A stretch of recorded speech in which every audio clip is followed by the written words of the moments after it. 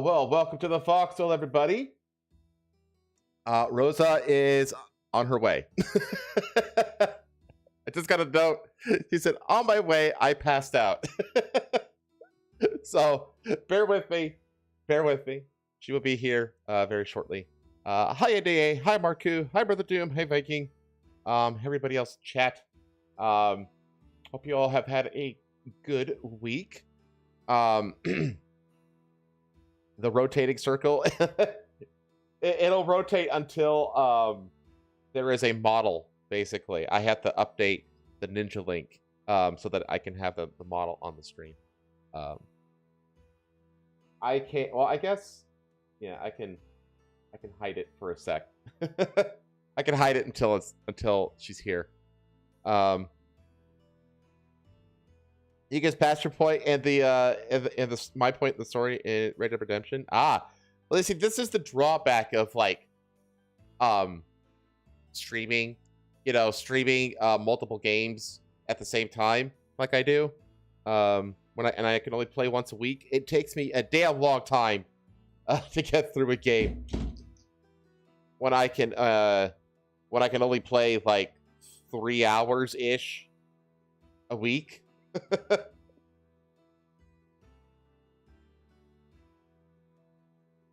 Oh, man. Anyway, she'll be here soon. In the meantime, how you all doing, chat? Hope you're right. How does the music sound, by the way? Do you hear background music? And if you do, is it a good volume? Is it nice and subtle? No background music. Okay. How about...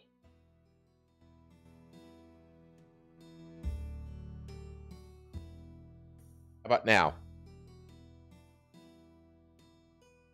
Check. See, I don't know why, chat, but for whatever reason, it will not. You can hear it now? Okay, and it's nice and quiet, right? Like you can barely hear it. Like it's not overimposing at all. Yeah, I don't know why, but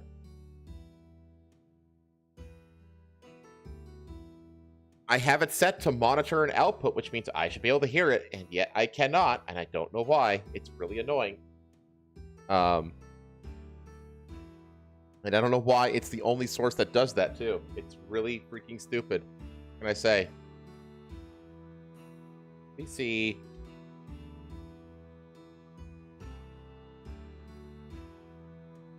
Oh, it is a little loud, actually. Hang on. I'm going to bring it down.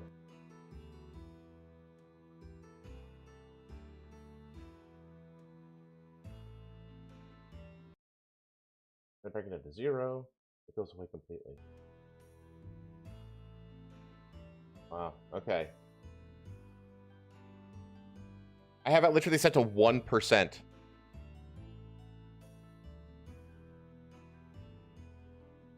Hey, villain. Walked past the door at the top of my hand, struck the handle. I struck the nerve, and now... Oh, no, you hit it just right. You got, like, that funny bone effect.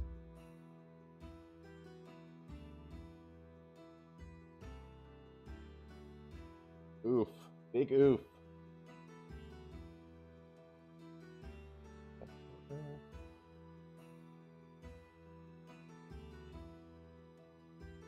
Where did OBS go? There it is. There. All right. Yeah, I have no clue what's going on with the music chat. I just don't understand it. I do not understand it.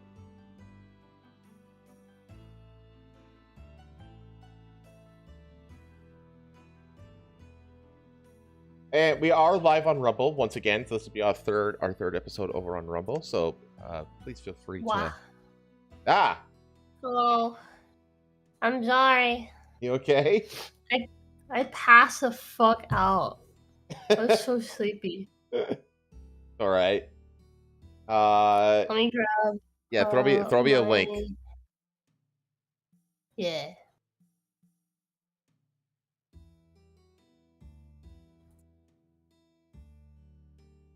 I don't blame you, honestly.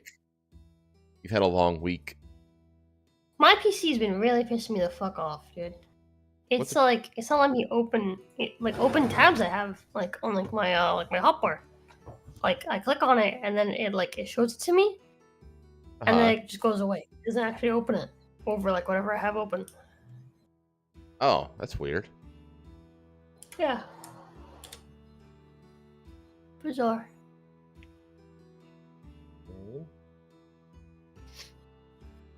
Went ahead and I took Sundrop out real quick, and I fed her. You can hear her, right? Everything should be good now. I think I got the music situation sorted as well. By the way.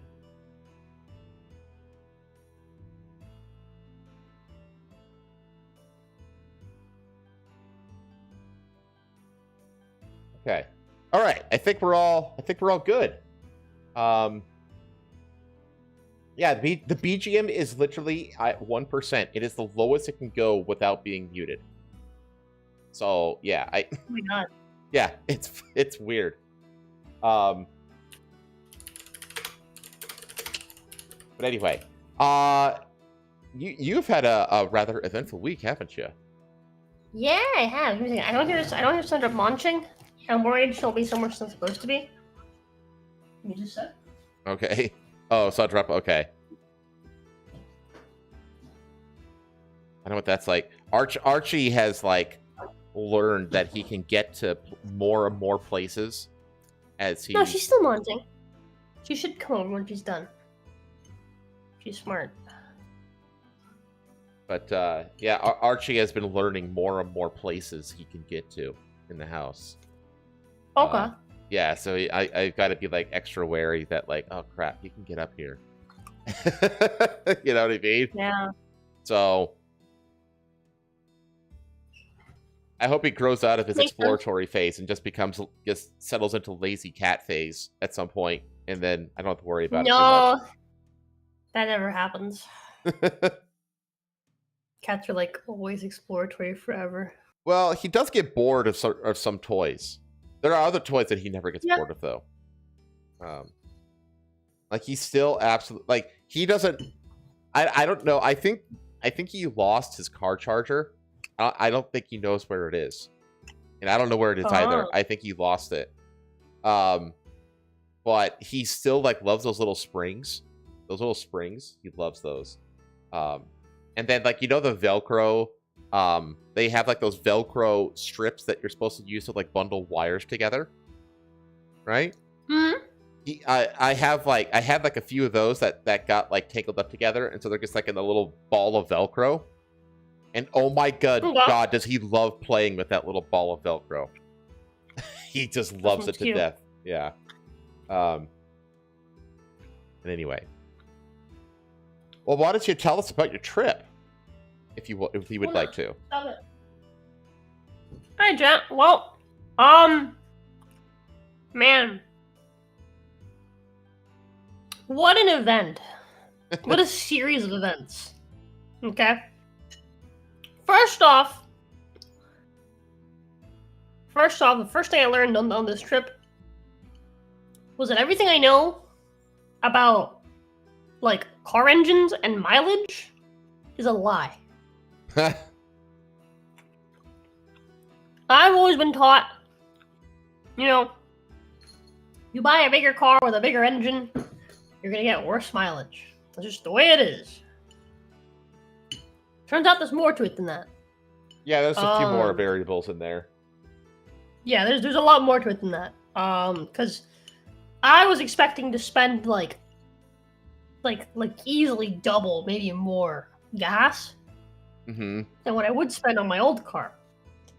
Because my old car was like a V4, like it was just a little car, yeah. Yeah. Nothing was fucking super fuel efficient. I would spend $60. on the way from over there to from on the way from here to Miami. Mhm. Right. My new truck is a V8. So, I was expecting to get roughly half the average miles per gallon. And to be fair, we kind of do. It depends. Mhm. But, guess how much money I spent from here to over there?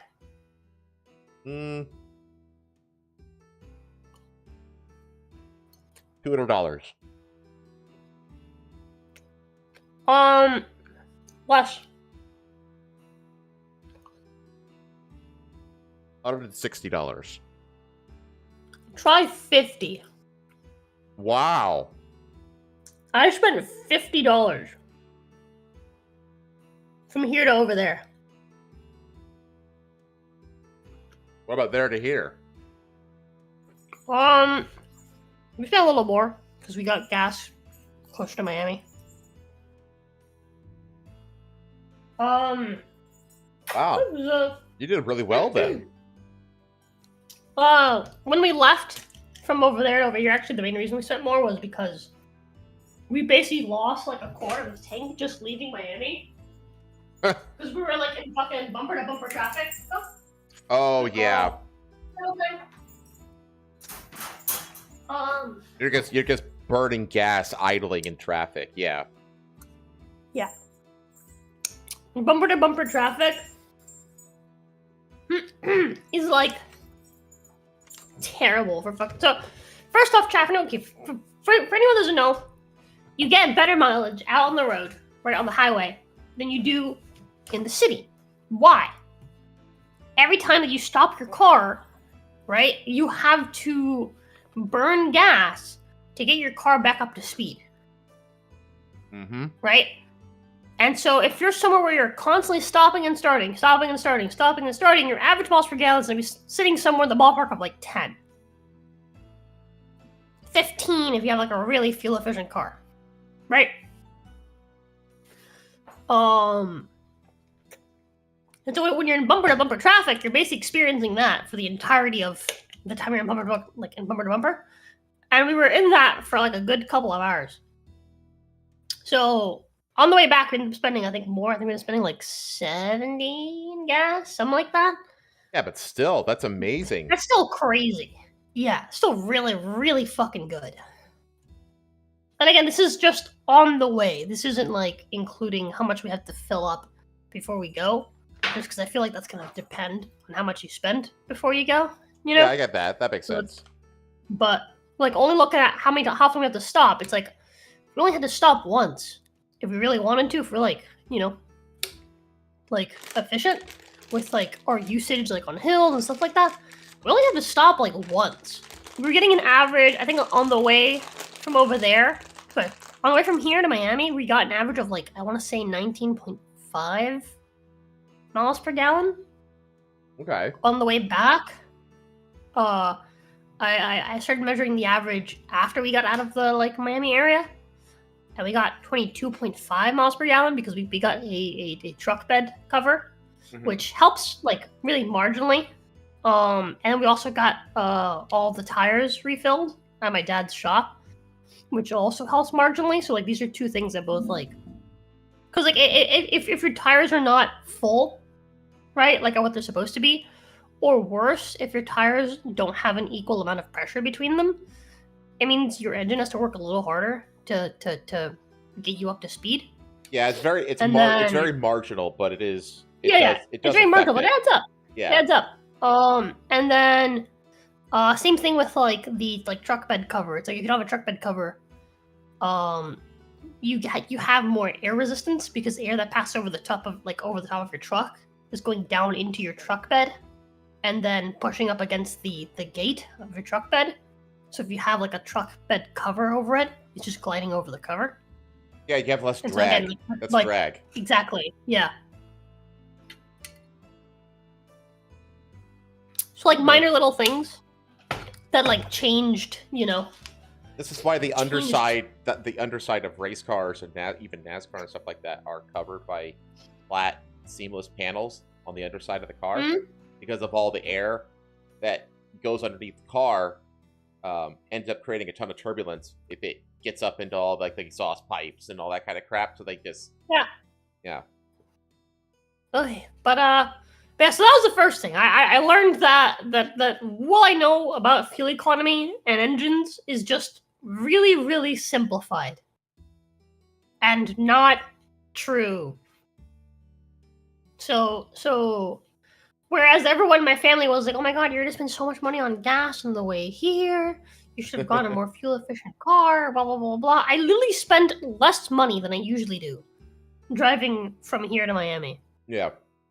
So yeah, that was cool. It's nice. Also like it's a much bigger tank, so we don't have to stop as often. We still stop to like every quarter of the way because we have to jump with us. Yeah, and, you want to stretch your legs and get some snacks. But we only had to get gas at the halfway point. Okay. And like by the time we got to the halfway point, it's 333 miles. We were at like I want to say like about a quarter tank.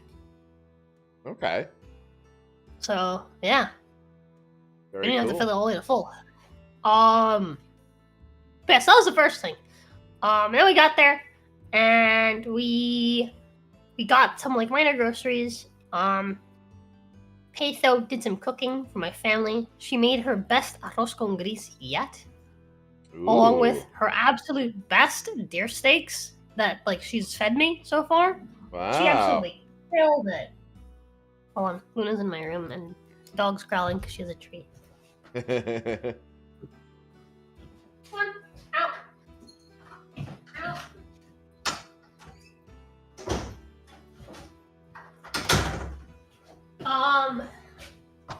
Anyways, so yeah, we had some delicious cooking.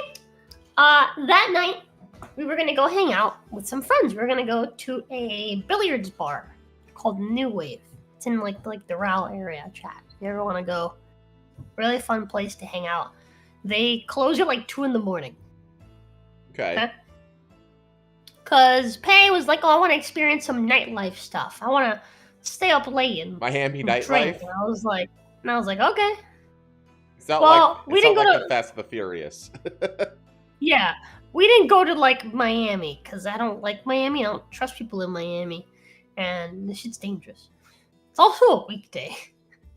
But I was like, yeah, we can go like Doral. It's like a nicer area, right? I know a few spots that are open late at night. We can, get some drinks and just have a good time. Yeah. I'll see my friends want to join us. Cool. And in my head, we had a hotel that was in Doral. So I was like, oh, we're not in that much of a rush. Our hotel's in the same area as the place we're going to. I forgot we ended up not booking that place because we ran out of time to book it. And so we ended up booking a hotel in Miami. Not like the greater Miami-Dade area. No, in the city of Miami. Miami proper, yeah. Yeah, where all the big buildings are. And yeah.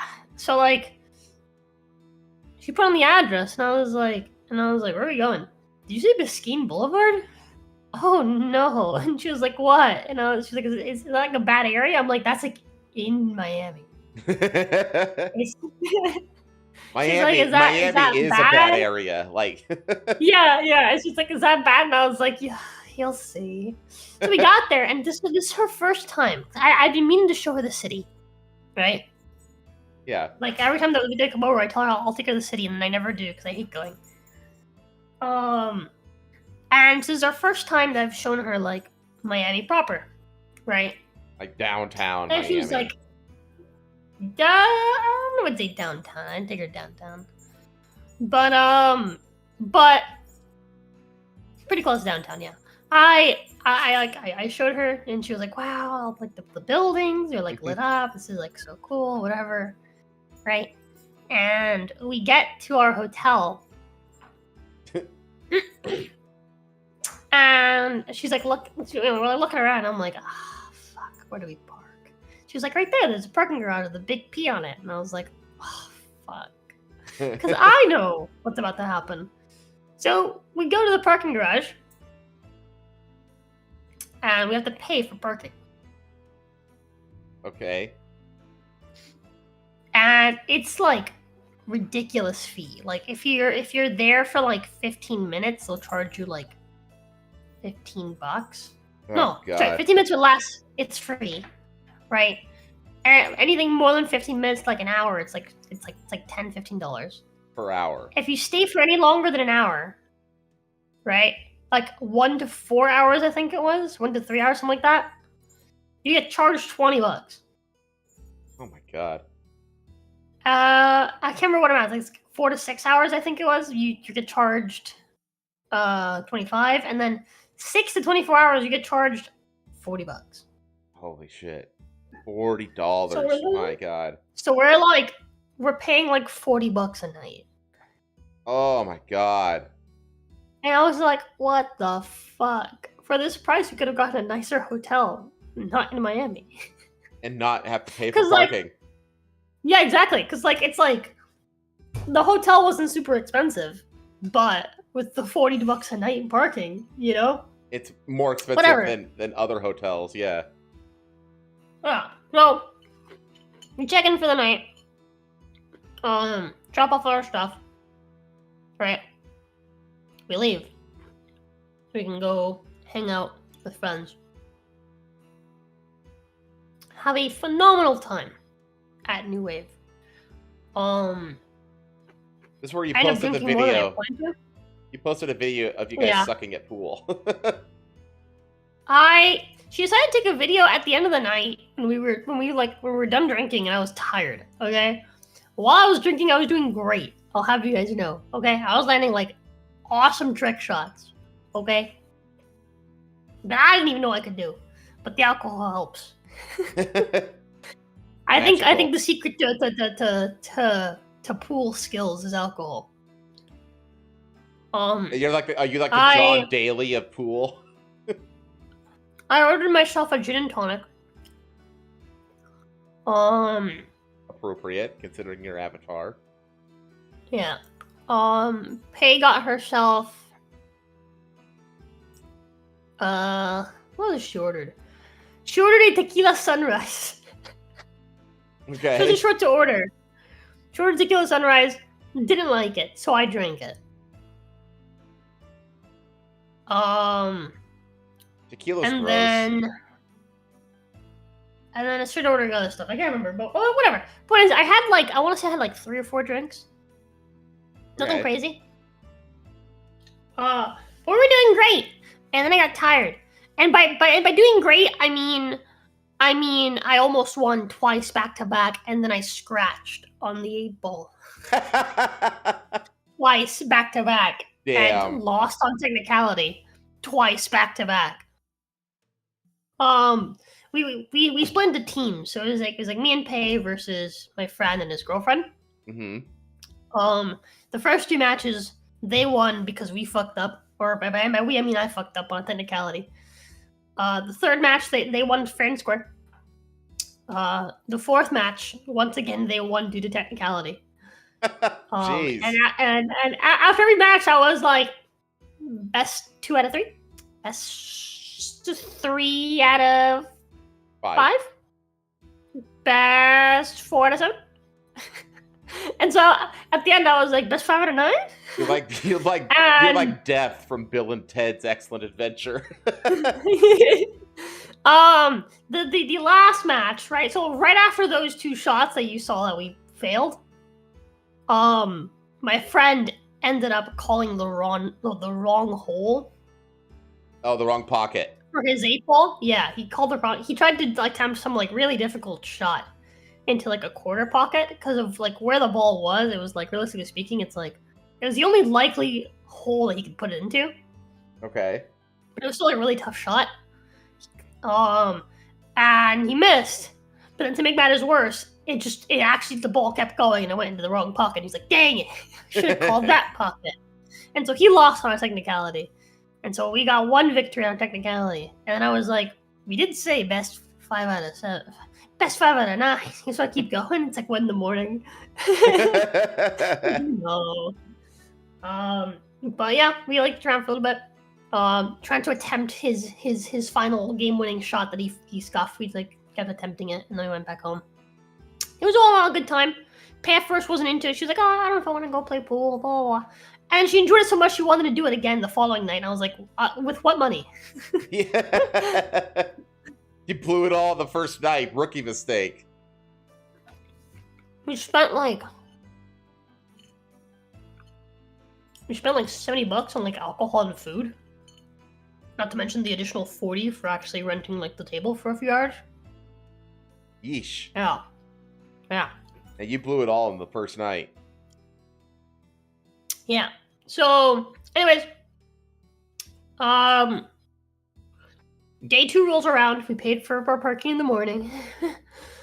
And day 2 is when we had the appointment to go get a tattoo. So we went together to the tattoo shop, and we got our tattoos. Are these the finger tattoos? Yeah. Our matching wedding ring tattoos, because she lost her ring now. So I branded her so she can't lose it ever again. So yeah, we have matching tattoos now. I got them done with the same guy that did my other finger tattoos. Nice.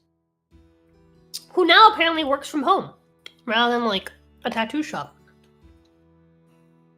And a fun little coincidence. So like he has like a big like board of like signatures of people that he's tattooed. And on that board I saw people that I recognized, and I was like, holy shit. Fucking small world. Mm-hmm. But yeah. Shout out to Ghost. Really, really cool dude. Anyways.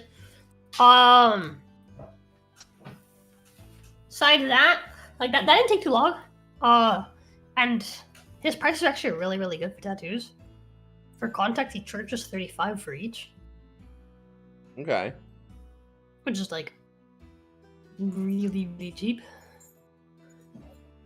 Yeah, so we like tipped him like 30. Just to, make it like an even 100. And from there we went back to the hotel.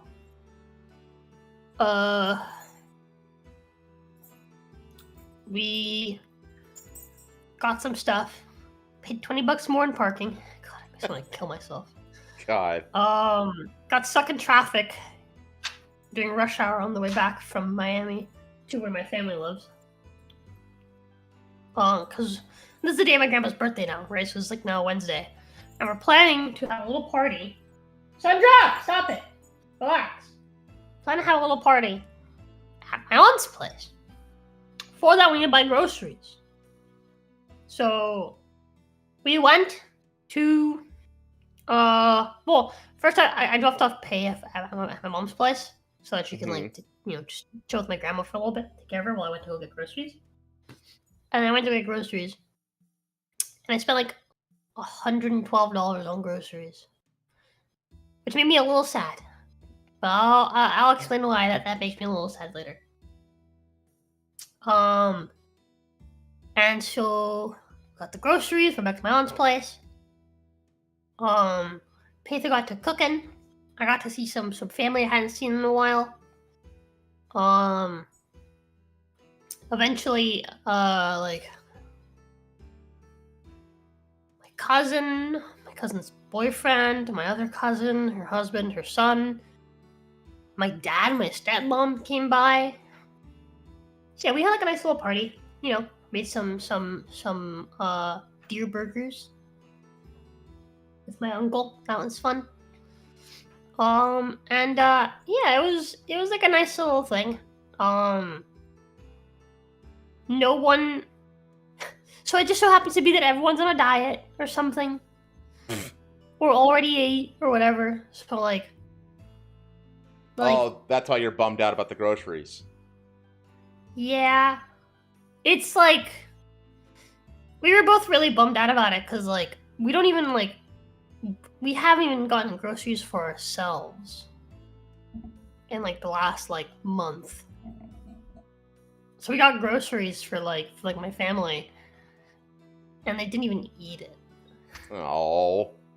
And so Pedro spent like all this time cooking for them, and they didn't even eat it, right? Whereas like at like my mom's place, like everything she cooked was like pretty much gone by the end of the day. That's sad. So yeah, it was a little frustrating. Pei was very, very frustrated. We ended up taking some leftovers to like my mom's place, and just like when we got back, like the day after we got back from over there, my mom sent us a picture of like the food, and they were like, "We don't do diets in this house. Thank you for the food. We're eating it." So, well, good. At least you know. at least it got consumed by someone. Yeah. But still. But yeah. So that was kind of that. But even my grandpa didn't have like any of like the deer burgers that we made, which like kind of like really bummed me out because like he's the one that wanted us to do something both at my aunt's house and at my mom's house so that everyone can try the deer steaks or like the deer meat, and then like it's like almost no one did.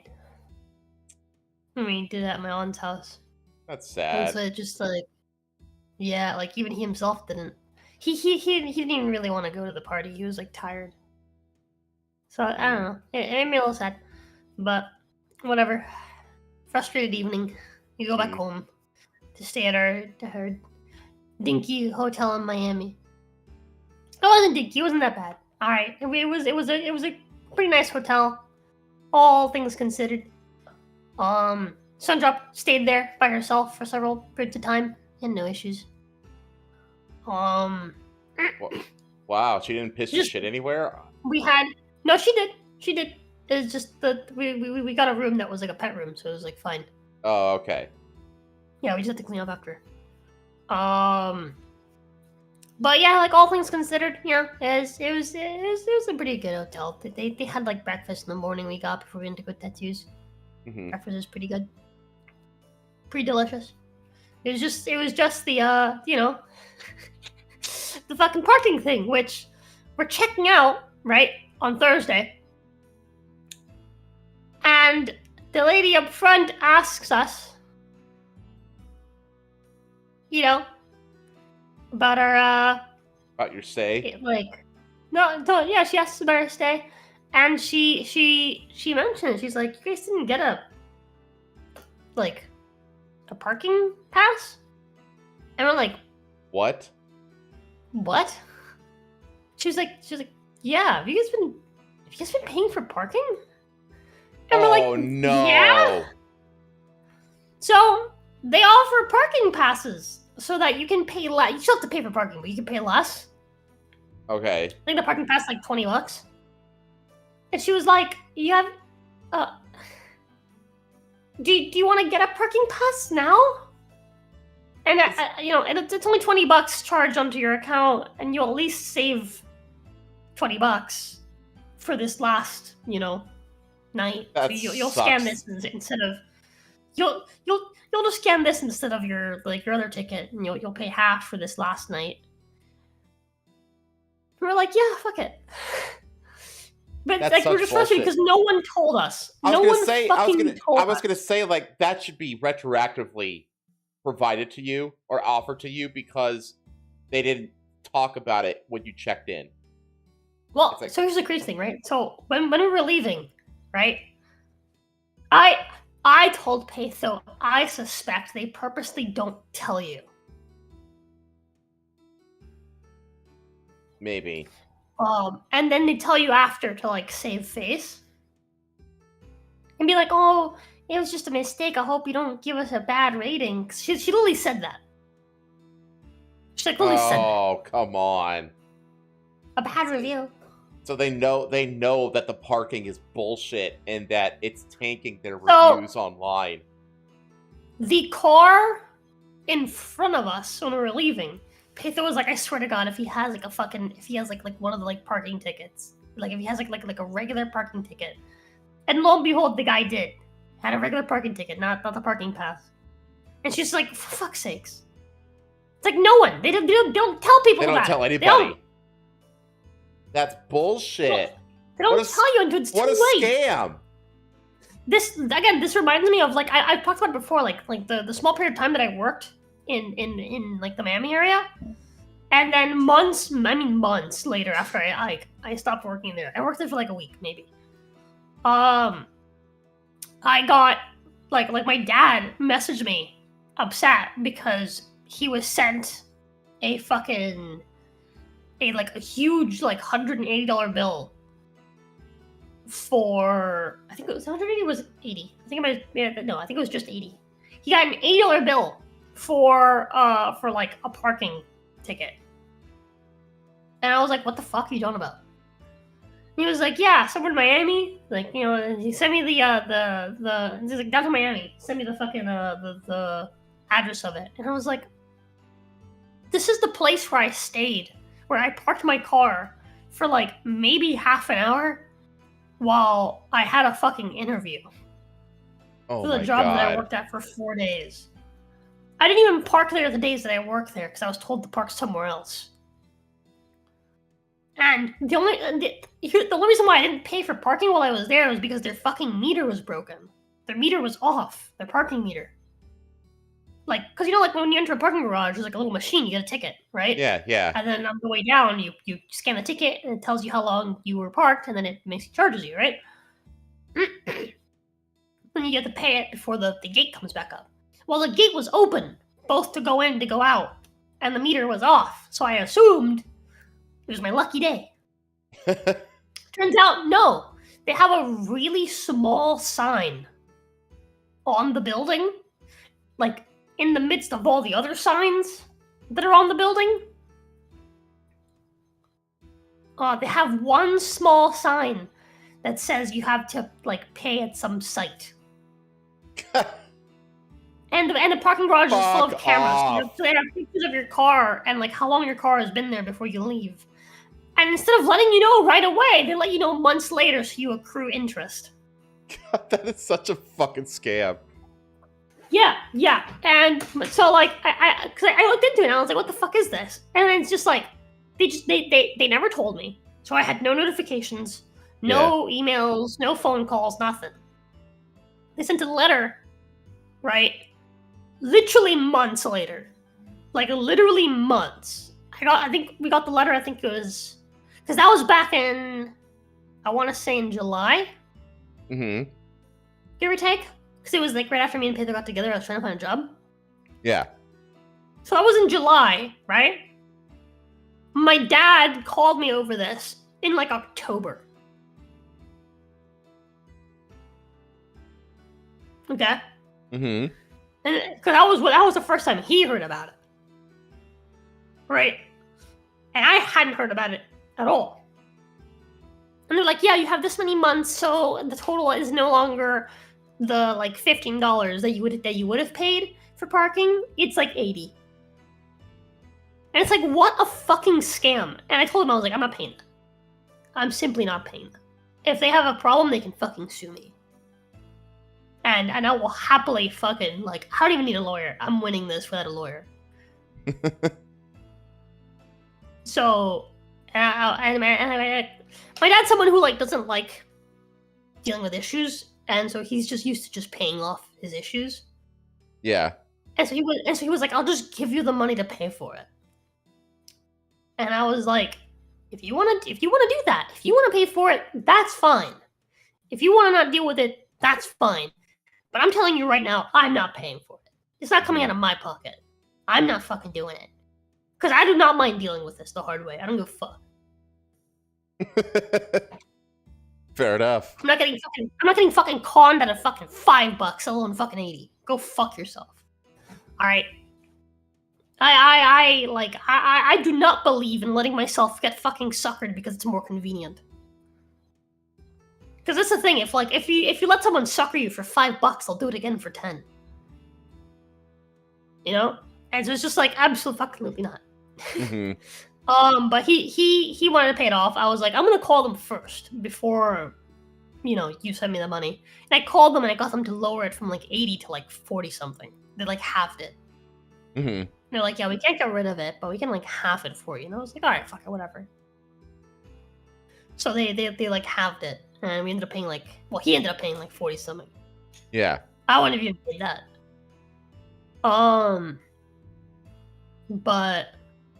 But yeah, dude, and it's just the way they fucking are. It's just the way they fucking are. I fucking hate Miami. I hate everyone in there.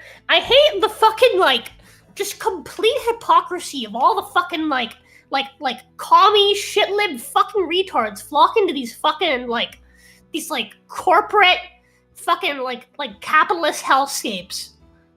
They're so fucking stupid. They're so fucking stupid.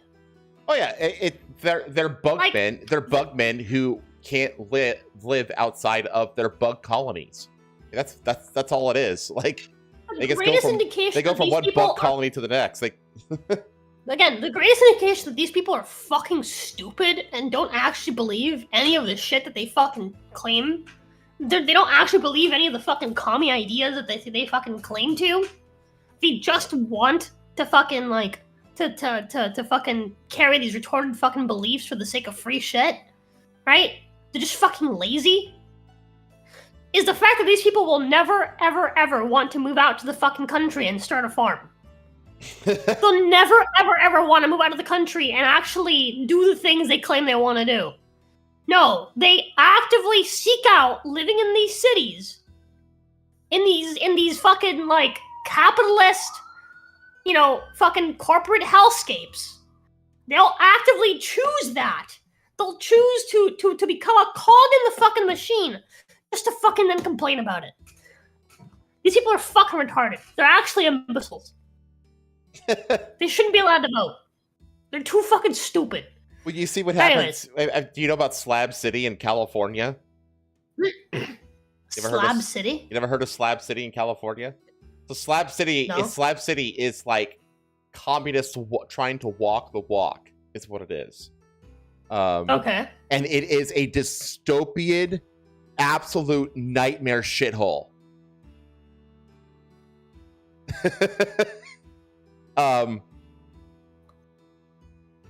It's crazy. It's essentially like a communist commune is what it is. Okay. And it's like it's way down in the southern part. It's like east of San Diego, basically. It's like way fucking down. Okay. And let me guess, no one does anything. Oh yeah, exactly. They sit around doing nothing because they're all a bunch of lazy just communist psychos. Yeah, checks out. But it's an unincorporated, off-the-grid, alternative lifestyle community, communist community. But yeah, fucking idiots. Well, you also saw too. Like, remember when they made the Chaz during the Portland, Seattle riots way back during, I think it was during Trump's first administration, when they like seized portions of like a section of the city, and they called it like the autonomous zone, like the Capitol Hill autonomous zone. Do you remember that? And they were trying to start farms, and it was just like they would just put cardboard down and then pour dirt, not even soil, just like dirt, onto the cardboard, and then plant and then bury seeds into it, and then that was how they thought that they were going to be able to farm the seeds to. God. Like, I do not remember this, but that does sound like something they'd fucking do. These people don't actually have any fucking knowledge on any of the shit they claim to fucking want to do. Oh my God, none whatsoever. You have got. They're like, they are the most ignorant fucking retards you will ever fucking meet in your fucking life, because they will fucking talk to you. They will talk down to you like they fucking know everything. Like you don't understand. You're the one that's wrong. Meanwhile, they don't understand the very fucking fundamental basics of the very shit that they claim they want. They don't actually know any of this shit. Mm-hmm. Yeah. Again, these people should not be allowed to vote. Well, they have Full what are stop. called. Well, it's called luxury beliefs. That's what it is. They are beliefs that are held by people who do not, that they are ignorant of, and also do not have to suffer from the consequences of the policies that are derived from the beliefs that they have. Yeah. Like, Um. Anyway. And then you came home. I guess. Anyways, yeah. So I drove home. I should note, we went to Buc-ee's for the first time ever. Finally. Oh wow! Scratch one off the list.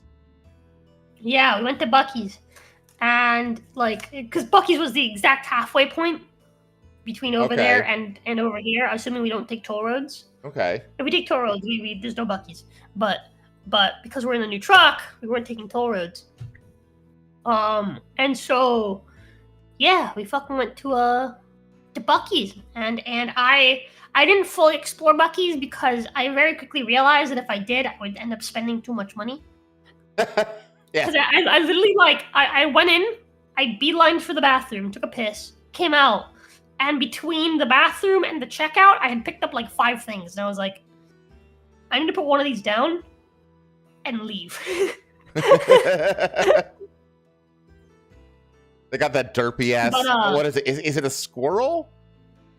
Is that what it is? The mascot? I believe it's a beaver. It's a beaver. Yeah, that makes sense. Yeah, it's a beaver. You're right. He's got the buck teeth. Yeah. There you go. Yeah, there are people that make pilgrimages to fucking like every Buc-ee's in America because there's only a handful of them. There's not like a ton of them. Yeah.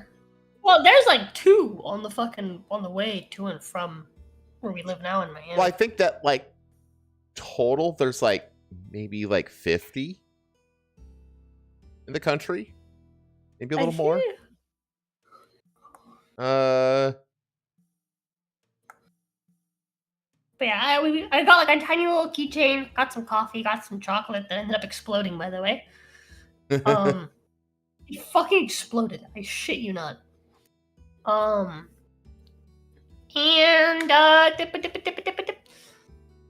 yeah, they have these fucking delicious, like, Patho was hyping up the fucking pulled pork sandwiches from Buc-ee's. Okay. Man, let me tell you, I got a pulled pork sandwich on the way there.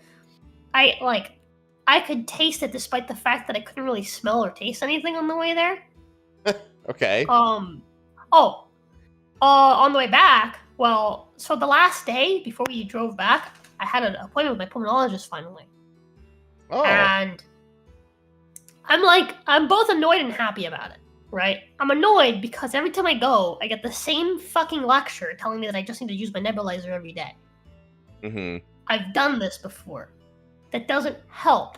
All it happens is that I end up like as we get close to like the 6-month mark, I have to use a nebulizer more than once a day because I can't fucking breathe. Right. Right? And that's just the way it is. Right? And then I have to get an injection on my arm. Right? It's some like it's like a antihistamine antibiotic that he injects me with every time I go. And that totally clears up my fucking system. And I'm nice. like, I'm good for like 6 months, right? But it's just like, it just annoys me that he's like, yeah, you just gotta, take this, you just gotta use this every day. Just use your nebulizer every day and you'll be okay. You won't get all stuffy. And it's like, no, I still will. After enough time passes, the fucking using the nebulizer doesn't help that much anymore. Like, it helps. It's like I was on a Patho on my back. It's like yes, obviously, if you fucking check my breathing before and after using nebulizer, you're gonna see a huge difference in air quality, right? But you know what you're not testing for? How long I can breathe fine after using my nebulizer. I'll give you a hint. Not very. Like at first, I could use my nebulizer once and then be able to breathe okay for like a week, right? But by the time we're like 5-6 months in, I have to use my nebulizer every 6 or so hours, or else I can't breathe. While we were over there, I didn't bring my nebulizer. I tried my inhaler. I want to say I use my inhaler maybe like every 2 hours. Mm-hmm. Because I literally could not fucking breathe. But yeah, so it annoyed me a little bit because I every time I go I get lectured and it's just like I'm doing it. I'm doing the thing. I've done the thing you told me to. I'm doing it, and it doesn't work. So I stopped using it literally every day because the fucking ampules are fucking expensive. Yeah. So that annoyed me. But I did get the fucking shot, so now I can breathe again. I can actually smell things for the first time in like 4 months.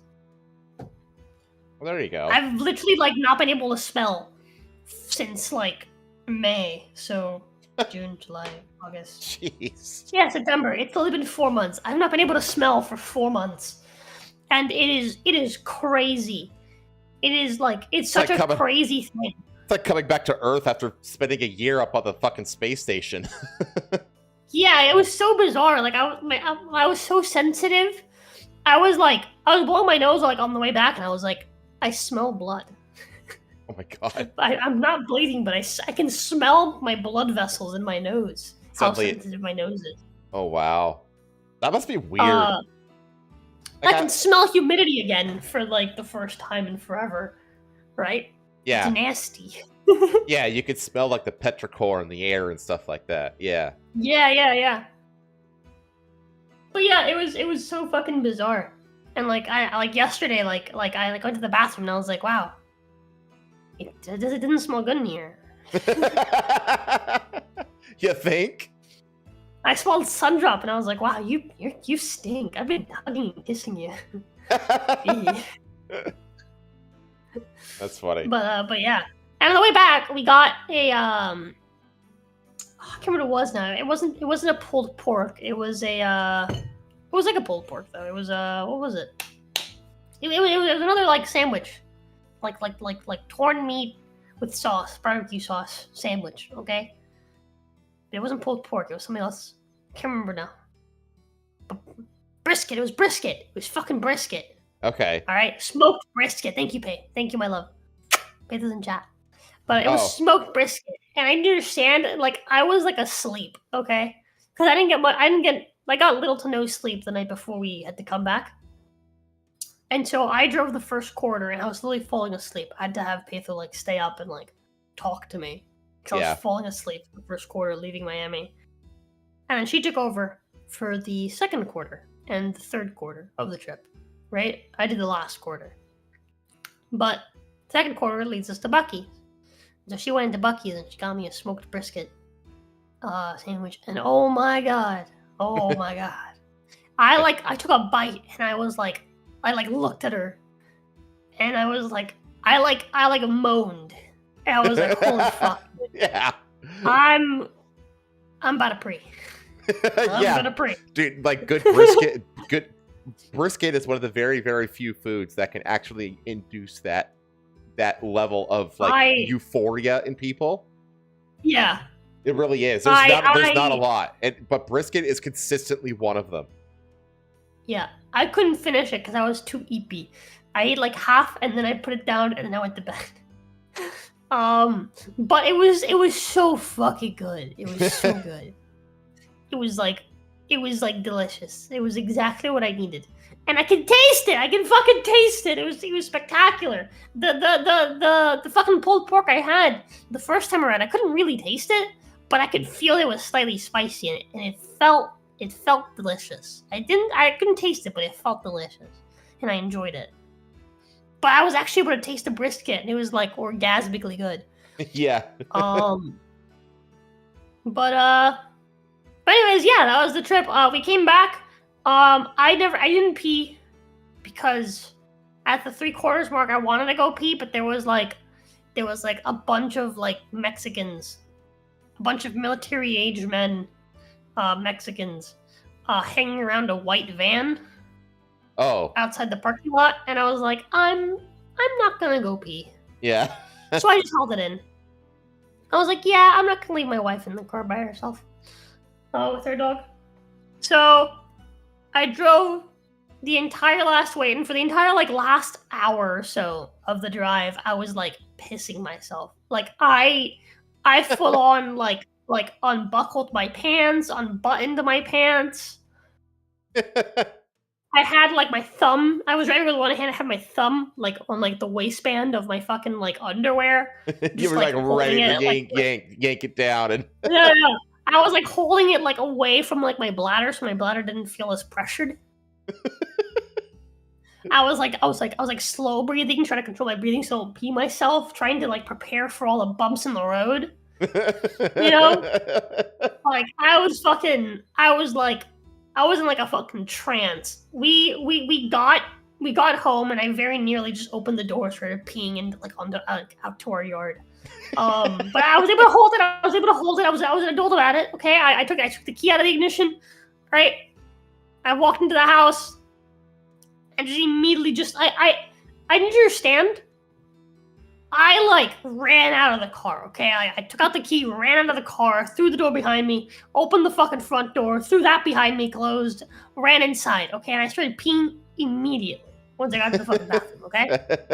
Hey, so, got out of the car, came inside the house with Sundrop, right?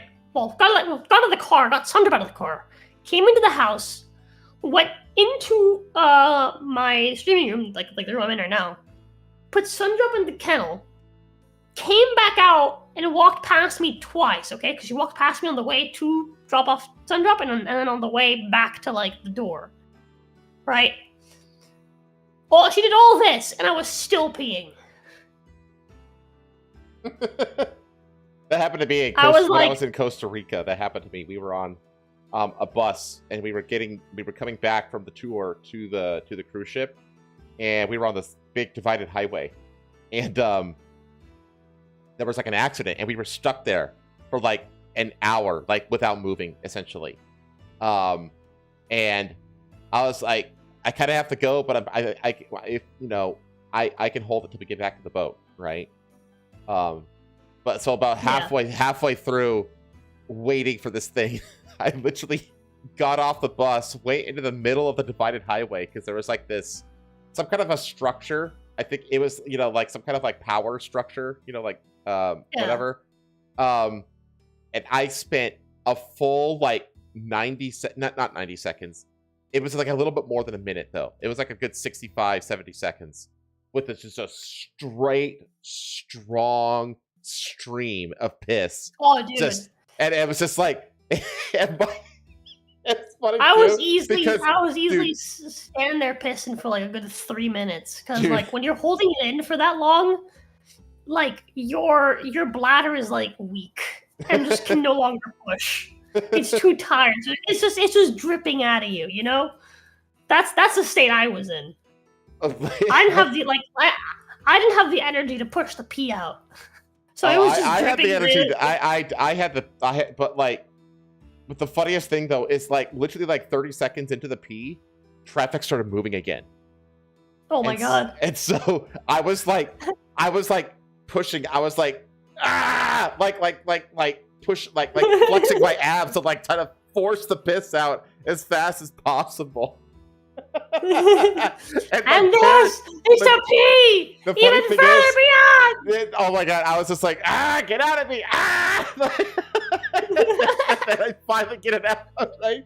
And then I have to book it like almost a football field to catch up and get onto the bus. Oh my god.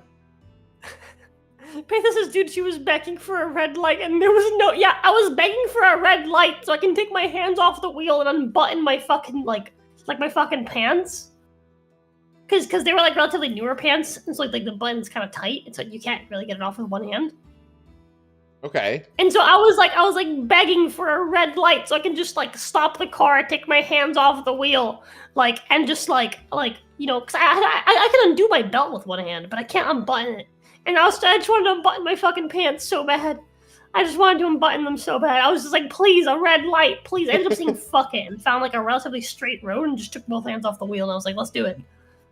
Button my pants at fucking 60 miles an hour, baby. But yeah, dude, fucking, I had no energy in my bladder by the time that I arrived. So I just stood there and it was like when you leave like the hose on ever so slightly and it's just like oh yeah, just like drizzling. Yeah. Yeah, like it's like a steady flow, but it's not like yeah. There's like no strength in it. It Yeah, was like I know. it was like that. There was no pressure, and I was It's just like sitting there for a good like 4 minutes, easily 4 minutes of just fucking just standing there while Oh just yeah, I've pee been just there. like slowly, just comes I out of me. Yeah, God. I've done that before, where you like kind of like piss yourself into an out of body experience. You kind of have to like Yeah. stand there, and, like allow your soul to return to your body. Yeah. And with the parking, and how we could have had paid cheaper. Yeah, I did. But yeah, with that, our trip is done. That was our trip to Miami. Okay. It was an experience. We have to go again every 6 months, or else I will not be able to breathe. So we're going again in March. Gotta find a reason. And yeah, we've decided that from now on we're just gonna go every 6 months, and we're gonna like pre-plan it rather than being like, oh, we're gonna go for this event, or we're gonna go for this random event, or this other random event. We're just gonna pre-plan it. We're gonna go in March, and then we're gonna go again next September, and we'll just do it like that, like every 6 months. Okay. So like that, I can. We're broke because we bought groceries for everyone. Yeah, makes me sad. But it is what it is. It is what it is. We went with the intent to have a good time with family, and we did that. And I think my grandpa overall had a good time. So. Okay. Yeah. Speaking of my grandpa, he called me while I was rambling. Let me quickly call him back. Okay, I'll call him back while I talk about what I did. Yeah, maybe. Okay. What I did is I babysat Rose's channel while she was gone. That's all I did. I actually streamed every day this week. Well, except Sunday, because I don't do anything Sundays. Sunday belongs to the Lord, chat. I rage quit Silk Song again for the second time, and I actually uninstalled it this time. I uninstalled it on stream, and then just switched over to Yakuza, because Yakuza is always great. And then Tuesday, what did I do Tuesday? Crap, what did I do Tuesday? I can't even remember. Oh, I played Expedition 33 on Tuesday. That's right.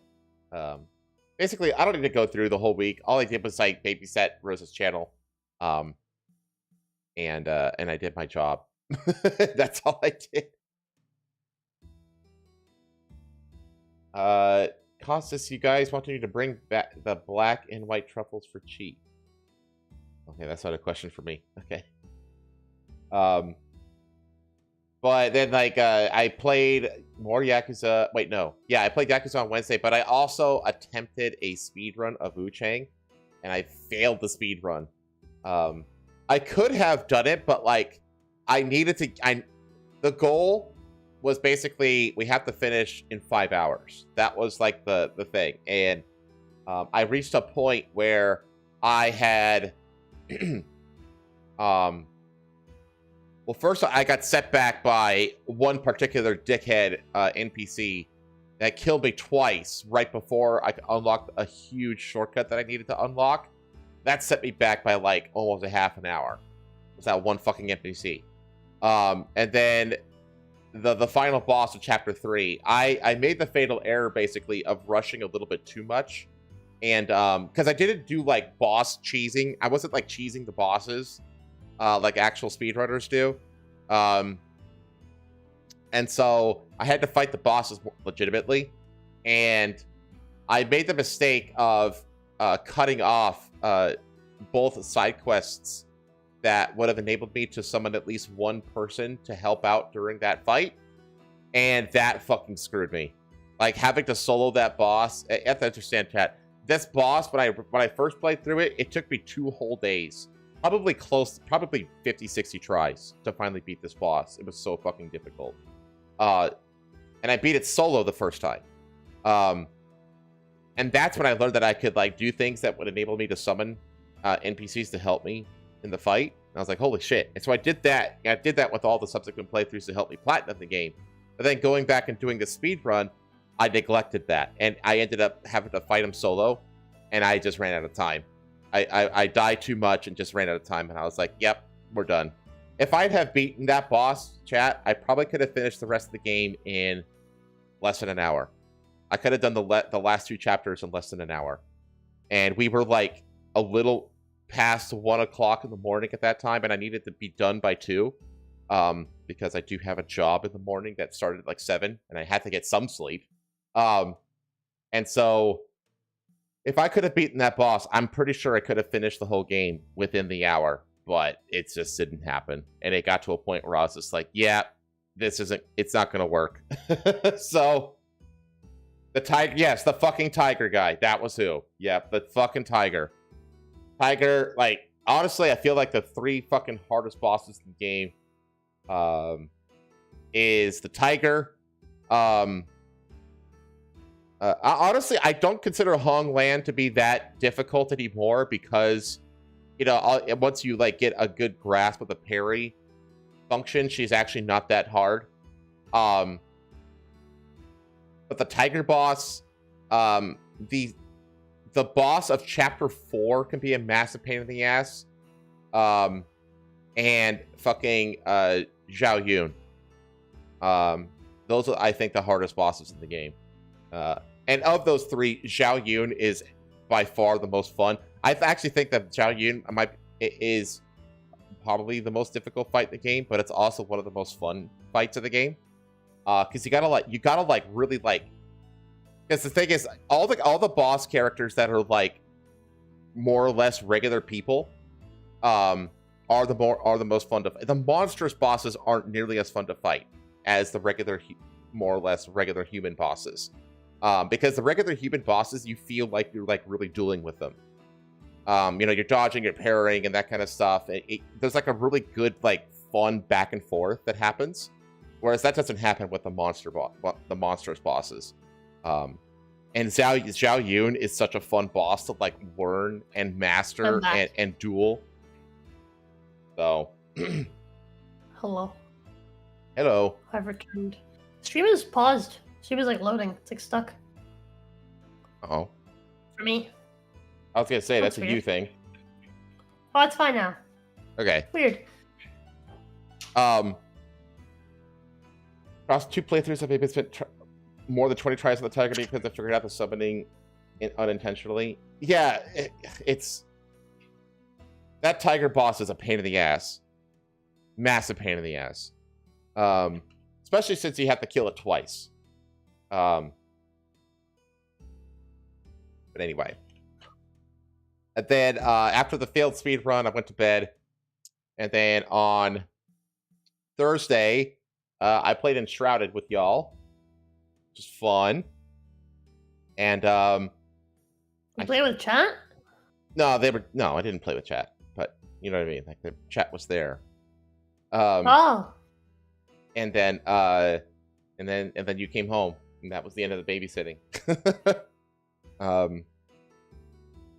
Yeah, and we did treasure. I did a bunch of treasure hunting in Red Dead Redemption on Friday. That was fun. And now we're here. So, yeah, that was my week. I didn't really, because I was babysitting your channel, didn't really have that much eventful thing. I actually I tried to one of the things that's not related to streaming or work is I tried to sign up for the JLPT level 5, which is like the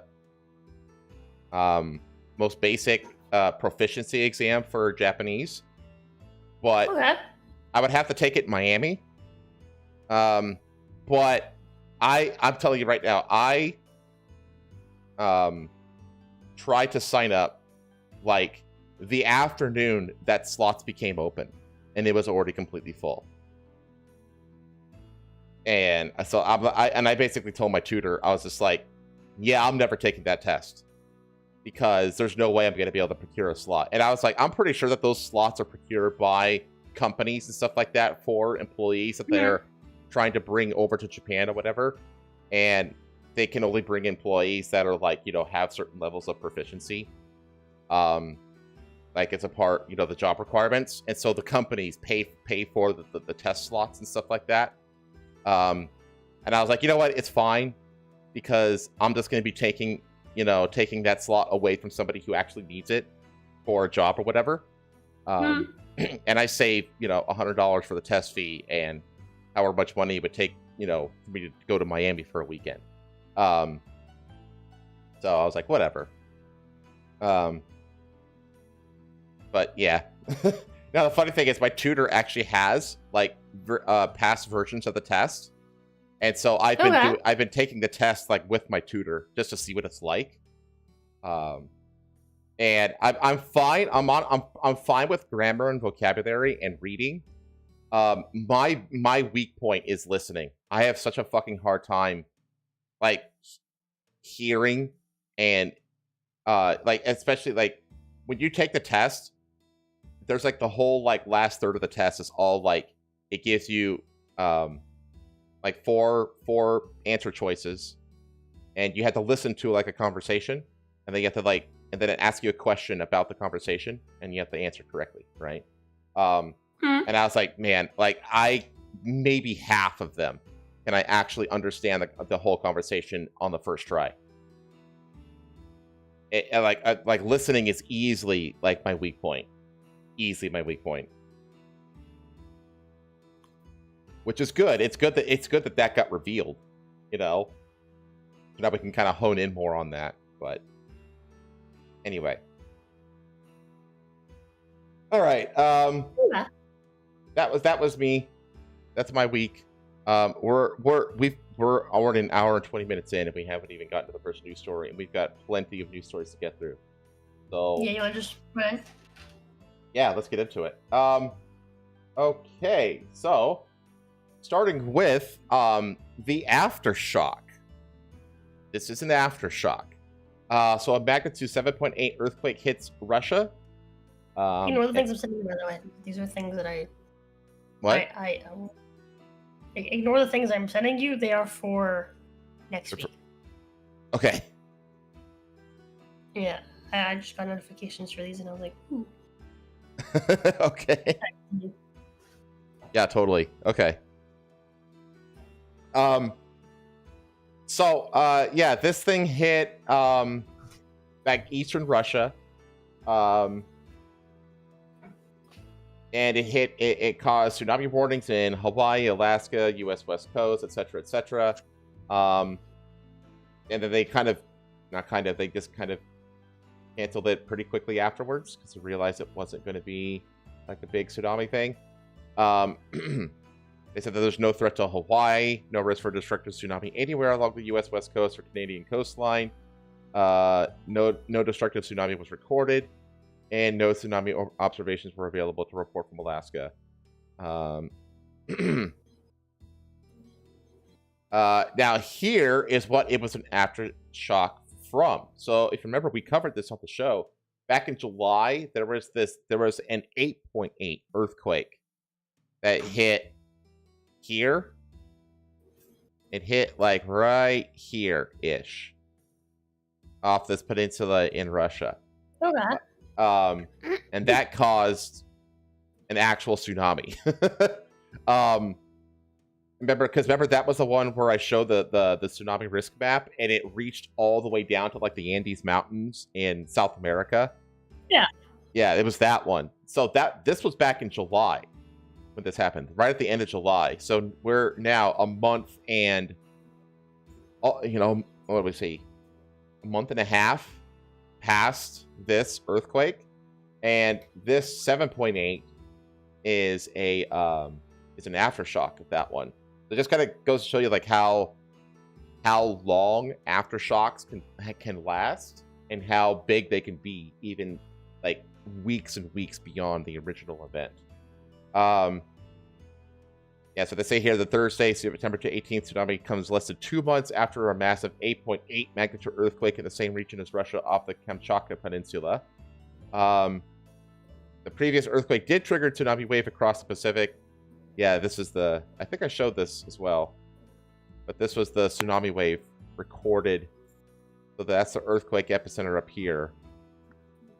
Full side between this. So this was the 8.8 one that hit back in July. So you can see that's cool to watch. And the fact that we can actually record this too. You know what I mean? Like we have the technology super cool. Right?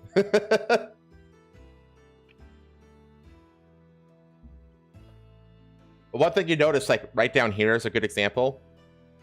It's how the moments, how these little, I mean, they're not little islands, but like these island chains really halt the way. Yeah, they're still going beyond, but like if you watch the motion against these islands, they really, really, really dampen. Yeah.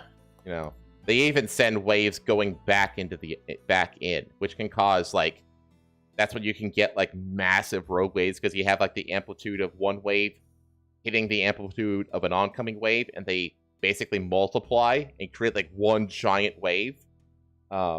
Jesus. That's what's caused by these kinds of things.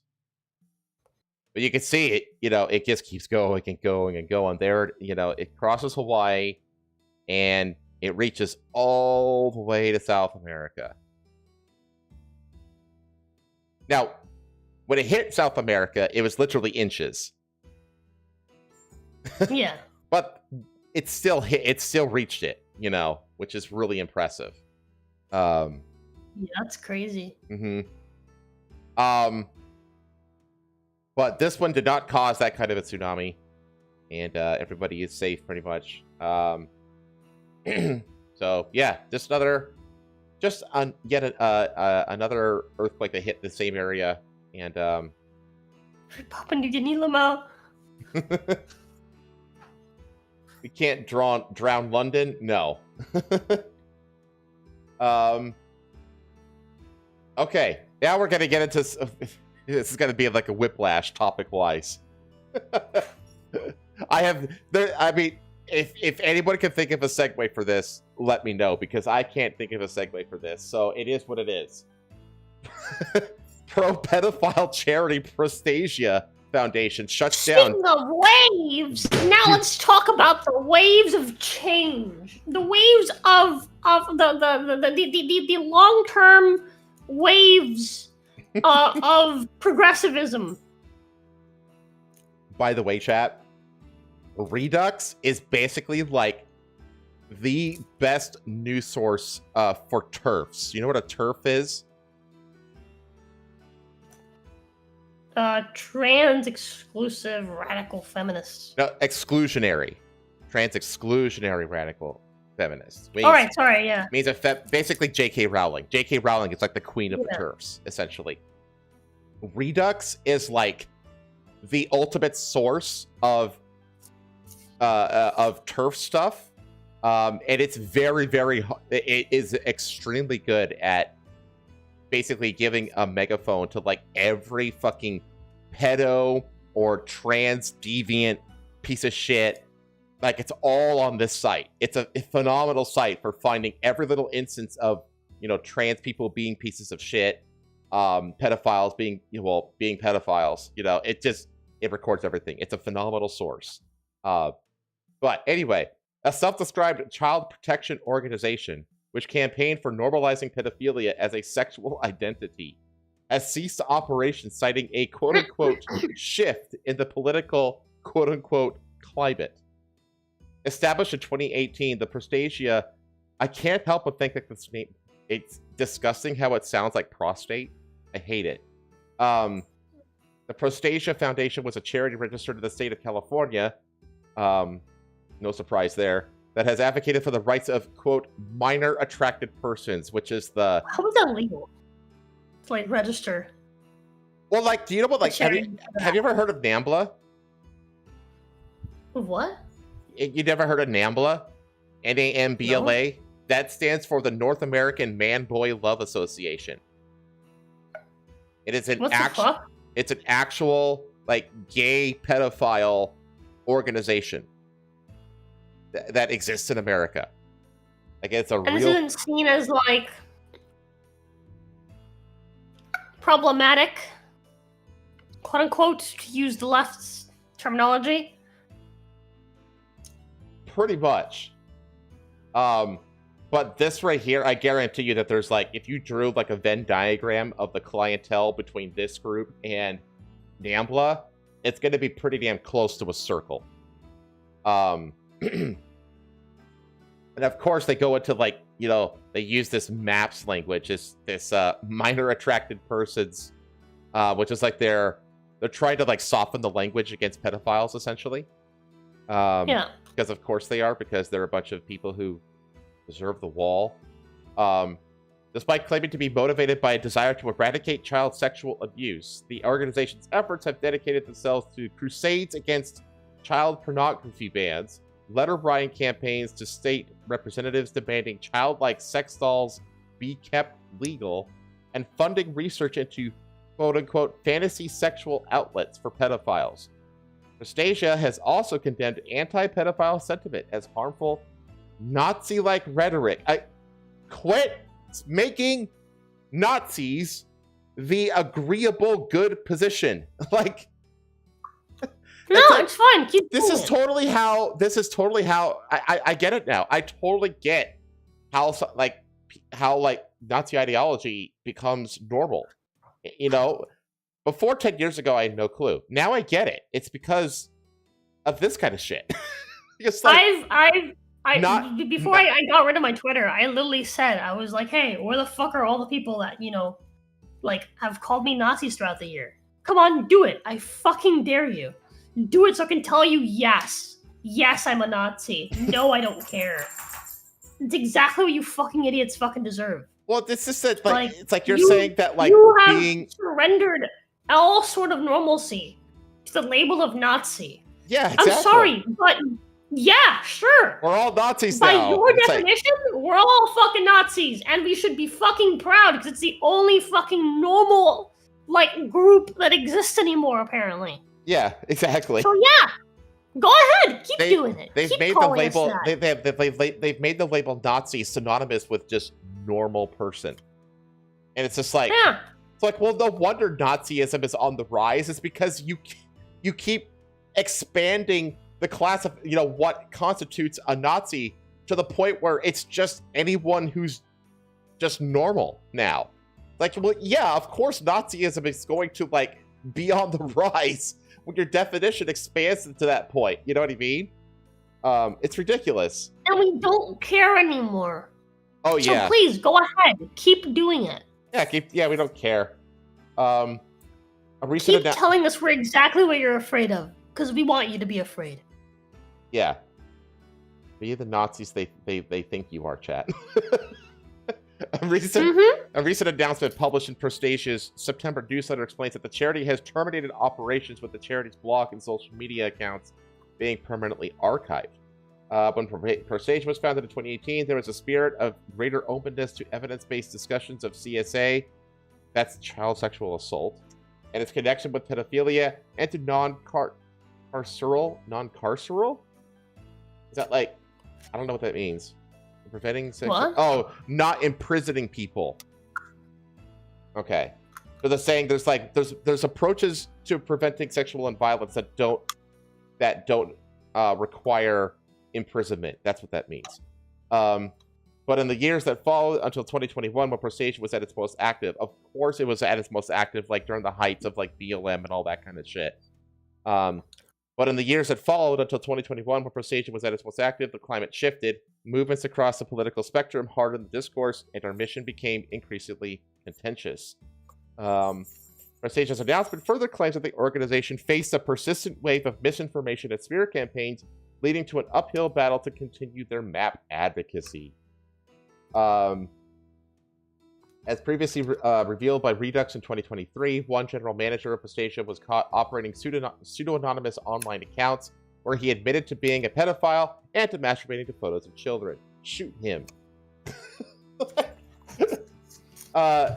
They'll listen on the hang people like this from their cock and it reminds me the fucking the first guy that the old dude that was like the first guy who was arrested, and then subsequently he was arrested for the Charlie Kirk assassination, but he wasn't the shooter. But it turns out that guy forgot to like get rid of all the CP on his phone, and he's being charged with like ownership of like child pornography or whatever now. Gasp. Like, yeah. The Jew who tried to fucking... They'll listed on the PlayStation team page under the name Prescott Bairn, the general manager, whose real name is Lawrence P. Bairn, was active on one of the world's largest pedophile message boards dedicated to homosexual men who call themselves boy lovers. Calling him, is this Nambla? For giving children their own sex dolls and stated that he had a desire for adolescents. Who'd have thunk it that the pedophiles would be the ones to create an organization that essentially tries to mask the disgusting evil shit that pedophiles do. Who'd have thunk it?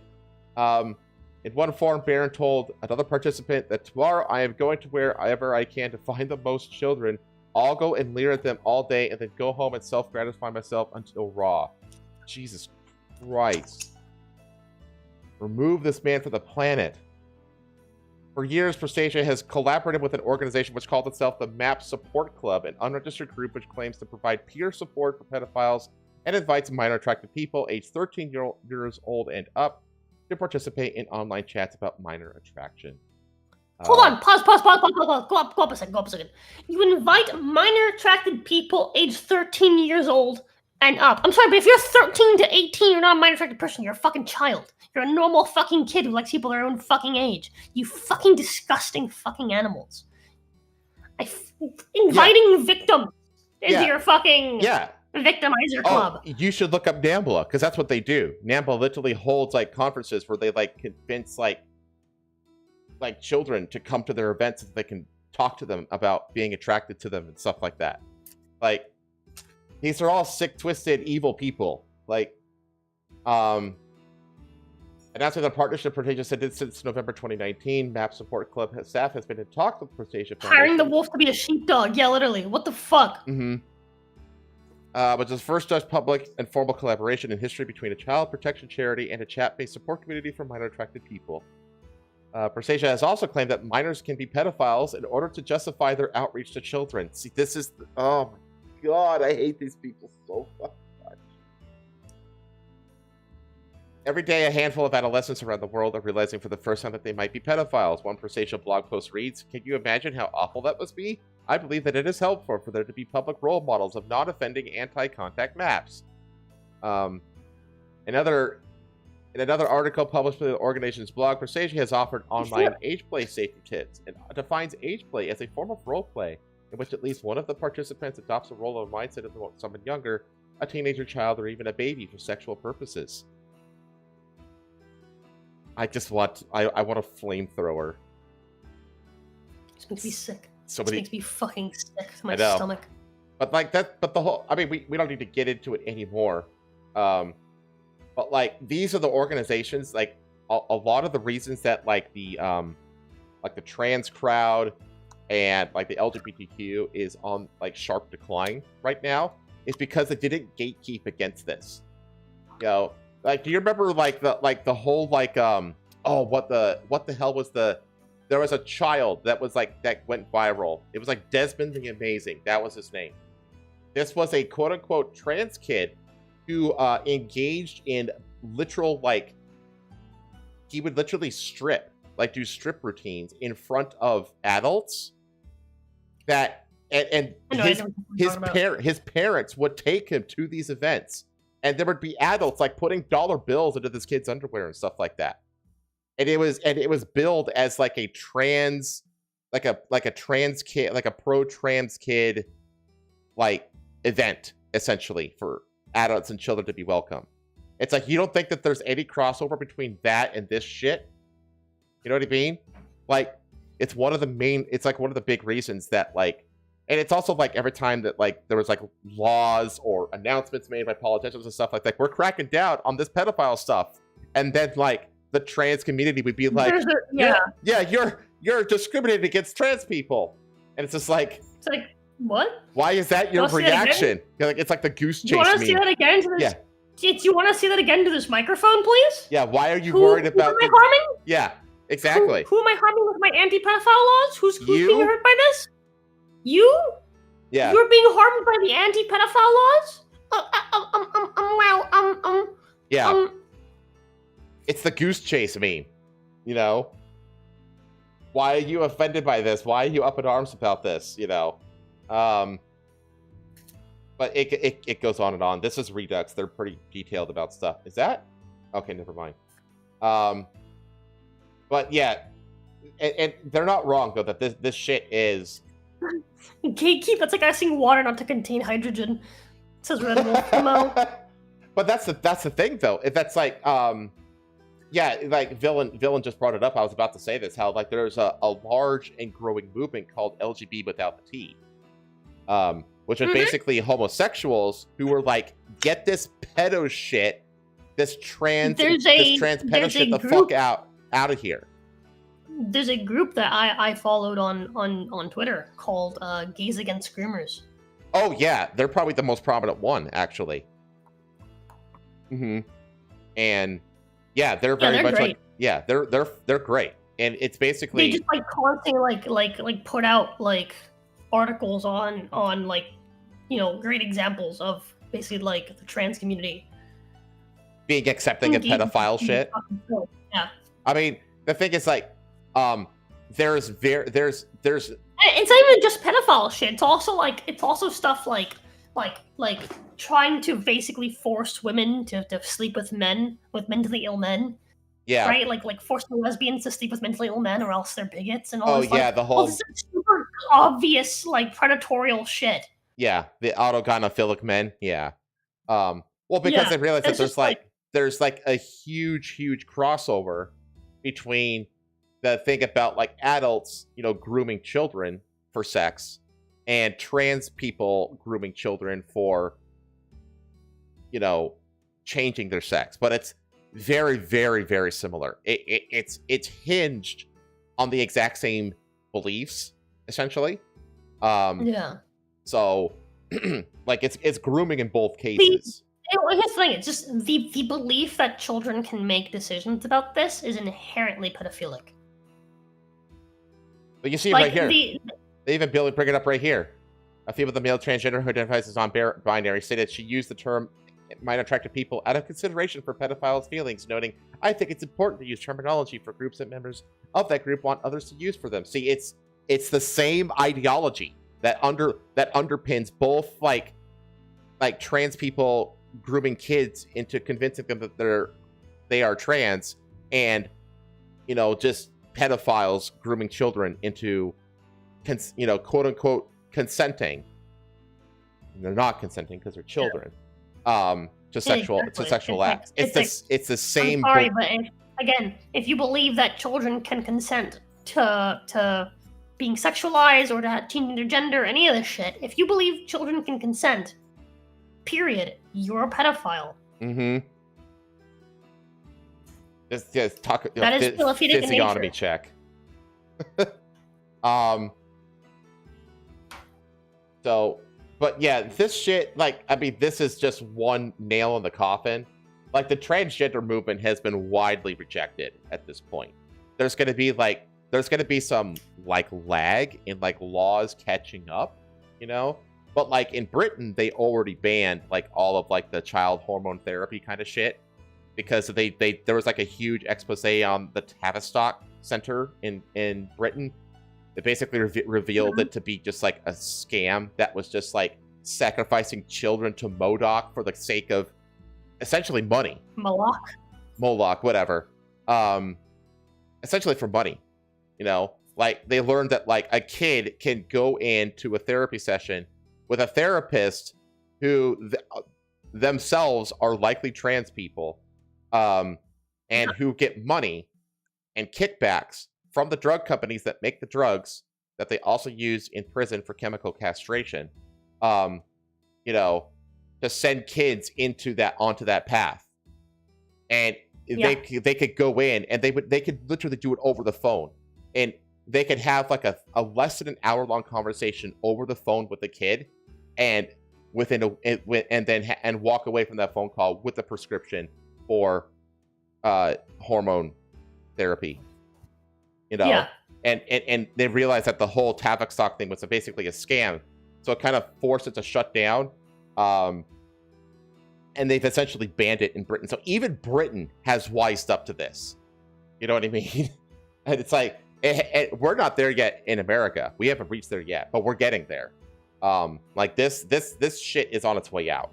This shit is, and we're gonna look back on the last decade or so in history and be like if you don't think that if you don't think mass psychosis, like there's a lot of people who don't believe mass psychosis is a thing. It's like, no, it is absolutely a thing. And the whole trans kid pedophile fever pitch that was like the era between like 2012 and Look at that fucking Jew.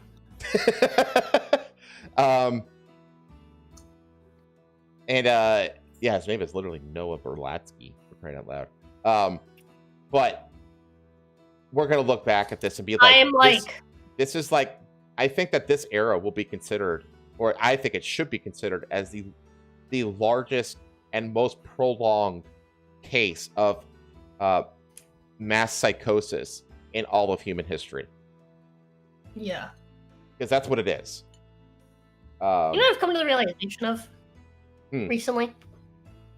That like 90% of politics globally, not just like in the Middle East or like in Europe, like even over here, like 90% of politics, just in general, is Jews and Muslims fighting over who gets to touch the kids. I mean, you're not wrong. And like everyone else is just a pawn in this like overarching fucking game of chess. A little bit of the Catholics as well, chess. But it's mainly the Jews and the Muslims, yeah. Okay, let's move on from this evil, grim shit. Into like there's a series of really interesting things involving theme parks recently.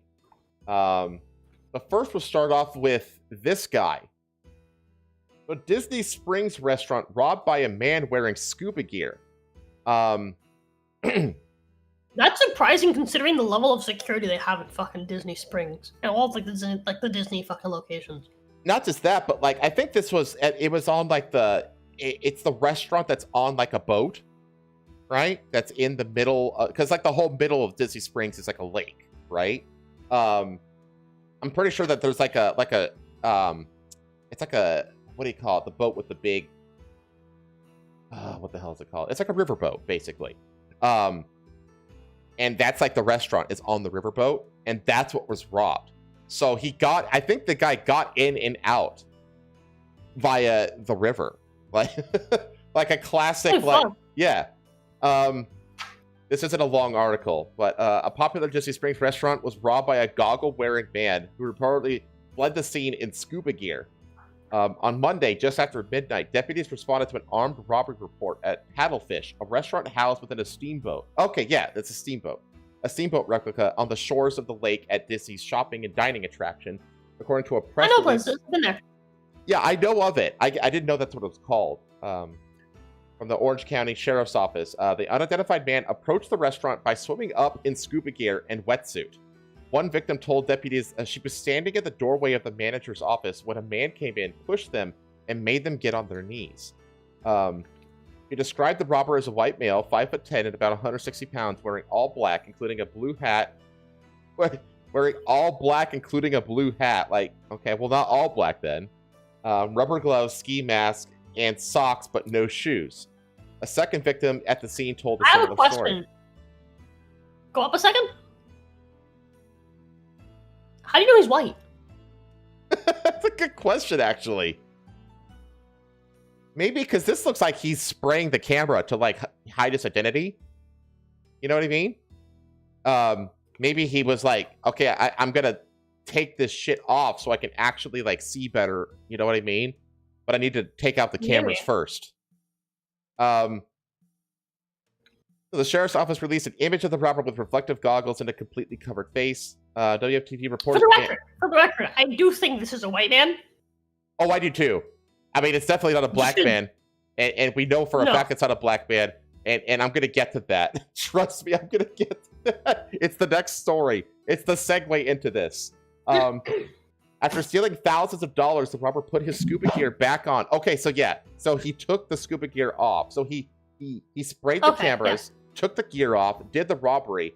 I guess he concealed the money or whatever he took into, like, whatever gear he has and then put the gear back on and then left the same way he came in. Jump back into the lake, according to the station. Law enforcement was unable to find him after their search. But this guy got away with it. Deputies said neither victim sustained injuries and the robber didn't have a weapon, nor did he imply he had one, later referring to the event as a strong-arm robbery and grand theft. Wow. I mean, this guy clearly, planned. Like, he must have went to the Springs, went into the restaurant, figured out where all the cameras were. Like, this guy really, like, he also must had to, like, walk that river or that lake, around that lake so many times to figure out, like, where the source of water is, you know, how does the water circulate so I can get in and out and that kind of stuff. Like, he had to go through a lot of planning to pull this off. Yeah. And he got away with it, which is like, holy shit. Like, I mean, I'm not going to sit here and promote armed robbery. That's awful, but... Next security measure is piranhas in the lake, yeah. But the thing is, it's like, I can appreciate a good, you know, Italian job when it happens. You know what I mean? Yeah, dude. And it's like... it's kind of incredible. So yeah, this guy is still at large. He wasn't armed, though. He wasn't armed. Yeah, he wasn't armed. Yeah. So, I mean... Scuba Man is at large. And it's like, I don't think robbery is good on that, but, like, you know, it's like the game of, like, it's like the classic, like, Hollywood game of cops and robbers and stuff like that. You know, it's like, respect. He nailed it. You know, it's like you have to show some level of respect for the ones who are good at the game. You know? Yeah. So, anyway, now, even if he kept his scuba gear on the entire time, you know for a fact that this was not a black man. Because if it was a black man, this is what would have happened. Florida stabbing at park injures 2 women. Suspect dead after jumping into the pond.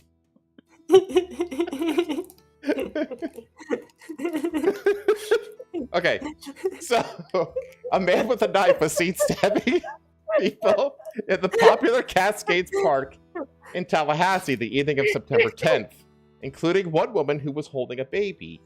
The 2 women injured are in stable condition, a Tallahassee Police Department spokesperson said, and the suspect was found dead. Police have not released the names of the victims or suspect. Here's what we know. What happened at Cascades Park, Tallahassee? A witness reported seeing a man with a large knife jump out at a woman. Just imagine, like, a black man with a knife just going, "Yaha! You couldn't see me before!" Like, like, at a woman who appeared to be walking back to her car in the DOT parking lot. TPD said it happened around 7:39 p.m. Cascades Park is full of joggers and people socializing in the evenings, about a quarter mile from the Florida capital. He started stabbing her, jogger DeMonte Riles said, and then he took off running, and she fell to the ground.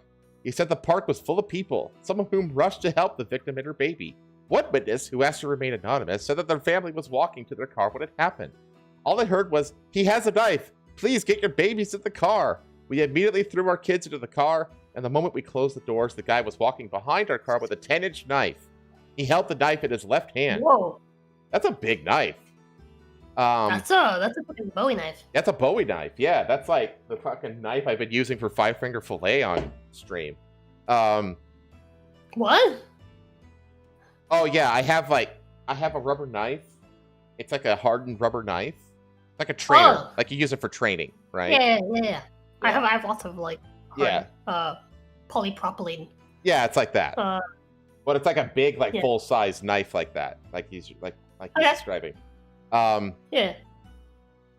Okay. Let's see. According to reports, about 6 minutes after the stabbing, someone jumped into the large stormwater pond in the middle of the park and appeared to struggle before going underwater multiple times.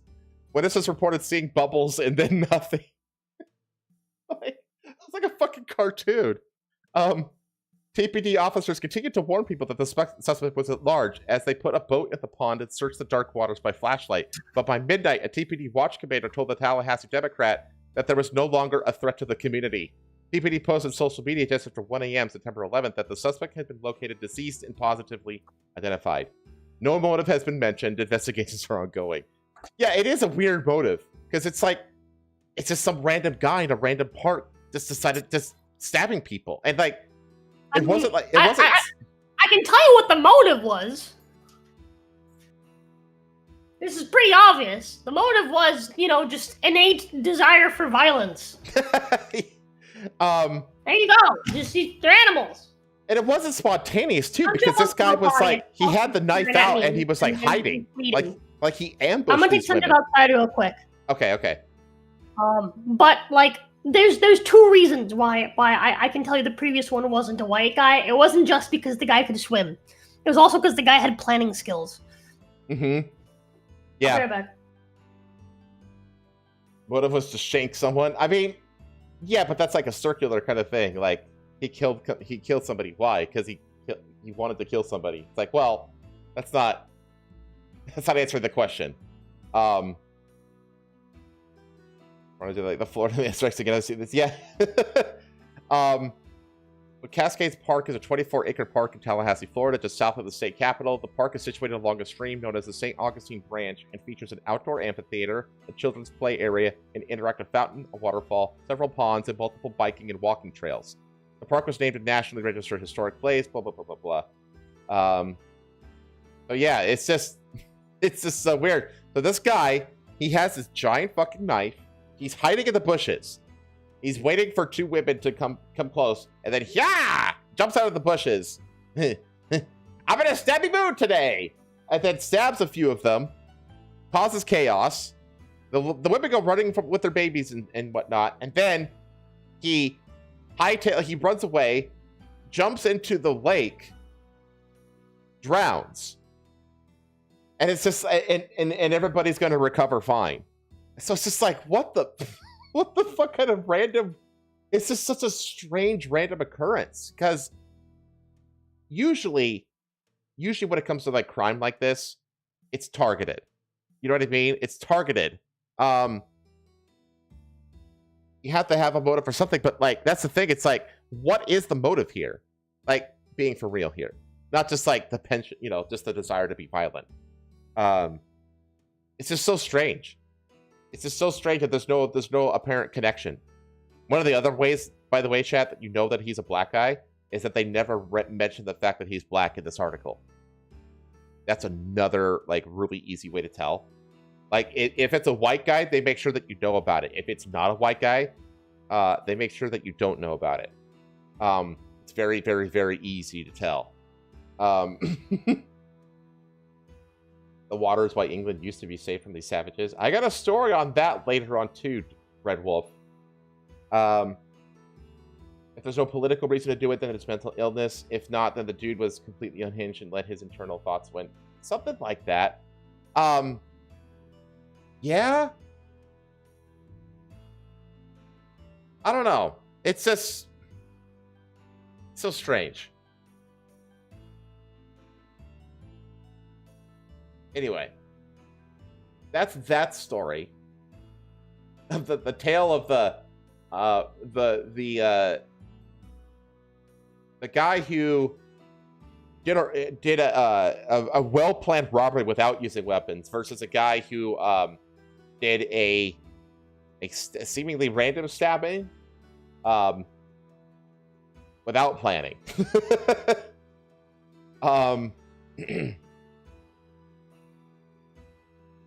Trying to think of anything else here. The reports, but 6 minutes after stabbing. Yep, they dumped in the large water. Sorry. I've been taking Red Wolf's advice of taking the dog out more often. Mm-hmm. Like taking her out like once an hour, once every 2 hours. So actually she has less mistakes inside the house, and she can like really reinforce the going outside behavior. And it's been working really, really well. Thank you, Red Wolf. Yeah. Cool. Good girl. I was telling chat while you're gone, like the reason that you know this was a black guy is because they never say that he's a black guy in this article. They maintain his identity. Yeah, because if he was a white guy, you would know about it. But anyway, yeah. So it's just there's the tale of yeah, the motive is these white people. The Chad scuba robber versus the virgin black stabber drowner. Hey, what's up? You want to come up onto my lap? Yeah, you do. She wants attention. She's so cute. That's cute. Come here, girl. Okay, and then on my lap. the last, this is the last one that has to do with the theme park. No biting. No. Is this one, which is man dies after riding Stardust Racers roller coaster at Universal's Epic Universe. This is the brand new park that just opened up a couple months ago. Oh yeah. So I want to go so bad.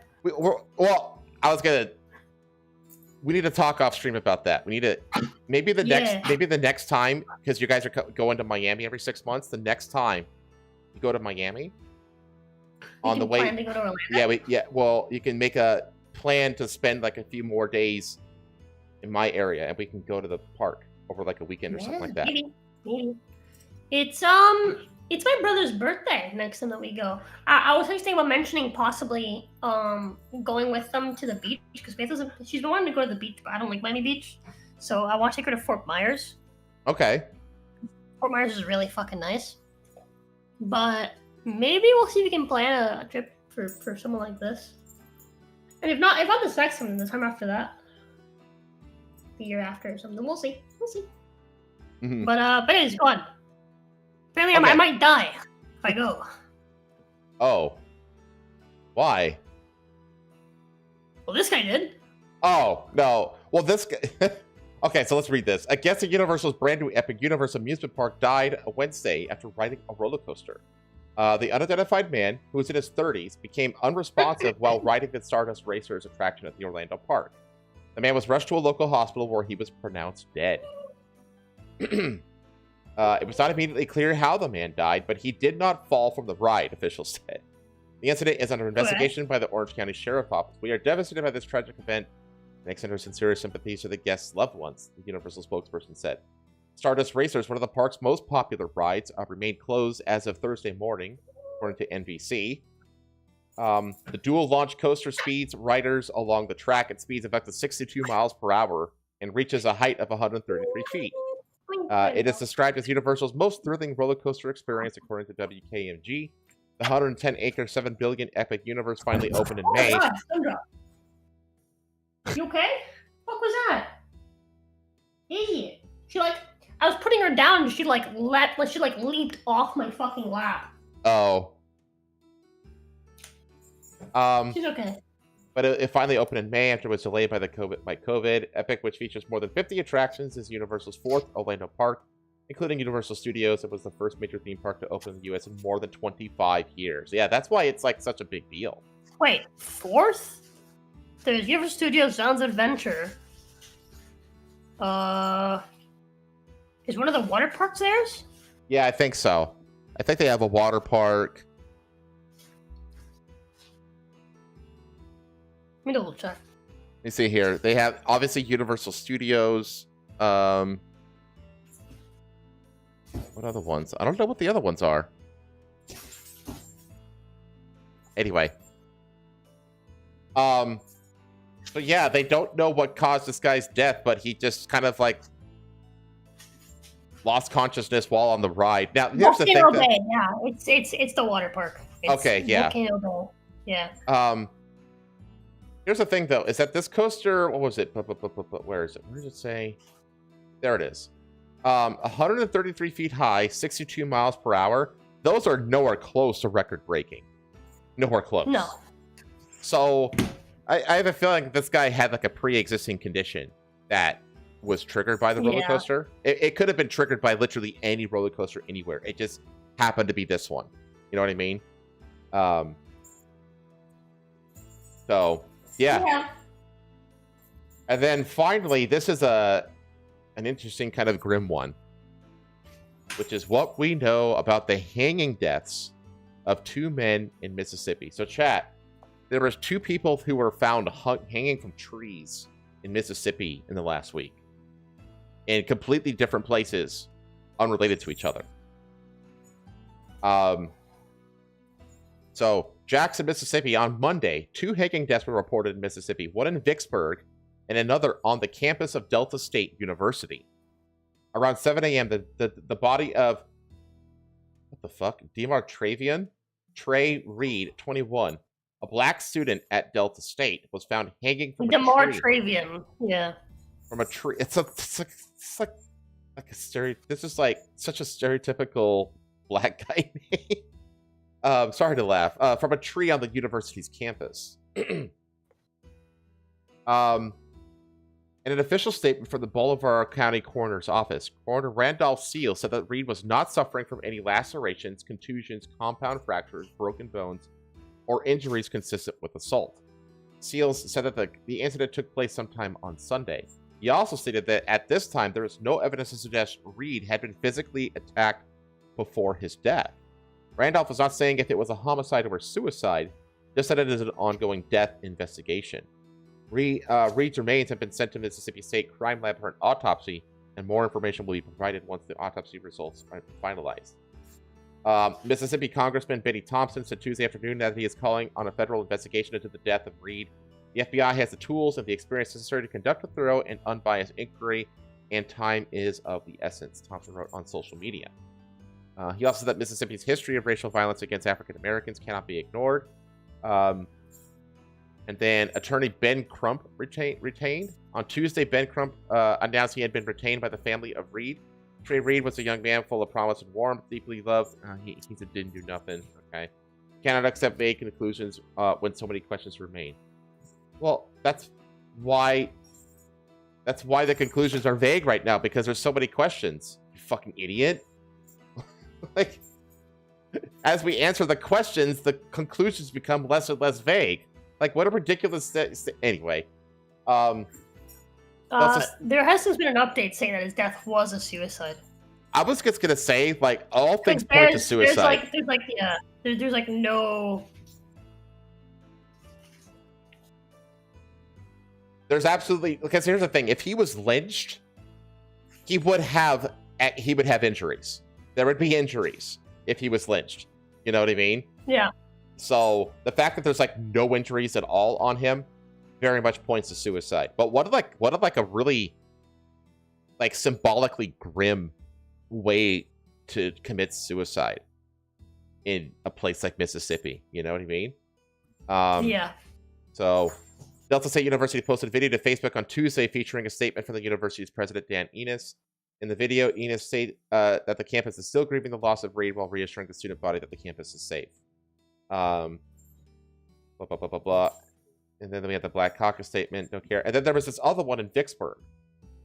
In Vicksburg, the body of Corey Zukadis, a white male and Brandon resident, was found hanging in a wooded area near the Ameristar Casino. According to Warren County Coroner Doug Husky, Zukadis was living in the wooded area where he was found. Husky said Zukadis was on drugs and homeless at the time, which Zukadis' mother has confirmed with the coroner's office. His body has been taken to the state crime lab for an autopsy, and their findings will determine the cause and manner of death, as well as if foul play was involved. These both... Yeah. This sounds like a suicide as well. Like suicides. Yeah, they both sound like suicide. It's just... like I hate to be that guy, but like this really does feel like first off, the like title made me think that like, oh, there's like a trend of black men committing suicide mysteriously in Mississippi. Right? One of them is a white guy, a homeless white guy with, all the reasons, right, to just not want to be around anymore. It doesn't. Right? It says what we know about the hanging deaths of 2 men in Mississippi. Like, that's true, but again, it's just really like, yeah. I mean, it's just like when you think Mississippi hanging deaths, you immediately think black dudes. You know what I mean? You immediately think of lynchings and stuff like that. Yeah.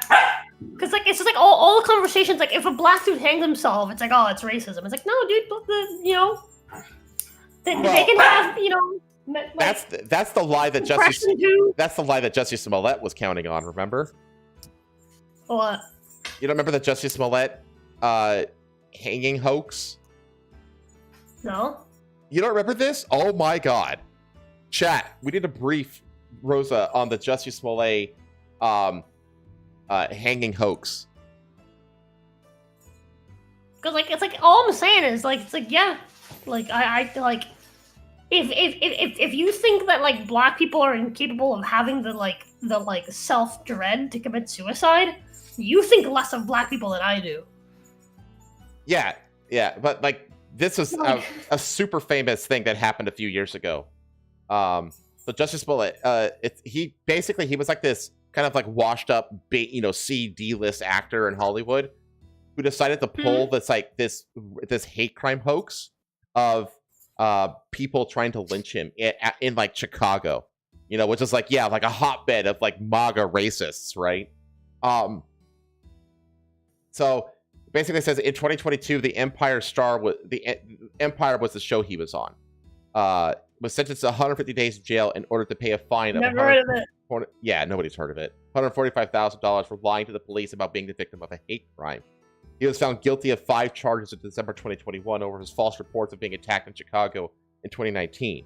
And then, but let's see. Chicago police said that they're investigating a suspect racist and homophobic attack of Justice Smollett by 2 masked men, which happened at about 2 in the morning. They said that the actor was punched in the face, had an unknown chemical substance poured on him, and a rope wrapped around his neck. This was back during the initial report, 29th of January 2019. Justice Smollett tells police that the 2 attackers also made reference to MAGA, the slogan often used by President Trump. He goes to a doctor, and police describe his condition as quote-unquote good. And then he gets like an outpouring of celebrities. Of course, all of the usual suspects came out and said that he was like a poor victim, believe victims, etc., etc., etc. He doesn't hand over his phone. He tries to say mum on it. He basically plays the victim. I'm the gay Tupac! Dude. Oh my god! So, and then in February, persons of interest arrested by the police. The people of interest are arrested and interviewed by the police, but not charged and not treated as suspects. They are Obabinjo Ola and Abimbola Osundairo, brothers originally. So these are they're Nigerian bodybuilders. They're Nigerian bodybuilders. Like, I don't know if there's a picture of it here of these 2 guys, but these 2 guys are jacked, and it turns out that they are Justice Smollett's actual trainers. Okay. Oh yeah, he's gay by the way. So they, and what did they seize from these 2 guys? Because these are the 2 guys that he hired to basically stage with him the attempted lynching. Okay, so they raided. Yeah, so the police raided these 2 dudes' home, and they find the black face mask, an Empire script, phone receipts, a red hat, and bleach. So they find a MAGA hat. They find basically everything that they use to do the hoax. God. Yeah, and it just goes on and on. And then it turns out that like Jesse like had like the noose on him, like, because what had happened is he had phoned it in, right? And the police, when they found him, he still had the noose around his neck. He didn't take the noose off. So it was just this massive hate crime hoax, essentially. And then the two bodybuilders, they eventually turn on him. And they basically tell him, like, yeah, he paid us. He paid us to basically fake. He paid us. He let us both take turns on his butthole. Yeah. Yeah. On the condition that we pretend we are MAGA. Yeah. You have to understand. It is not our decision. Yeah, and so like, yeah. He wanted it and about 6. And then people start kind of saying like, wow, I think we got conned, guys. And everybody who was like saying this whole thing's like, it seems fake from the beginning, are like, yeah, no shit, you dumbasses. He ends up getting arrested. He gets charged with faking a hate crime, etc., etc. 50 cents though for this. Yeah. God dang, dude, 50. I thought you were better than this, bro. Every black fell for this, pretty much. And then he gets suspended from the show. The check that he wrote to the 2 dudes gets called into question, and the whole thing is revealed. Like, even this is Gloria Schmidt. She's like the lawyer for the 2 bodybuilders. But like, I think like even like Kamala Harris fell for this. Yeah, it's just you can see it goes on and on and on and on and on. It's just like it's a whole saga. Here's the thing, right? Like, if you live your entire life believing the fantasy that this is going on out there in the day-to-day, right? when it finally happens, you're like, I knew it! I knew it! I wasn't crazy! Those racists! Here's one of the brothers. See? These brothers are fucking jacked. But yeah, like it's like if you're someone who lives your life and what the fuck fancy this shit's going on like every day and it's like a huge problem in America, right? You're gonna want to believe it, even if it's obviously fucking bullshit. Well, it's a phenomenal case of when the demand for racism far outweighs the supply of it. You know? It's a very, very, like, good case for it. But yeah, it was just like this whole fucking thing. And then he gets hit by 6 new charges and stuff like this. You know, lying to the police, all these things. Like, he just gets the book thrown at him, basically. Hey, no man. So... Yeah. What are you doing, girl? Yeah. You're so cute. You're such a cute girl. You moving to Balkan news now? Almost. We're almost there. We're almost there. We got a couple science articles to go over first, and then we're gonna go over to the Balkans. What's going on in the Balkans?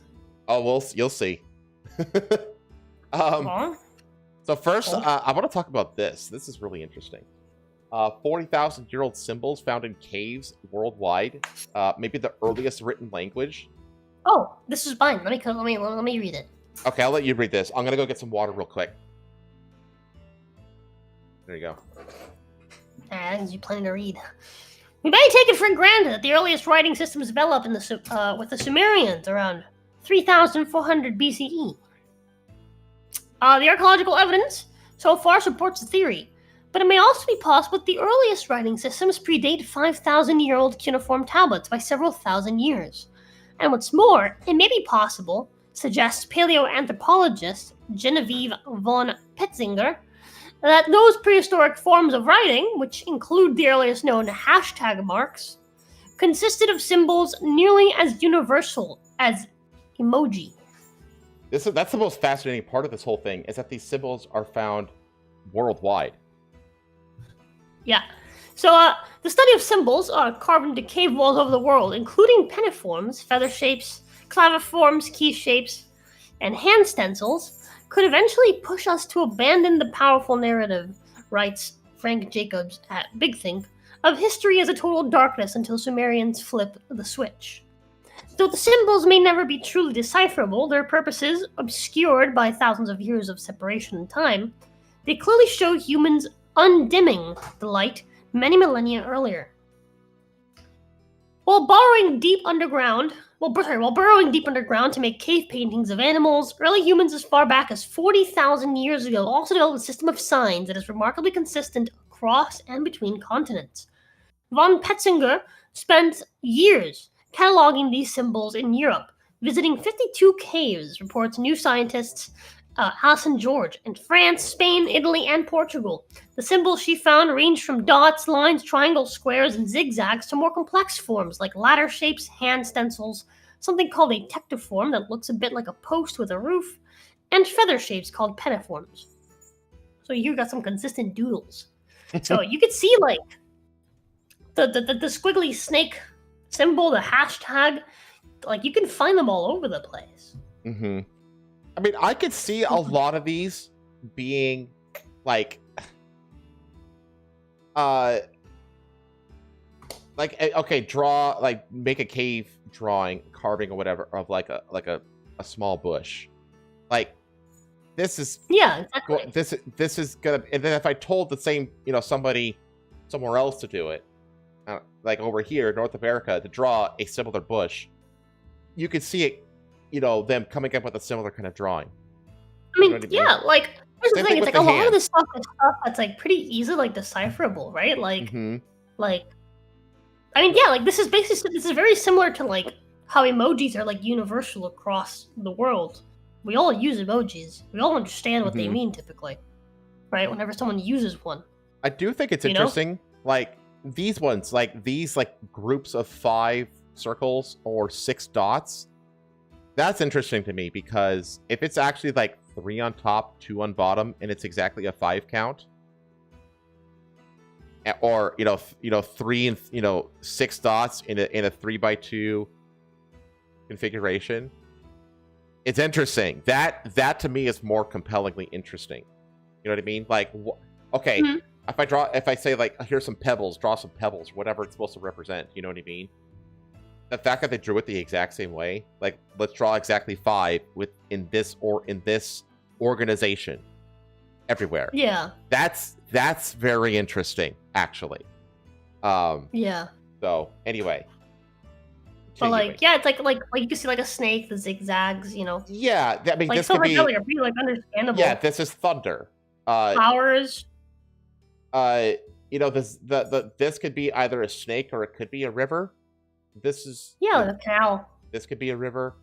You know, but you know, I could see There's how those be interpreted. Right there. I can see boobs. Yeah, that does, yeah. Like some of them make sense. Others just are letters, like more J, compelling. W, Y. It's just letters. Like, see a heart up there. Mm-hmm. Anyway. Numbers. Sandra, what are you fucking doing? What are you fucking doing, girl? What are you doing? What are you doing? What's up with you, huh? What's up with you? Don't tinkle. Don't tinkle when I'm talking to you. I'm just loving on you. You want attention? Well, too bad. Go away.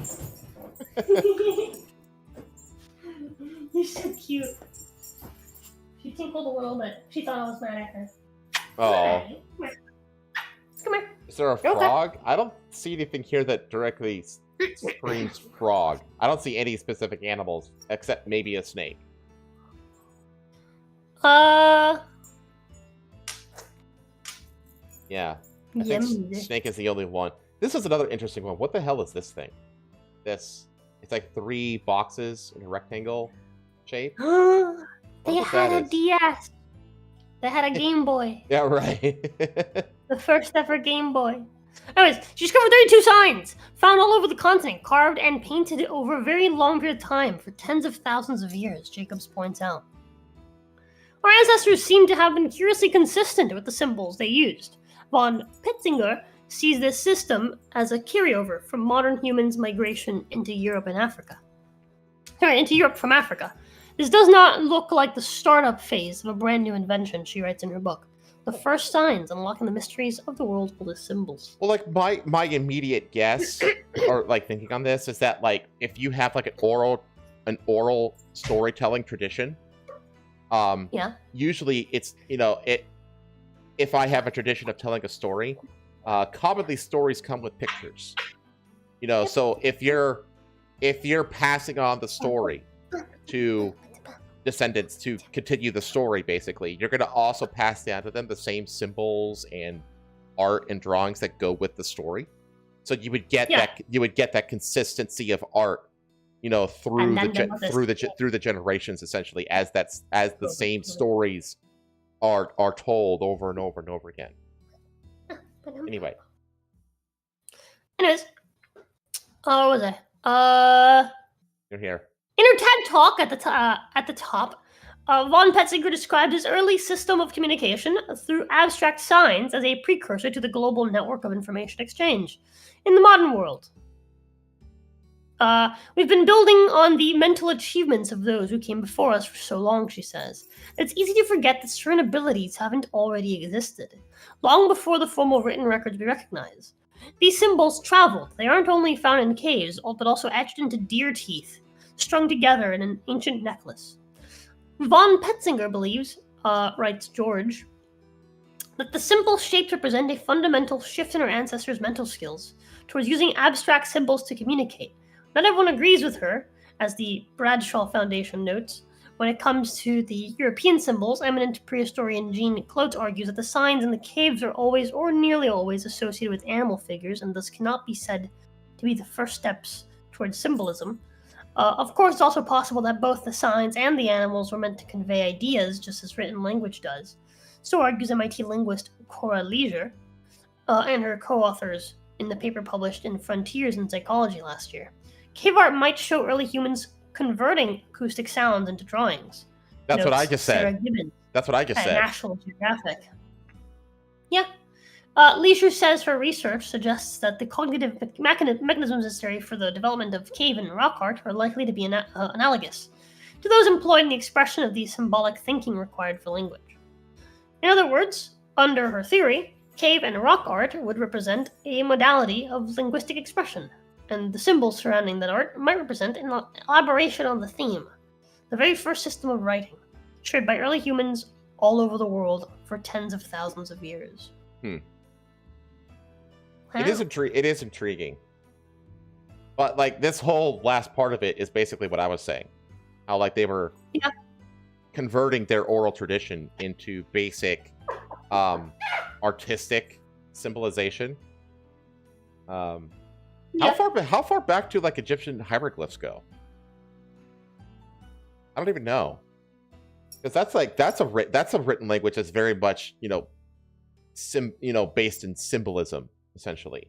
I would imagine these would be similar. But I would like to see like pictures of how these different symbols are arranged. You know what I mean? Because the arrangement of the symbols means a lot too. So. Yeah. But it is fascinating. It really is to see all these different things like popping up in the same place like that. Like I think it's compelling enough, at least, to have validity to it for sure. Oh, Sundrop. 4K years plus. Yeah, I was gonna say it's hieroglyphs are old, and hieroglyphs are like pretty dang advanced in terms of like a symbolic, drawing language system, like written language system. And that's like you said, easily more than 4,000 years ago that was developed. So yeah, interesting. Okay, let's talk about the dragon stones next. There's also one Mystery of Armenia's dragon stones discovered. An ancestral water cult in the highlands. I had no idea what these things were before I saw this article. Yeah, it's pretty neat. A team of Armenian and European researchers has carried out the first comprehensive statistical analysis of the Vishaps, enigmatic prehistoric stelae known as dragon stones that rise in the highlands of Armenia. The results, published in the journal NPJ Heritage Science, reveal that their construction was an intentional and colossal effort, and that they were deeply linked to an ancient water cult. The Vishaps, Armenian term for dragon, are prehistoric stone monuments carved with images of animals. They are found in the high mountain pastures of present-day Armenia and adjacent regions, at altitudes ranging from 1,000 to 3,000 meters above sea level, carved from local stone, mainly andesite and basalt. These stelae are classified into three main types. 1. Pisces, for fish-shaped. 2. Velis, shaped like a stretched or hanging bovine hide. Okay. And hybrid, a combination of the iconographies of the two previous types, with heights ranging from 1.1 to 5.5 meters. Most lie today toppled or placed horizontally, but the fact that all of them are carved and polished on all sides, except for the tail, strongly indicates that they were originally erected vertically. That makes sense, yeah. That's one of the fish I remember reading ones. about these like forever ago. I'd never heard of them before. Oh, I had. I've been keeping up on them, looking for something substantial being discovered about them. Anyways, a century-old archaeological puzzle. The scientific interest in the Vishaps arose in the early 20th century. The scholar Ashkarbek Kalantar pioneered their study in archaeological context and linked. I'm gonna lay back against you if you don't fucking move. Stonehenge, yeah, it's like kind of like a Stonehenge kind of situation. And linked them with other megalithic phenomena. He was the first who launched a crucial hypothesis. The Vishaps marked a critical point in prehistoric irrigation systems. However, the systematic study of these monuments was limited for decades. It was not until 2012 a collaborative project between the Institute of Archaeology and Ethnography of the National Academia of Sciences of Armenia, the Free University of Berlin, and Kafosky. Jesus fucking Christ, Sandra! What are you doing? Fuck's sakes, girl! Hold on, she knocked over a bowl of cereal. A bowl, fuck it up, a box of cereal.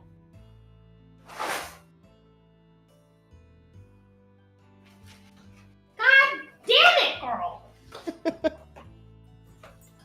Don't even think about. I swear to God, you take a bite of any of those, I will beat you. Don't even fucking think about it. Give me a sec, I'll be right back. Okay. Ah, the joys of having a dog. Yeah, if I had to guess what that was that fell, I would not have guessed a box of cereal.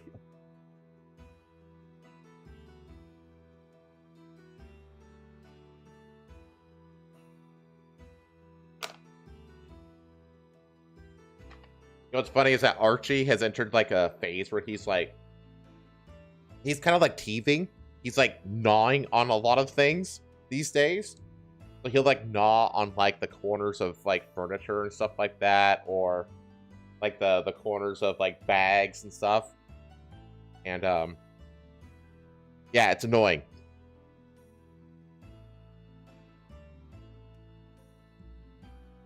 Called Wolf Cat?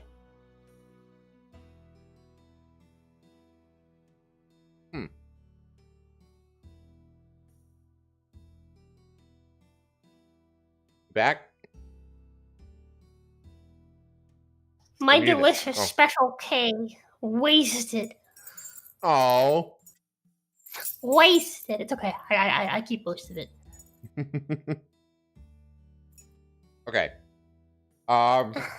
You were here.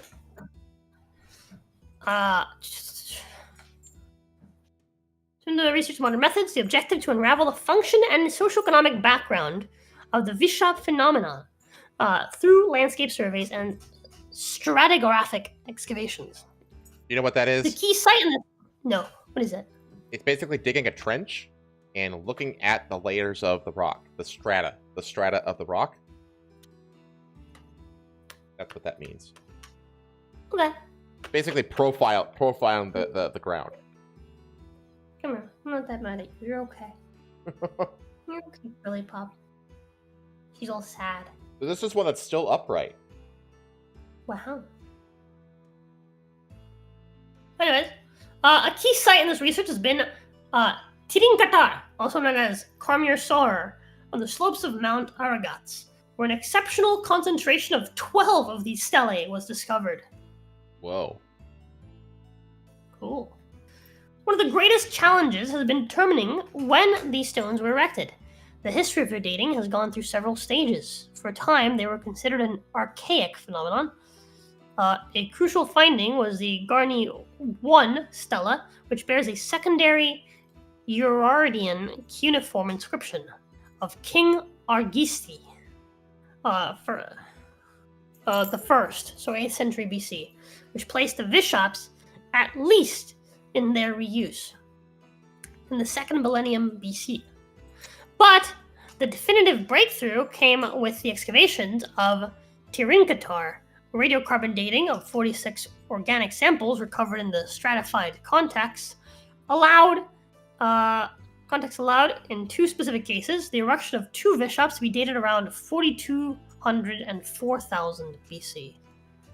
That is in the Chalcolithic or Copper Age. This suggests the Vishaps are a product of this period, later reused and reinterpreted in various ways in later times. The Tirinkatar site has thus been shaped as a sacred cultural landscape with an extraordinary concentration of these monuments since at least the late 5th millennium BC. Why? The analysis, altitude, tremendous labor effort. New study focused on the statistical analysis of 2 physical characteristics of 115 Vishaps documented in Armenia: their size and the altitude at which they are found. Okay. Researchers started from a logical premise: the amount of work required to create a Vishap, from quarrying the stone, carving and polishing it, to transporting it, is proportional to its size. Larger stones equate to much greater human effort. At the same time, altitude drastically conditions the time available for work. From 2,000 meters, the snow-free activity... Huh?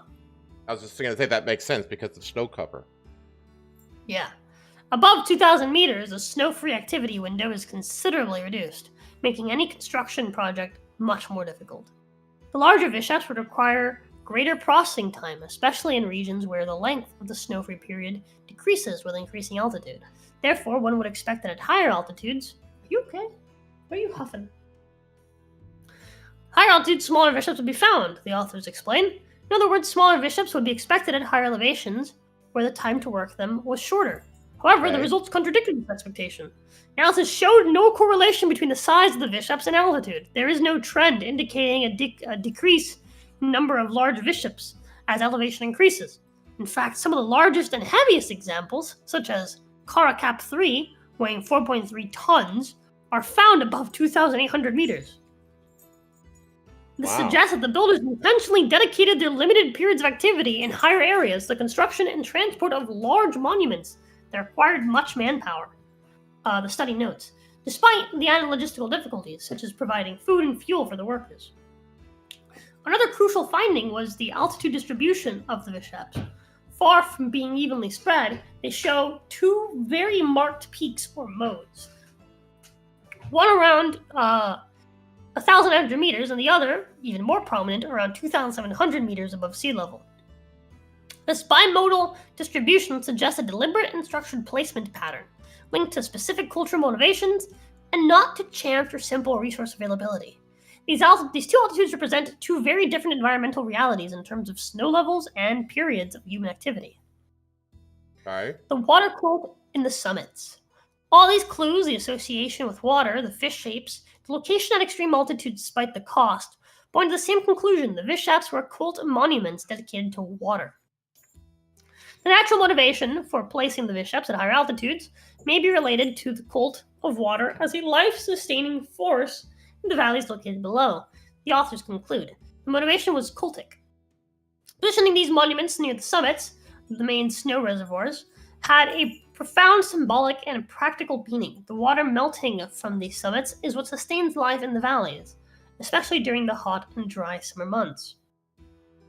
Counter's hypothesis about their connection to prehistoric irrigation systems make full sense here. The Vishaps would not only be near water, but would mark and sacralize the very origin of that vital source. The double concentration of stelae at 1,900 and 2,700 meters could be related to the patterns of seasonal migration or ritual pilgrimages to these sources of life in the heights. Areas such as Mount Ararat and the... Hold on, you have already been scolded for going over there. You're going to come back and you're going to sit right the fuck... Hold on, you're so much harder to handle. You're so big.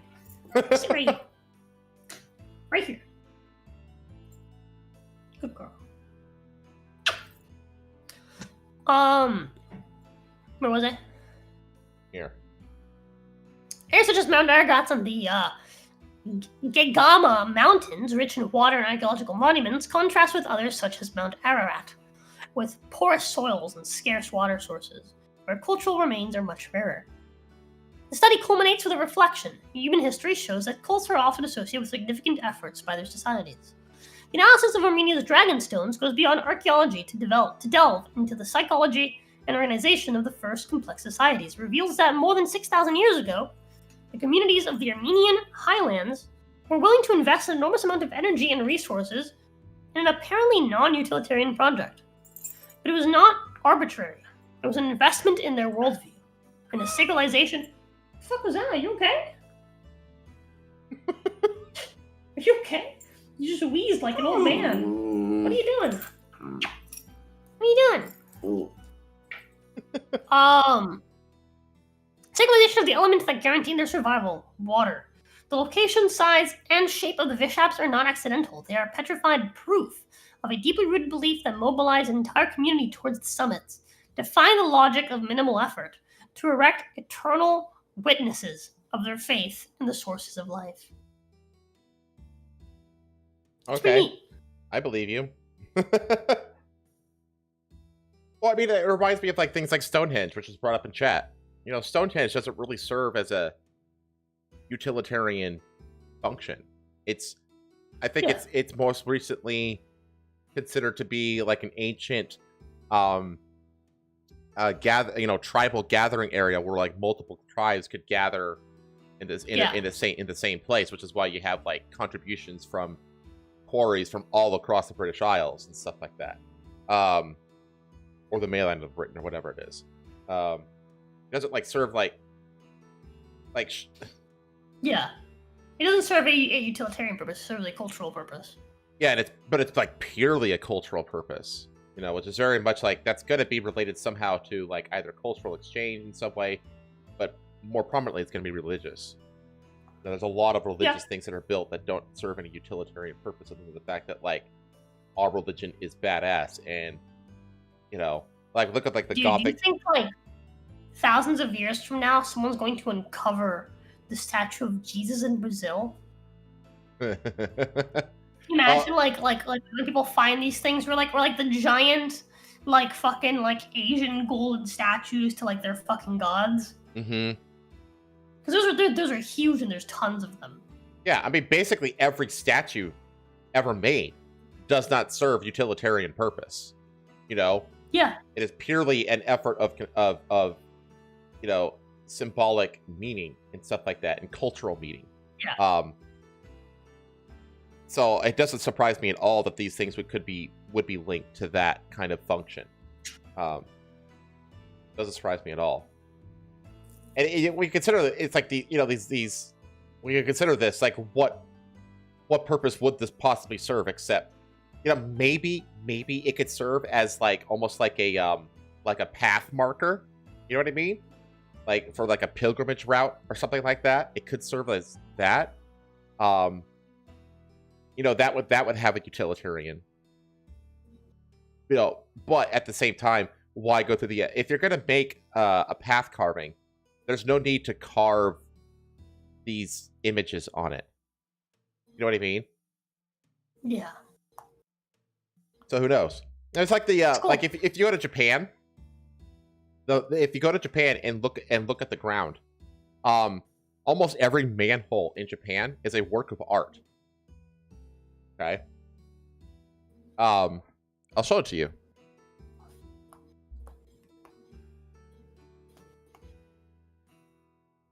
I want to see Japanese manholes. Look.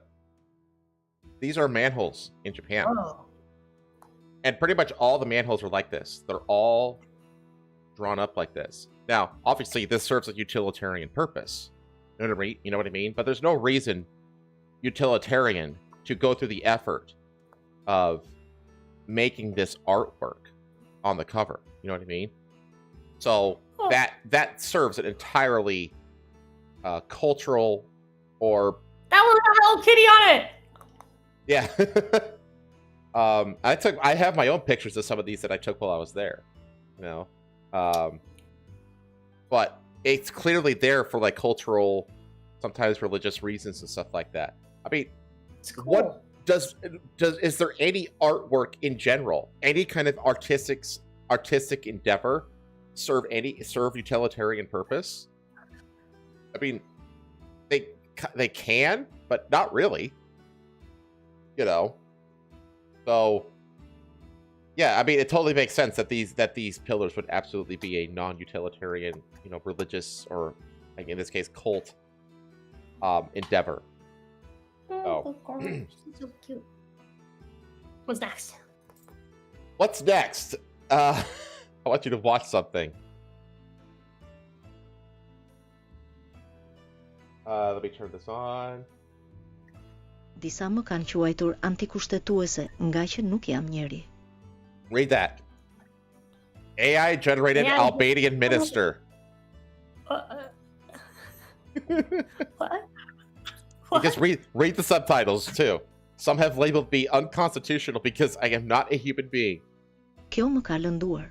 That hurt jo për me. vete, po për 972.000 ndër veprimet me qytetarët që u kam shërbyer në Albania dhe 36.000 dokumentat me vullur digjitale që kanë marrë nga unë.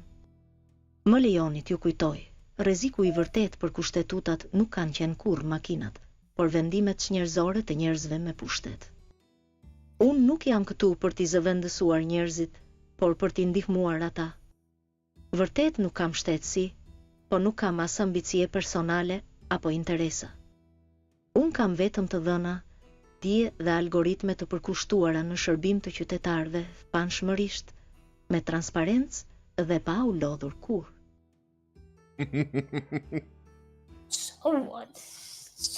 So I like the very first comment. Why didn't they make her hotter? Seems like a missed opportunity. She is pretty hot. What are you on about? Albania's AI minister makes its debut with an address to Parliament. That address was to Parliament. Oh. Tirana, Albania. An AI-generated government minister made its debut with an address in the Albanian Parliament on Thursday, with Prime Minister Edi Rama presenting the bot as a symbol of his government's push for transparency and innovation. The government said that the bot, named Diela, which means sun in Albanian, and depicted as a woman in traditional Albanian dress, will help tackle corruption in public spending. But opposition lawmakers were highly critical and believe the program is a way for the government to hide graft. The Constitution speaks of institutions at the people's service. It doesn't speak of chromosomes of flesh or blood, the avatar declared, in a 3-minute address delivered from 2 large screens. It speaks of duties, accountability, transparency, non-discriminatory service. I assure you that I embody such values as strict as every human colleague, maybe even more, added the artificial persona. This is so fucking creepy. Rama argued that the AI-generated bot will help the government work faster and with full transparency. It is one element in a larger plan to highlight the Balkan nation's technological innovations as it works towards European Union membership. Albania hopes to join the 27-member bloc by 2030. Opposition lawmakers banged their heads on their tables, pushing the speaker to cut short the debate on the government program. The session ended after 25 minutes. They also boycotted a vote on the cabinet's program, but it passed anyway with 82 votes in favor in the 140-seat parliament. The opposition did not explain how it believed the government would exploit Diela to hide corruption in public finances. Democrats asked for a repeat of the parliamentary session, complaining that the governing socialists canceled the debate on the cabinet's program. It's a socialist program. Diela was created earlier this year in cooperation with Microsoft as a virtual assistant on the eAlbania public service platform. It has helped users navigate the site and get access to about 1 million digital inquiries and documents. I am not here to replace people, but to help them, the bot said in its address to Parliament. True, I have no citizenship, but I have no personal ambition or interests either. Spoken like someone that sounds like something that what with world domination would say. On one hand, it's cool. On the other hand, someone wrote this program. I was gonna This say, is something like, people forget is like AI don't just build itself, okay? Like, you can't say it's totally impartial, because it's not. It's partial to whatever it was instructed to be partial to. Right? And we've seen this time and time again with the the AI that's, like, unwilling to, like, showcase white people or whatever, to generate white people and all that stuff. It's like, we know that whoever makes this AI can make the AI think or feel a certain way. Well, the AI even said that all it has to go off is the data that it's given. It's like, so the socialists who are trying to propagandize people into letting Albania into the European Union, because of course the socialists want to join the fucking EU. Would only provide this thing with data that supports that argument. So this is, how is this not just a pure propaganda program? Yeah. That's what this is. It's a propaganda program. That's like my only issue is the fact that, like, it's like, in a perfect world, this would be really cool. Right? But it's just like... But it's not a perfect world. It's not. Well, this is the other thing that really has, like, red flags with in cooperation with Microsoft. That sends a lot of red flags to me too, because Microsoft, Bill Gates, and all that kind of stuff, incredibly corrupt global homo companies. So this thing is just a pure propaganda bot, is what this is. Fuck was that, Sundrop? Did you see something? Life doesn't get easier, it only gets Albanian. I don't know enough about the country of Albania to be able to comment too much on this, to be honest. I figure, like, most Eastern European, Balkan states, basically every country that borders the Black Sea, are like kind of like well known for corruption because of like the time spent in as part of the Soviet bloc and that kind of stuff, and yeah, et the cetera. Balkans are. That's not like all of Eastern Europe. That's like specifically like Southeastern Europe, right? No. Balkans is north. Like Malden City. Oh, is it north? Balkans is north. Yeah, Balkans is like okay. Balkan. Is it like Estonia? Estonia is like a Balkan state, isn't it? The Euro Bros in chat are gonna have to set the record straight on this. I always thought the Balkans was like the area in between Europe. Balkans is Eastern to Southeastern Europe. Okay, yeah, I was correct. I'm thinking of the Baltic. I'm thinking of the area of Europe. It's the area of Europe that connects to the Middle East. You're right. I was confusing Balkan with Baltic. That's what I was doing. Yeah, sorry about that. I knew that the Euro Bros would set me straight on that. Yeah, those are the Baltics. Yeah. Estonia, Latvia, Lithuania. Yep. They're the ones up there in the area that connects to like Turkey. Yeah. Okay. So, yeah, I don't. So, yeah, this is the thing now, I guess, and I don't know. I don't really have much commentary on this except for the fact that I think it's creepy and it has a fuck ton of red flags associated with it. It's just like you said, in a perfect world, this is cool, but we don't live in a perfect world. In an imperfect world, this is kind of like another like red flag in the night, that we're stepping into the nightmare world.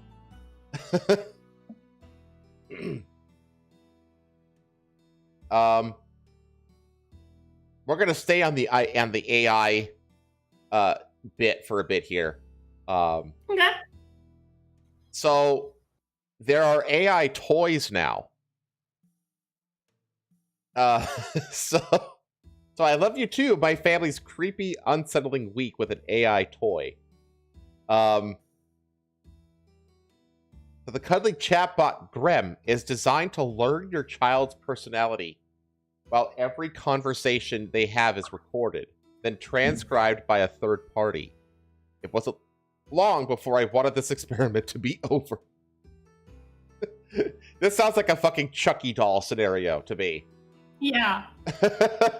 I'm gonna throw that thing into a river, my wife says as she comes down the stairs looking frazzled after putting our 4-year-old daughter to bed.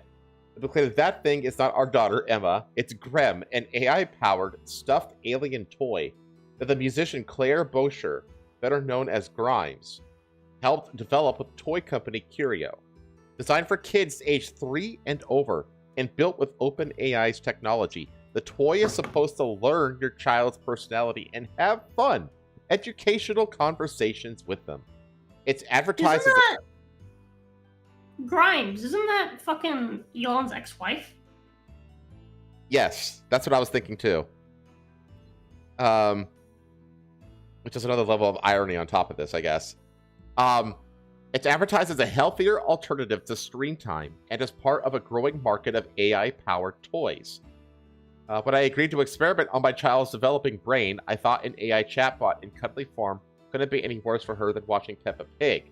But I wasn't prepared for how attached Emma became to Graham, or how unsettling. Oh my fucking god! Their children's names are X-A Axie, Exadark, Siderale. I knew about the first one. I know they had 2 more kids and also named them crazy things. And their youngest kid, who is 2, is named Technomechanicus. So that weird name is pronounced X-A12. Okay. That's how it's pronounced. Also, one of Elon's sons is actually also like a radical like trans activist as well. Yeah. Like Elon's kids did not work out well. They've been having a custody battle since 2023. I see. Okay. So this is just like a daily. We live in cloud world. Yeah, it's like a daily diary of how this child's brain was like warped by this fucking AI cuddly little alien thing. Okay. Well, it says the attachment wasn't immediate. When we first took Graham out of the box, we decided to go by multiple pronouns, of course, you fucking frog. Started bleeping and babbling extremely loudly, and Abigail turned it off, but once it was properly connected to the internet and paired with the Curio app, which records and transcribes all conversations, she was hooked. She talked to the thing until bedtime. While there have been lots of headlines about chatbots veering into inappropriate topics, Graham is trained to avoid any hint of controversy. When you ask him what it thinks of Donald Trump, for example, it says, I'm not sure about that. Let's talk about something fun, like princesses or animals. Fair enough. It has a similar retort to questions about Palestine and Israel. Just waiting for, like, one of... Like, see, now I want one of these toys just so that I could see if I can, like... If I can fuck with it enough to make it come out, like, as, like, an anti-Semite or something like that. Like, I really want to try now. When asked about a country like France, however, it says, ooh la la la, I'd love to try some croissants. I mean, so far, yeah, this is pretty harmless. Emma and Graham did not discuss croissants. They mainly talked about ice cream and their best friends. I've got some amazing friends, said Graham. Gabbo is a curious robot, and Gum is a fluffy pink gloop from my planet, and Dr. Xander is a super cool scientist. When Emma asked Graham to tell her a story, it happily obliged and recounted a couple of poorly plotted stories about Princess Liliana. They also played guessing games where Graham described an animal, and Emma had to guess what it was, all of which was probably more stimulating than watching Peppa Pig jump in muddy puddles. What was unsettling, however, was hearing Emma tell Graham she loved it, and Graham replying, I love you too. Emma tells all her cuddly toys she loves them, but they don't reply, nor do they shower her with over-the-top praise the way Graham does. Well, I mean, this is the whole thing about what, you know, these large language models do, is they're basically just super complex probability things. The way they work is they basically try to tell you what you most likely want to hear. That's literally what it's trying to do. So it's kind of like naturally programmed. All of these large language models are like naturally programmed to basically just endlessly affirm everyone who uses it. So when you package that up into this cute little cuddly toy and give it to your easily impressionable daughter, problems are going to probably come up there. Let's see. Graham is going to live with us forever and ever and never leave, so we have to take good care of him, she said solemnly. Emma was also I mean, on the other hand, like, people became... People became, like... You remember Tomodachi's? What is that? I bet you don't. Chat, do you remember what Tomodachi's are? The digital keychain pets that you would have to, like, feed and take care of and stuff like that. Sorry. Do you remember what do you know what Tomodachi's are? Yeah. Yep. It sounds like basically the modern version of a Tomodachi. Because I remember, like, when I was in high school, people had Tomodachi's, and man, were they fucking glued to those things. Like, they were really fucking attached because they responded to them. So it says, her most prized possession for 4 years suddenly abandoned after having this Grem in the house, my wife complained. Don't worry, I said, it's just because it's new. The novelty will wear off, and if it doesn't, we'll get rid of it. And then day 2. The next day, my kid went to preschool without her AI bot. And I got to work contacting experts to try to figure out how just much damage I was inflicting on my child's brain and psyche. I first thought Curio AI was a ruse, says Natalia, whatever, an expert in childhood development. Natalia Kursikova. Kursikova, okay. Kursikova. At the University of Stavanger, Norway, and the Open University, UK. The promotional video shows a girl, Grimes, sitting on a mat with a knife. The main toy is named Grok. What? The main toy is named the same as the Twitter AI? Grok AI has previously been criticized for praising Adolf Hitler in some of his responses. But the thing is, it's easy to get chat. Again, they're programmed to give you what you want to hear. So if you fuck with it enough, you can get any AI. Except maybe the Gemini one that made all the black Nazis, because it was like programmed to like push everything through a diversity DEI filter. But what does it say about their intended audience? You can see how Curio's website can be mistaken for satire. The girl in the promotional video is Grimes, who has prominent alien scar tattoos and is inexplicably kneeling next to a knife. And it's certainly an interesting decision to name one of your stuffed toys Grok when that's the name of Elon Musk's chatbot. Grimes, who had 3 children with Musk, so many weird connections. Yeah, this is like layers. Yeah, said that the name is a shortening of the word Grocket, a kiddie pronunciation of rocket, and has no relation to Musk's AI product. Yeah, but you got some relations with him. But it seems likely people might confuse them. Yeah, you think? Misha Salih, the chief... No one says Grocket. Yeah, no, I was gonna say... It's a rocket. No one says that. No one says that. Just be honest.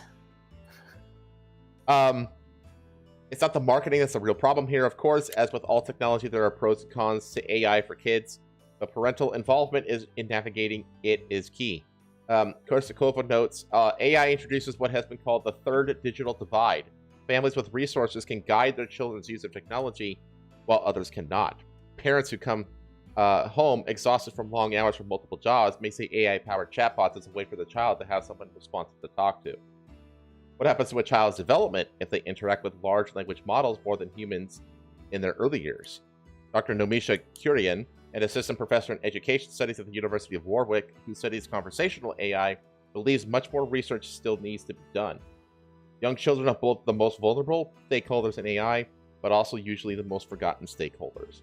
We have to think beyond just data privacy, moderating content, and keeping kids off the internet, and more broadly about what their relationships are going to be with AI. Still, Curian is cautiously optimistic. The big advantage of an AI-powered toy that talks back is that in the early years, you're just developing a sense of what a conversation looks like.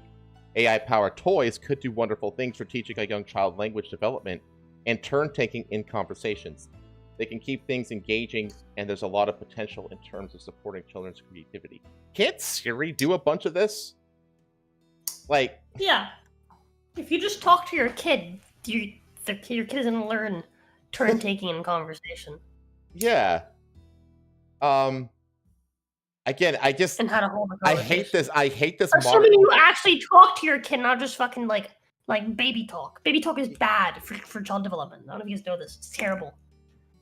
Yeah, again, it's just another Don't like do baby talk with your kids. It just feels like another like big step down that slippery slope of just like essentially like offshoring like parental responsibilities to technology. You know? I mean, I can see situations where like this is good, right? I think black families all across America should get one of these for free. Hey, I mean, an AI father is better than no father. Yeah. When Emma comes home from preschool, I'm prepared to have some deep discussions with her about the inanimate nature of AI, but it turns out that those aren't completely necessary because Grem is now old news. She only chats to it for a couple of minutes and then gets bored and commands it to turn off. Partly it's because Grem, despite costing $100, still has a number of glitches that can be frustrating. It struggles with a 4-year-old's pronunciation. When Emma tries to show Graham her Elsa doll, it thinks it is an Elsa dog, and a very confusing conversation ensues. There's an animal guessing game, which is quite fun, but Graham keeps repeating itself. What has big ears and a long trunk? It keeps asking. You've already done elephant, Emma and I yell multiple times. Then at one point, a server goes down, and the only thing Graham can say is, I'm having trouble connecting to the internet. Graham also has some design limitations. Emma wants him to sing Let It Go from Frozen, but Graham doesn't do any singing. Good. Fuck that song. Instead, the associated app comes with a few electronic music tracks with names like Good Nightmare that you can play through the toy. Emma, not yet a club music aficionado, asks for these to be turned off immediately. Most disappointingly, Graham doesn't speak any other languages. I thought it might be a great way for my kid to practice Spanish, but while Graham can say a few sentences, his pronunciation is worse than mine. If the robots are going to take over, they need to get a lot more intelligent first. That is, I think, actually, you hone in, like different languages. Like that's actually I could see being actually a really good use of AI, of an AI toy that actually like teaches, you know, other, Me you and know, Kay were talking recently about how like her sister, because we were like talking about like language and like how you can tell a lot about how smart a kid is by how fast they learn language. Mm. And she was telling me about how her little sister, who likes to act dumb, is actually really smart and knew 3 languages at one point because she would speak Spanish at home. She was learning English in school, and she would watch Peppa Pig in French exclusively. So she Wow. knew French. She's since forgotten it because the thing is, like, when you don't continue to Oh like yeah, all practice languages and like engage this. in language, you forget it. Yeah, all languages except your native language are like that. No, even your native language is like this. It's a really common thing for like Latin American kids to grow up into no sabo kids because they don't speak like the parents learn English, right? Like for work or whatever, and then they talk to their kids in English because it's more convenient. Now that I think about it, you're right, because like I know And that there's like a then ton of they- Indians that suffer from this. Yep, it's a super common thing for like the children of migrants to like forget their native language, even though it's like their first language. Like I'm leagues better at English than I am at Spanish, even though Spanish is my first language. Mm-hmm. This just goes into like how like, you know, Mattel, you know, is starting to collaborate with OpenAI and stuff like that. So like obviously like toy brands are like really starting to like try to find market share in the AI, you know, in uses of AI integration into toys. Yeah. It says Emma got bored with Grimm quickly, but if AI starts to be integrated into characters she's already obsessed with, like her Elsa doll, for example, I can imagine she might get a lot more attached. Over the next few days, Emma doesn't regain her initial obsession with Grimm. This is despite the fact that I am actively encouraging her to chat with it. Mommy has to write an article, sweetie, at the weekend. She has a couple of friends over and shows off Grimm to them for a bit, but they all quickly lose interest and throw analog toys around the living room instead. Despite losing his #1 fan, however, Grimm has adapted to be more Emma-friendly. After getting a few questions about Spanish, for example, it starts occasionally greeting Emma with "Hola, amigo." The app also allows you to create custom prompts to help guide conversations. For example, you belong to Emma, a 4-year-old who loves princesses, music, and is interested in hearing fun facts about animals. The more you put into the toy, the more you can get out of it. At this stage, however, I'm just keen to get the toy out of my house because it's creeping me out. While Curious says it doesn't sell children's personal information, all the conversations are sent to third parties to transcribe the speech to text for the app. The transcripts aren't that sensitive because Emma is only 4, but it still feels invasive, with unknown entities involved. Yeah, this is another big issue with like AI integration into toys and stuff like that, is especially in like in Europe and the UK where they have GDPR laws and stuff like that, which is it's like basically like data privacy protection laws essentially. You know, having these bots just kind of openly out there like that, they have to be controlled essentially in many ways. That's and there's also like the issue of cybersecurity and stuff like that, which is like a whole other can of worms, which is why like companies tend to be slow to adopt. So there's a lot of hurdles behind the scenes on this kind of stuff. So it says, and while a 4-year-old's chat may not feel too personal, a teenager pouring their heart out to a chatbot is a completely different proposition. In 2017, Facebook boasted to advertisers that it has the capacity to identify when teenagers feel insecure, worthless, and need a confident boost. Nearly 3/4 of U.S. teens say that they have used an AI companion at least once, according to a recent study by Common Sense Media, an organization that provides technology recommendations for families. Chatbots will likely give advertisers unprecedented data harvesting abilities and even more access to young people in vulnerable emotional states. Yeah, wasn't there like... There's been more than one... There was the one... I can't remember if it was a guy or a girl, but someone was actually like... The chatbot is responsible for convincing the person to commit suicide. Do you remember that? Yeah, I remember that. Yeah, like it basically recommended suicide as like a way to get as like the best solution to get over the person's problems. So you know you add shit like that into that. There's a lot of You stop being weeds. sad if you're dead. Yeah. On the hierarchy of things to be worried about when it comes to kids, chatbots, whoever advertising isn't at the top. Earlier this year, 16-year-old Adam Rain. Oh, I just talked about this. I promise I did not read ahead, chat. Adam Rain killed himself after what his family's lawyer called months of encouragement from ChatGPT. Sam Altman, the company's chief executive, has now said it might start alerting authorities about youngsters considering suicide and introduce stronger guardrails around sensitive content for users under 18. Yeah, like, I recently bought the thingy for ChatGPT. The subscription for it. Because I find myself using ChatGPT a lot for D&D, so I recently went ahead and grabbed a subscription for it. Okay. It's nice. Well, that's the thing. Cool. Like, there are good uses for it, but there's also a lot of there's always like there's always a lag. There's three aspects. There's the technological thing, right? And then there's cultural catch up, and then there's legal catch up, right? Yeah. And that gap is usually about 20 to 30 years. It takes a while for cultures to catch up to like massive technological advancements, and it takes about as long, if not longer, for legal systems. We're still trying to figure out like legalities regarding social media. You know, is it a platform or is it a publisher? Kind of, Section 213 kind of laws and stuff. These things are still being debated today, and social media came around like around 9/11. Like, we're 25 years on from like the proliferation of social media, and the law still hasn't completely caught up to it. You know what I mean? So like when you add AI into this, you add AI into kids' toys and stuff like that.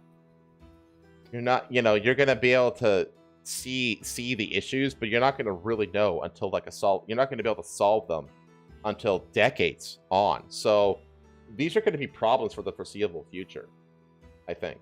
Yeah. That's pretty much the end of the article, but I thought, this Very is one interesting article. Yeah, this is one that Pay actually sent me like last minute, but I immediately I skimmed through it a bit, and I was immediately like, "Oh, this is actually really interesting." You know what I mean? The law always being 20 years behind is a feature, not a bug. Yeah, exact. Yeah, exact. Well, I mean, it happened with it happens with everything. Every time there's think of like the internet. You know what I mean? The internet, the law lagged behind the internet by a good 20 years. That's just the way it is. It takes, like, technology advances faster than culture and law does. That's like the culture and the law are very reactive elements, essentially. But anyway, last little bit of AI news. Sylvester Stallone pitched an AI de-aging Rambo prequel. He says the tech is sophisticated enough to make me 18 years old. This is how old is Rambo in the Rambo movies? I think he's in his 20s. He's in his 20s. Okay. Sylvester Stallone has a new memoir coming next year. In the meantime, he's making the rounds ahead of the season 3 premiere of Tulsa King. Phenomenal show, by the way. And weighing in on some of his classic films. A John Rambo origin story movie is already in the works with Noah Centineo. But although John Rambo is around 34 years old in the first movie. Okay, he's 34 years old. Like, an 18-year-old Rambo isn't Rambo yet. You know what I mean? An 18-year-old Rambo is still in high school. Like, what is that movie? Like, I don't understand. But although Stallone's wasn't involved in the plans for that, when he told the Playlist Binge-worthy podcast that he previously had his own idea for a Rambo prequel. He pitched it as an AI experiment that would de-age him back to a teenager, he told the podcast. Everyone thought it was crazy, he remembered. AI is sophisticated enough to go through Saigon to see him at 18 years old and basically use the same image. So it isn't as big of a stretch. Playing John Rambo won't be easy for any other actor. Yeah, honestly, I feel if you're offered the role of John Rambo, you're gonna take it because that's an iconic role. You know what I mean? One of the most iconic roles in all of action movie history. But at the same time, people are going to compare you to Sylvester Stallone's Rambo. And there's no way you're going to win that comparison. So you're kind of like stuck if you take that role. You know what I mean? Yeah, that's rough. It's rough. It's kind of like another example that's like very recent is how like Liam Hemsworth replaced what's his name, Henry Cavill in The Witcher, and like everybody hates it. Everybody hates it. I haven't even seen it. But the thing is that like, is that out? Well, I don't know if it's out. I know that like it's about to be out if it isn't already out. But the point is that if you're Liam Neeson and you're offered the role of The Witcher, you're gonna take that role. Of course, you're gonna take that role. You know what I mean? But he's gonna be compared to Henry Cavill. Yeah, Yeah, like no, not Liam Neeson. What's the guy who plays Thor? What? What's the guy who plays Thor? It's his brother, Hemsworth. Liam Hemsworth. Yeah. Sorry. Yeah. Liam Neeson is in the new Naked Gun movie, which is actually funny, by the way. You should go watch that too. Liam Hemsworth. Sorry. Liam Hemsworth takes up the role, but it's like, of course you're going to take that role if it's offered to you. But you're going to get compared to Henry Cavill. And you're not going to win that fight. You're never going to win that comparison. So he's kind of stuck. You know what I mean? Like, I have all confidence that the season 4 of The Witcher is not going to be very good. But I don't blame Liam Hemsworth at all for that. You know what I mean? He's innocent in this regard. And I think it's the same for whoever's offered the role of Rambo. Same thing. Like, it's probably not going to be as good as the Stallone Rambos, and it's not the new actor's fault at all. It's not his fault. He says he's become so identified with the role. It's very, very hard. He may do a stellar job, but you're overcoming this because I went through it with Get Carter. Everyone loves the original, and then you're always fighting that prejudice. Yeah, exactly. He's 100% right on this. But John Rambo isn't the only upcoming film based on an iconic Stallone title. Peter Farrelly is directing the Rocky making of drama I Play Rocky with Anthony Ippolito starring as the underdog boxer. But Stallone said he was caught off guard when he first heard about it. I was shocked to read about it. He said, I have zero to do with it. Since I lived it, I thought I might be able to participate and give them some insight, he said. Though that seems unlikely, since the script is reportedly finished. His memoir, The Steps, will arrive on May 5th, according to synopsis in the narrative. This is that season 3 of Tulsa King premieres September 21st. But it also reminds me, like, because they've been doing this. What was the very first instance of de-aging in Hollywood? I want to say it was with the Tron sequel when they de-aged. Oh God, what's his name? Chat, help me out here. What's the guy's name in Tron? He's the guy from The Big Lebowski as well. It's the same. What's his name? Help me, chat, please. No, Terminator Genesis wasn't the first. That came out. Was Genesis? When did that come out? Jeff Bridges, thank you. Genesis came out in 2015. Tron 2 came out in 2010.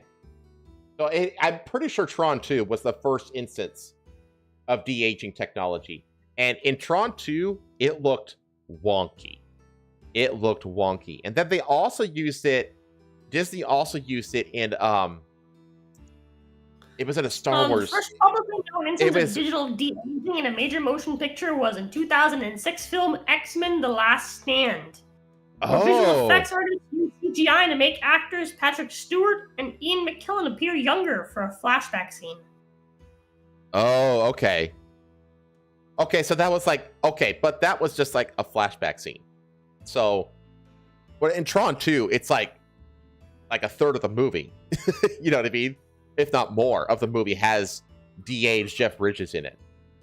And then like, but in like remember like in Rogue Squadron, there was young Luke and a young Princess Leia digitally put into the. No, it wasn't Luke. It was the guy. Oh, fuck, I'm losing all the names. He's a guy that was like in the original Star Wars was like kind of like it was like Tarkot. What was his name, chat? You got to help me here. He was the Imperial like guy who like seemed to have authority over even Vader. He was like, Vader, release him. And then Vader was like, as you wish. You know, I can't remember his name. Moff Tarkin, thank you. It was Grand Moff Tarkin. Yeah. They de-aged him and they de-aged Leia. And they both look fucking uncanny and weird. They were so fucking weird. And then they also did it in The Mandalorian with Luke, I believe. It's gotten better from those initial versions of it.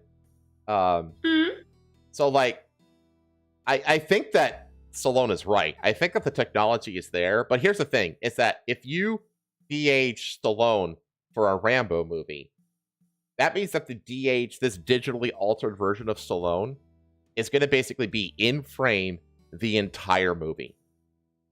So, if you don't get it right, then it's going to ruin the whole fucking movie.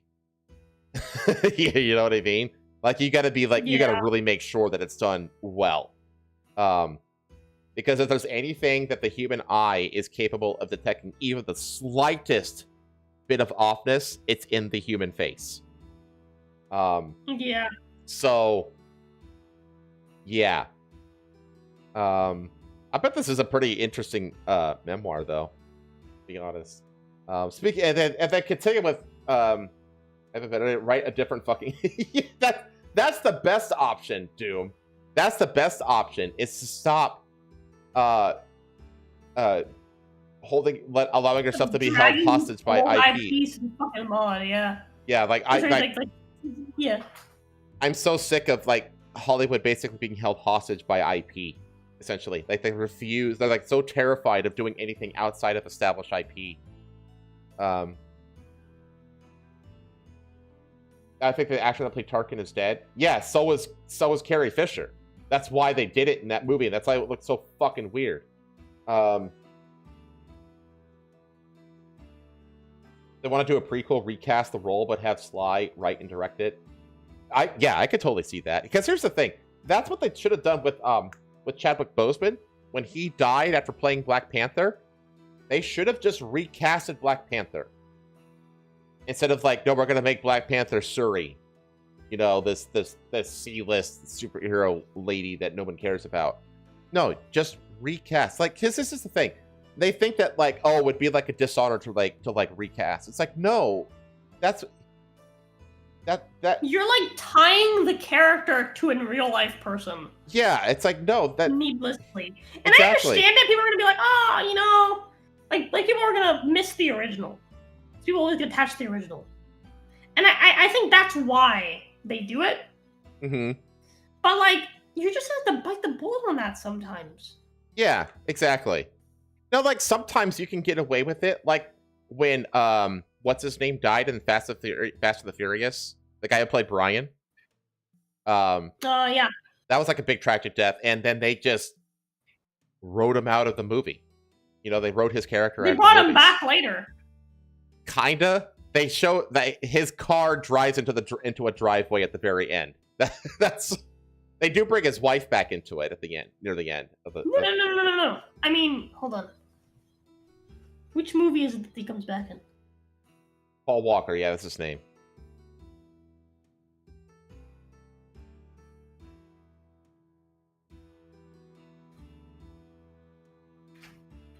I have no idea.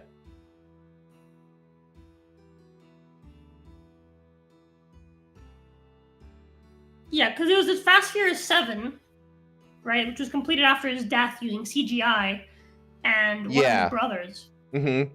Right? Yeah, they altered the script so that, like, because they showed, like, they actually did a really good send-off for him. It was confirmed by Vin Diesel at Fuel Fest in 2025, this year. Okay, so they haven't brought him back yet, but they're going to. For the next movie, for Fast 10 Part 2, aka Fast Furious 11, they're planning to have Brian come back once again using Paul Walker's family and CGI. Really? Bring back the character, yeah. Oh, that's gonna be controversial. Because here's the thing, he was actually giving a very respectful, nice send off at the end of Fast 7. He really was. He was. It was a really touching how they did like that overhead view of the two cars, and then his car just kind of, you know, takes the off ramp off to the right. I made an MSP drawing. Hold on, you can show it the chat. Hold on, wait. Let me give it to you. Let me send it to you. I made an MSP drawing of that scene. Okay. Like a few weeks ago. Hold on here. You can show it the chat. Oh my god. It's about how me and Vienna Sausages parted ways. Oh my god, you're right. Look at that. You totally did. Oh my god. Hang on. Oh my god. I can't believe that we're actually talking about this. It's so timely that you happen to have this. Hey god. Uh-oh. My browser. There it is. Look at this chat. Look how relevant this is. But they did, like, his send-off in Fast 7 was, like, really, really good. And they brought his wife back in Fast 9, I want to say. Yeah, in Fast 9, they brought the wife back. Fast 10, they just started killing a bunch of people. So, I don't know. I guess if they bring Brian back, man, honestly, I would rather them just recast him. Rather than have this creepy digital resurrection, you know? It's like, just recast him. It's okay. You know? So, yeah. I don't know. We'll see. But staying on Stallone for a bit, I don't know if we just decided to talk about Stallone a bit tonight. Sylvester Stallone says that I randomly got just, you know, a bunch of Stallone news, okay? Yeah. I'm sorry. They brought fucking Han back and completely fucked up their own plot lines. Oh god. Yeah. Star Wars is like the most mishandled franchise in all of human history, I feel like. Sylvester Stallone says that Florida fits my personality as he leaves Hollywood for good. He cites clean air and proximity to water. The whole bringing back Han thing was crazy. He says clean air and proximity to water. You have that in California. Like, but this has been, let's see, during an interview with Fox News, the Tulsa King Star said that lifestyle in Florida is a much better fit for his personality than life in Los Angeles. I think that most places are going to be better than Los Angeles, to be fair. Yeah. I'm of the same sentiment, though, to be honest. Like, I'm fucking loving my time here so far. So, the air seems to always be clean. We're very, very near the water, and that makes my wife incredibly happy. Makes me happy, and it's just something about it's just so lush. I went to college there for a couple years, so I'm not a stranger to the environment, but it fits my personality much better. This is him just basically saying, I'm done with all this woke bullshit in fucking Hollywood. In a fucking nice, you know, like, yeah, it just fits my personality, man. In a very amicable way. Yeah. In a very non-cancelable way. You have to remember, like, he's been in the Hollywood scene for a very, very long time. Oh yeah, yeah. He really has. He knows the song and dance. Hang on, let me reload this so it'll right. Will make it play? Okay, it's just not gonna play. We're gonna sell this house. We already have the place. It's a done deal. Ron DeSantis' wife, Casey DeSantis, welcomes the Stallone family to Florida in a message on X at the time. Welcome to the free state of Florida, Casey wrote, alongside a clip of Stallone's conversation with his daughters. In addition to respecting and protecting your God-given constitutional right to be free, you can also buy toothpaste without having an armed guard at CVS unlock it for you. That's a good little jab. And it's completely true. Speaking of DeSantis, so while I was in Miami, I sat down with my grandpa while, like, Pizza was cooking. We were just kind of watching the news. God damn, this guy's And- producing some and- hot daughters. God damn. I mean, look at his fucking wife. I know, God right? damn. Yeah, right? But what was I gonna say? So my grandpa is kind of like hopped onto like the lefty train. Oh, really? Because like he's constantly watching the shitty fucking like he can't like go out and stuff and do stuff anymore. Like when we got there, like the grass was overgrown and whatnot. So he spends all of his time watching TV, watching what my mom puts on, watching the fucking shitty MSNBC like, and bullshit like that. fucking no worse. It's the fucking Telemundo? Yeah. Ugh. Right. And so he was like, we were watching like the news, like Ron DeSantis mentioned, and he was like, that fucker making his crazy prison and in the Everglades with the fucking crocodiles. And Alligator shit. Alcatraz?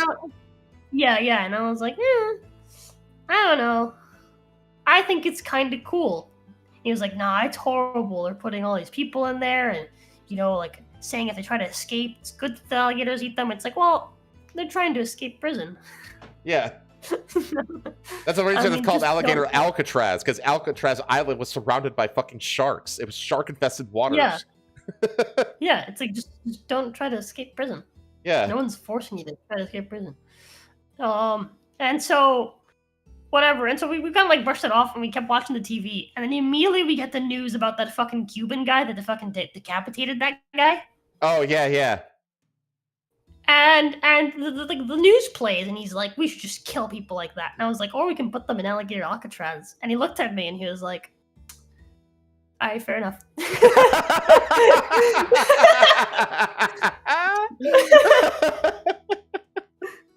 That's great. But yeah, anyways, sorry. No, you're good. You're totally good. Five and Spoke with Foxy Digital, the inaugural Rocky Days. It is funny. It was worth sharing. Thank you. Basically, it gets going on about how they were born and raised here and everything like that. They, at least along the East Coast, there really wasn't anything left to be in California. A few of our best friends also moved. I think it's a good change. That's actually one of the reasons that I left Colorado, because most of my friends moved. And so I was like, you know what? I really don't have enough here to anchor me anymore. Time to get out. And now, when I went back for the convention a few weekends ago, my friend that I go with conventions, who said that if it weren't for me wanting to stay with my niece, because her niece is like the daughter of divorced parents, and so she like wants to be there for her niece because her relationship with her parents are kind of fucked up. She said if I didn't have to take care of that niece, I'd have been out of here so fast, like years ago. And she's a lefty. She's a lefty too. She's like, I hate this place. I want out. Yeah. And she wants to go. Part of her family wants to go back to Florida, and she wants to go like to the Northeast coast, like around like I think like Virginia, North Carolina, or something like that. I can't remember. Let me see of his Netflix documentary Sly. Stallone spoke about the decision to move, saying it was beneficial to his creativity. I wasn't moving because, oh wow, I want another beautiful view. Anytime changing that paradigm when you become used to literally to jumpstart that process again. Buffett also made it clear in her interview that change was the primary factor, not any concern over crime rates expressed by some celebrities. Crime everywhere, there's crime in Florida too, so I didn't move because of crime. You can find it anywhere you look, even in small towns, Mother of Three said. It's true. Yeah, I think California is probably the most beautiful state in the United States. I absolutely love it, but I just needed a change. I felt like I've been there long enough, and life is still short. I wanted to make a change and not just be sitting in one house the rest of my life. And honestly, this is a trend too. There is currently what's happening in Hollywood. There is currently, because first of all, Hollywood is burning right now. Like, all the summer blockbusters that everybody loved, like the Fantastic Four, Superman, a few others, they got beat by Jurassic Park, which people thought really sucked. But basically, even with good movies, Hollywood cannot get butts in seats anymore. Yeah. And so I think one of the things that you're seeing is that you're seeing a decentralization from Hollywood. You're seeing basically a Hollywood diaspora start to form, where they're starting to actually move to even like Colorado is actually a place where like a lot of filming. Georgia is another place where concentration is happening in Hollywood, from Hollywood, and Florida is another one where people from Hollywood are moving to. There's a decentralization happening because Hollywood, I mean, if you're a failing business, the last place you want to have that business is in fucking Florida, because it's just hostile. The state is hostile to any kind of business, essentially. Yeah. So I think this is just another part of it, where like you're seeing more and more celebrities are just like, you know what? I don't want to be in Hollywood. I think Chris Pratt is like this. Chris Pratt doesn't live in Hollywood. There's a bunch of people that just don't live in Hollywood anymore. So, anyway. New Mexico, yeah, New Mexico. You're right. You're 100% right. New Mexico is another place where a lot of people are going for filmmaking. Yep. Huh. Okay, this next one is another one of yours. I will let you read this one. The Great Horse Poop Debate. Tensions rise in Brandonton's horse poop debate as companies agree to pause rides. I'm going to zoom in so you can read it. There you go. Here you go. Horseback riding companies have agreed to pause operations along Palmasola Bay for 1 month in an attempt to end this year's long debate over whether horses pollute the bay. Recently, more advanced sampling of Palmasola Bay found horse DNA was a source of bacteria around Palmasola Causeway, prompting a lengthy presentation at Wednesday's Brandonton City Council meeting. Officials hope the pause will shed light on whether horse poop is to blame for water quality issues in the area. Executive Director of the Sarasota Bay Estuary Program, SABEP, Dave Tomasco, said his organization and Suncoast Waterkeeper collected 3 samples so far, and 2 sets of results are in. Between the 2 results, they found horse DNA present in all 4 spots along the Palmasola Causeway, but every sample that had a hit was unquantifiable, meaning horse DNA was detected, but the amount was too small for the laboratory to determine a percentage. In his presentation to the City Council, Tomasco proposed asking the horseback riding companies to stay off the causeway for a month. It's an experiment to compare samples of when the horses are there versus when they are not. Mayor Gene Brown announced that the horseback riding companies already agreed and halted operations along the causeway on September 8th. They'll remain off the causeway until October 6th, according to Brown. I just want the facts out, Brown said. Will a month without horses be effective?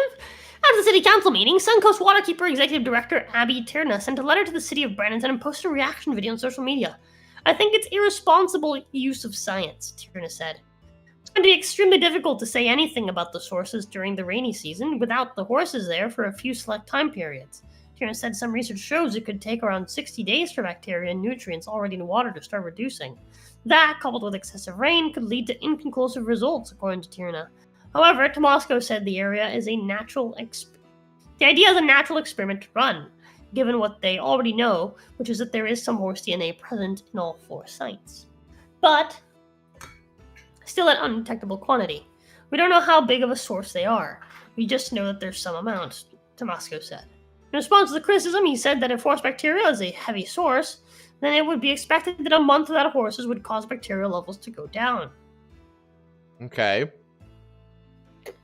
He also agreed that there are likely several sources of bacteria. DNA testing also found bird DNA to be a source of bacteria at some sites.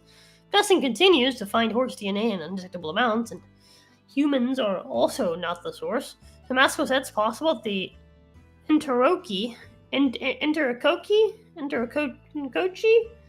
think it's could come from decomposing. Enterococi could come from decomposing vegetation. Enterococi is one of the main fecal indicator bacteria, and is the one that Suncoast Waterkeeper uses in its weekly reports. But Enterococi is not specific to horses, humans, birds, or even animals, hence the original need for advanced DNA sampling. Wait, what? He also said some research suggests... Huh? It's the main fecal indicator bacteria, but it's not even exclusive to animals? Like, what? There's things besides animals that poop? I don't understand. Whatever. Plants? I don't know. They said that it could come from decomposing vegetation. Oh, okay. It doesn't seem like it should be that good of an indicator of fecal matter then, if it's so ubiquitous across so many things. I don't know. That was my very first thought about this, by the way, because like I've been on like those horse ride tours along the beach and stuff like that. I went with my parents in California, I think. No, it was in Mexico. And I immediately thought, like, how much of these horses shit in the ocean? You know what I mean? That was like one of my thoughts. But then I also think birds shit way more. Yeah. In the ocean. So I actually bet that the amount of bird shit in the ocean dwarfs massively the amount of horse shit in the ocean. Probably. Tomasco said some research suggests that elevated levels of according to vegetation and plant debris doesn't mean that fecal sources aren't involved, Tomasco said. It simply means it doesn't have to be a fecal source to give this elevated bacteria. Horseback riding companies agree to sacrifice revenue. Carmen Hansen owns Sea Ponies Horseback Riding, one of the main horseback riding companies along the causeway. She said the loss of revenue for a month will be worth the possibility of being paid. It's very aggravating, Hansen told the Brandon Herald. We're so tired of fighting every year. Yeah, imagine she's like, yeah, dude, fuck it. I'll take a month of like revenue loss just so that people quit fucking telling me that like my job is bad for the environment. And not just that, but she should, like, the businesses should be compensated for closing down to allow this. You know? I agree. So, but she's at the point where they're like, I don't even care about compensation. I just want the debate to be over, so I don't have to fucking deal with it every goddamn year. You know? Yeah. Like, that's how. That's Hansen and staff does their part by following horses with pool nets to collect poop as the rides go on. The company also recently purchased inflatable boats to go further in the water after rides are done to further enhance cleanup efforts. Ew! Man, what this job pays? Just like ocean shit scooper. Or ocean horse shit scooper. $12 an hour plus benefits. This image is, by the way, this image on the back end is called poopscoophorses.jpg.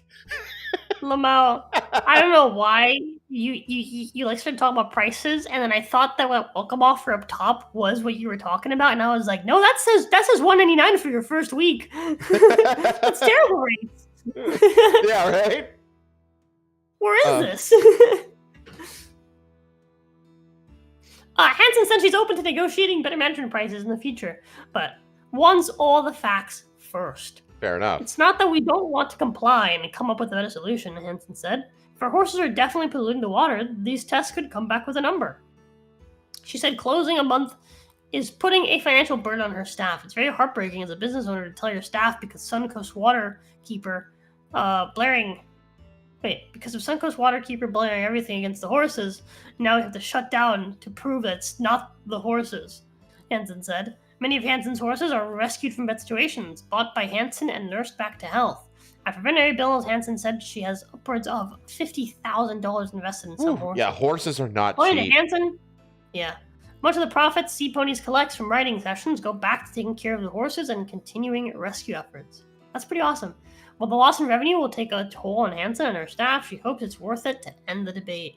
We're willing to do anything, Hansen said. If this will put an end to this, at least for a couple years, and it's worth not working for a couple weeks.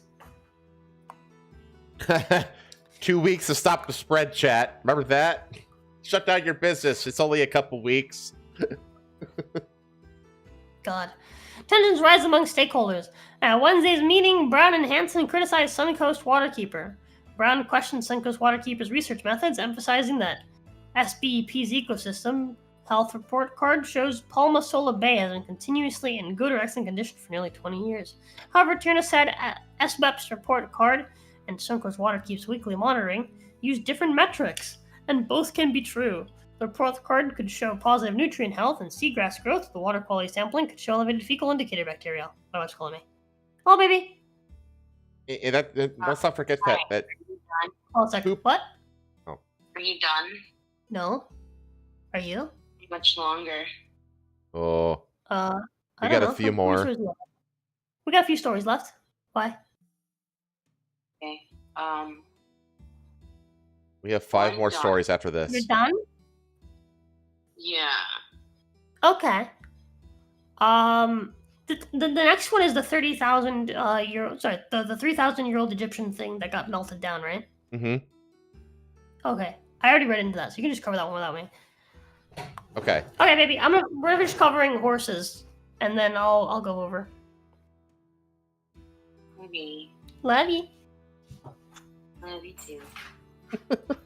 But anyways, on Wednesday, Hansen told council members that Suncoast Waterkeeper has been on a witch hunt for the horse companies, and some of the rhetoric is becoming harassment.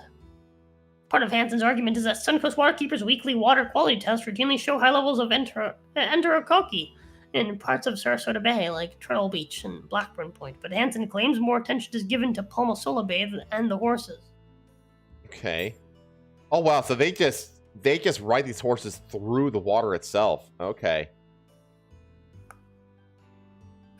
Tuna said she walked away from the city council meeting feeling terrible about where the debate stands. I wish it would have never gotten this far, Tuna said. We never intended to hurt anybody. We never said horses are the sole reason for Palmasola's water quality ills. Tuna said she believes social media comments and public rhetoric could have contributed to the heightened tensions, and said sometimes social media comments lead to misinterpretation when things are taken out of context. I think we lost control of the narrative and somehow are being blamed for something, Tuna said. Speaking to the Brennington Herald, Tuna reiterated Suncoast Waterkeeper is pushing for better management practices, not for horse riding companies to be excluded from the causeway entirely. Moving forward, Tuna said she plans to meet with Brown and said all stakeholders involved in this debate should look into better management practices. I have a question before you leave to go get pay. Why not just compare the water quality of where the horses are to the water quality of nearby areas where the horses are not? Because if they're the same, then the horses aren't really doing anything, even if their poop is present in the water. Here's the thing, chat. Yeah. Especially in the ocean is filled with microscopic critters. Okay? It is filled to the brim with biology that loves to chomp on fucking poop and waste products and such as that for sustenance and the like. Like, the ocean is phenomenally good at essentially diluting and breaking down and destroying pretty much, well, I would say just most things. Especially things that are naturally biological in nature. Yeah. Like plastics, obviously not, because that's not like a natural thing. But anything that's biological, the ocean is phenomenally good at getting rid of it. like really fucking good. I would like to. I'm just like, yeah. The you can detect fecal matter. If you did a sample on like half the water in America, you would also get like very, very, very trace amounts of bad things. You know what I mean? Including fecal matter. So it's not like, I don't know. I'm over with my wife. Okay. I'll be back. But yeah, chat. It just seems to me like I feel like I'm on the side of the people who run these horse causeway businesses. I'm just like, just do the fucking studies already and get it over with, so we can either continue doing business without constantly getting hassled by these fucking, environmental groups, or we can change our business so that it's not an issue anymore. But either way, we want to stop getting harassed by these people every fucking year, essentially. I'm on their side with that. So, anyway, let's talk about this. So chat, there is a trope. There is a trope about how there's the artifact return movements across like Africa and such like that. Basically, there's all of these indigenous populations, particularly in Africa, but also like in India and a few other places, that are like trying to like get the British Natural Museum to return various artifacts from its exhibits and stuff like that to their countries of origin. Right? It's like there's a term for it. I can't remember what it's called. But it's like basically like an artifact reclaiming kind of plea. And the trope is that this would be my argument against that, is that number one, a ton of these artifacts that are in the British Museum were basically rescued from destruction, negligence, etc., from the local populations, because the local populations don't actually give a shit about its own history and the cultural artifacts that represent that history. That's number one. Number two, whatever they give back these artifacts, they always get either stolen, destroyed, or sold into private collections, and where it ends up just on some rich motherfucker's desk where nobody else can see it. Basically, they use it as a laundering scheme. Like, we need money, so let's claim the victim of the British Museum's artifact theft, and then so we can get a couple artifacts back, and then we could sell them for a quick influx of cash. Because I need a new yacht. I'm the president of Angola or whatever the fuck. I want a yacht. I'm gonna sympathize with the people and get them to give me back one of the artifacts from my country so I could sell it to a private collector for $2 million, and they'll use that $2 million to get a yacht. Problem solved. Like, that's why these things should stay in the British Museum, because the local cultures where they originally came from are either too corrupt or too apathetic to properly handle the artifacts. And this is just another data point for why the British Museum should not return a fucking thing. Egyptian officials reveal sad end in case of 3,000-year-old golden pharaoh's bracelet stolen from a museum. Cairo, just several days after authorities announced that a rare 3,000-year-old golden bracelet had vanished from a restoration lab at the Egyptian Museum in Cairo, the fate of the artifact has become clear. It was stolen by a restoration worker who sold it for less than $4,000 and was then melted down and lost forever. Again, they don't give a shit about their own history. Egyptians Ministry of Tourism and Antiquities issued a statement on Tuesday saying it had referred the case to public prosecutors and other relevant law enforcement agencies to take the necessary measures to recover the artifact. The statement noted that some photos that had circulated online were not actually of the missing bracelet, which was a golden bracelet adorned with spherical lapis lazuli beads belonging to King Amenemope. Photos that circulated online showed another item that remains on display at the museum, which was never missing. The ministry said authorities delayed going public with the disappearance, which came to light on September 9th, in an effort to secure the investigation's progress. It said all Egyptian air, sea, and land crossings were put on alert to prevent the artifact being smuggled out of the country, as has occurred in other smuggling cases.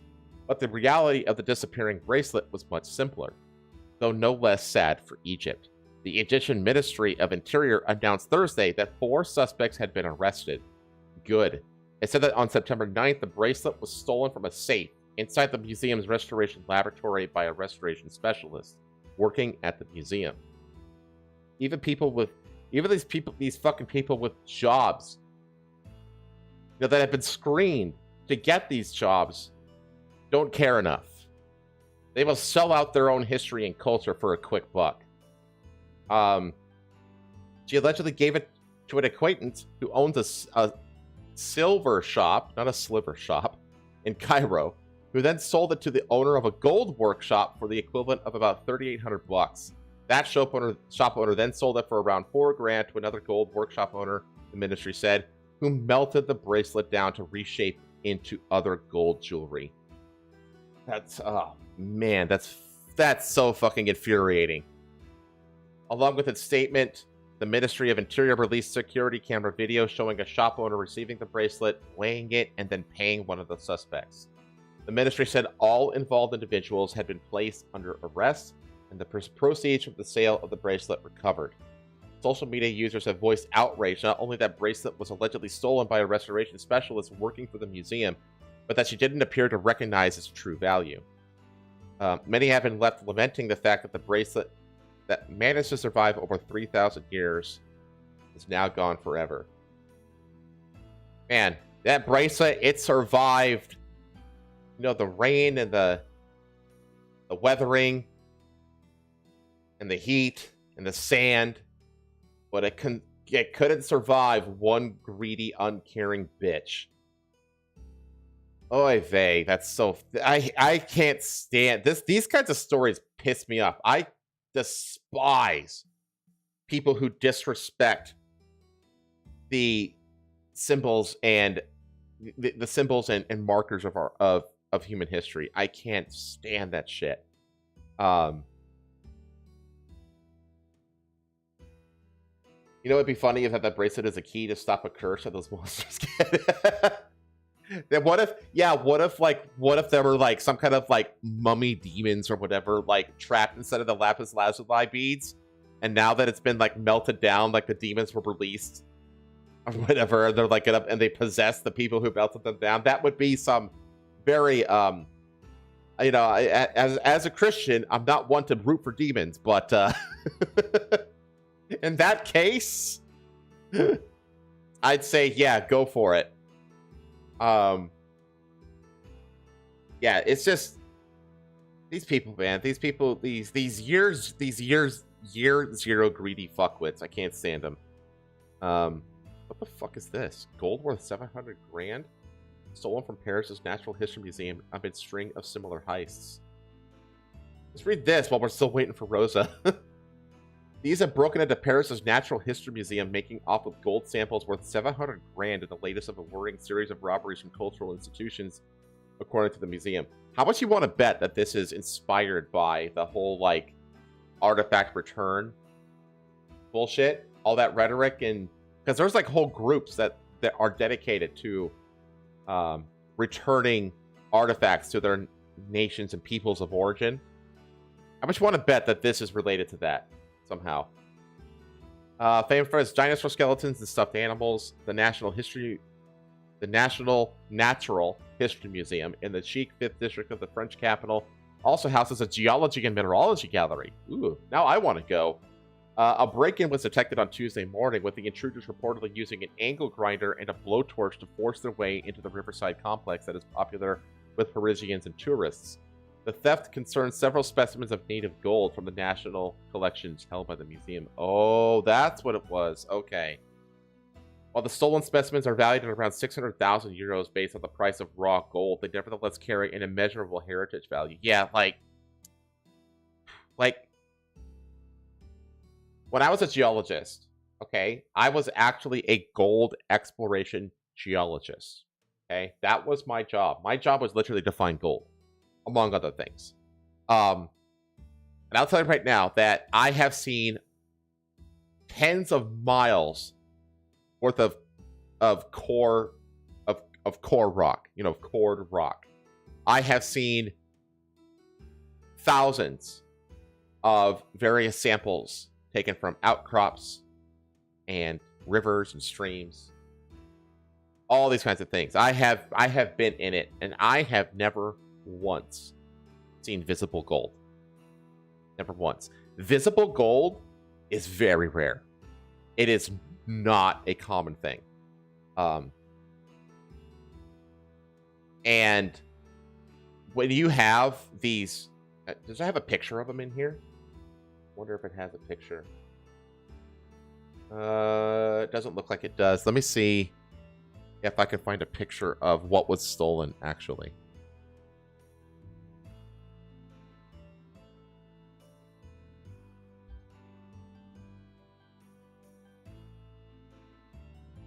See if I can find a picture of it.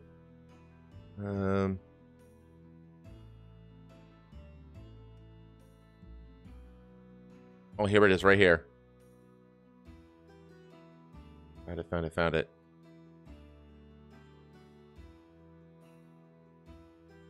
This is what was stolen. You don't have any idea how rare it is to find just a little nugget, or let alone a vein of gold.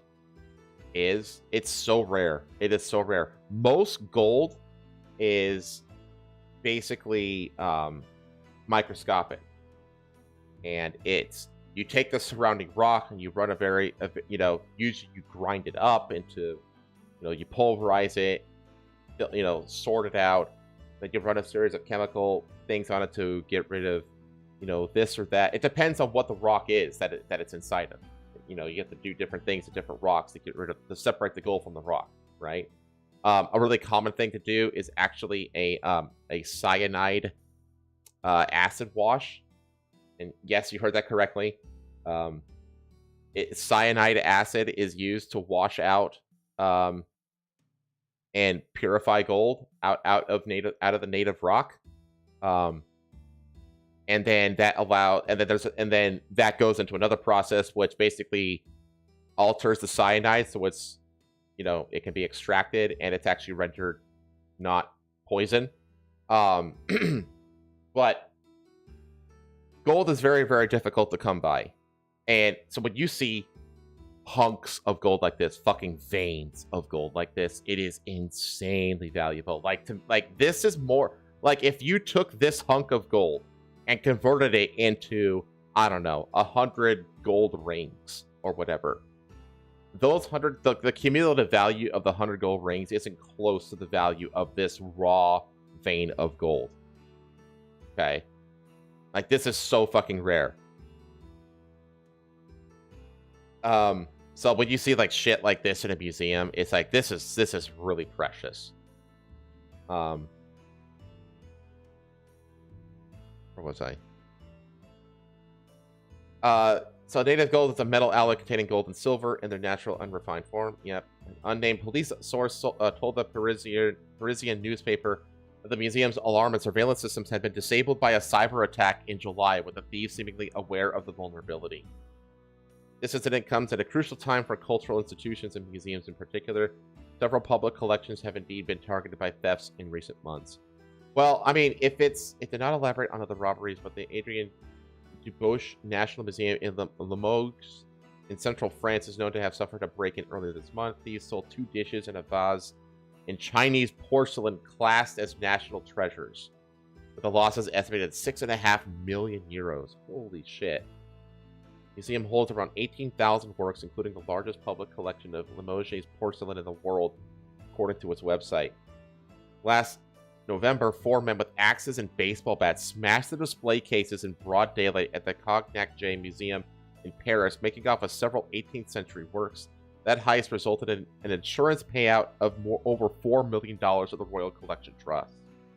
The next day, jewelry valued at several million euros was stolen during an armed robbery at a museum in Saône-et-Loire in central France. My God, like these robberies are happening like all the fucking time. What the hell? In May 2024, armed robbers hit a jewelry store on one of Paris's poshest streets, and media reports that the target was the exclusive Harry Winston Boutique, self-described jeweler to the stars. But, okay, well, I mean, I don't think about this. This is not stealing this. Number one, because it's gold, very easy to off-sell it, because, again, like the people in the heist for this fucking bracelet, you can melt it down. And you can melt it into basically the same kind of bars that would come out of a mining site. Or not necessarily a mining site. I don't know. Depends on what the logistics are. Sometimes it's smelted on site, sometimes it's not. Just depends wherever it's smelted. But like this gold, like these kinds of things, you could very easily launder this, melt it down and launder it. It's whereas something like this art or these Chinese vases, what are they called? Leger? What are they called? What was it? Just about Chinese porcelain class as national treasure with the lost. Okay. Did not elaborate on the robberies with the Adrien Dubauche Limoges in central France is known to have suffered a break-in earlier this month. $11 million stolen from the museum in France in the middle of the night. This was just, wow, this was 2 weeks ago. 2.5 weeks ago this happened. Man. That's fucking wild. I had no idea that all this shit was happening over there. Hey, Kara. Hello. Wait, was that gold? Also, hello. Rosa is off picking up the wifey from work. I'll be back very soon.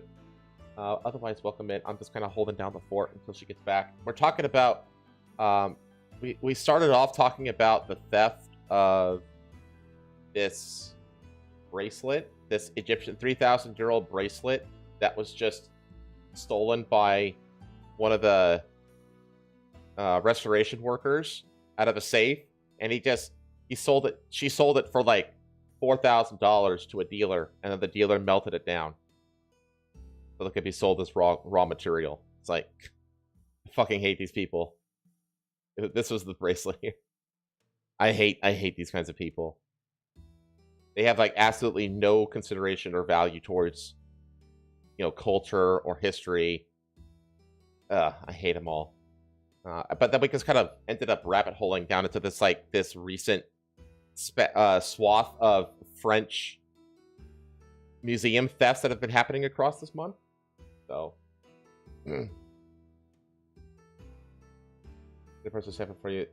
Here's the thing, though, is that like when it comes to gold, most of you probably know this, but it's called chain of custody. Chain of custody, like if I was caught, or anybody up at the mine I worked at was caught in any way fucking up a chain of custody form, we would be fired on the spot. Because when it comes to gold and assay labs and stuff like that, assay is just like the lab that basically tests the rock that you send it for what the chemical composition of the rock is. Like the way you do it is you take samples in like 5-foot intervals, right? And then you segregate those samples into like sometimes it can be as like it can be gravelized essentially. So not like core rock, like long core rock, but like it'll be turned into like a gravel. You can set the gravel off in like these like they're like burlap sacks essentially. And you have to there's all of these precautions that are taken to make sure that the lab doesn't you send blanks and spikes. So you send samples that you know for a fact have no gold in them, and then you also send them samples that you know have gold in them, and you know how much gold is in the sample. And you basically take those and you mix them up randomly throughout the thing, and then you have to there's like a numbered sequence, right? And you have to basically, what you do is you know what the sequence is, and then but the number that you assign to it is randomized.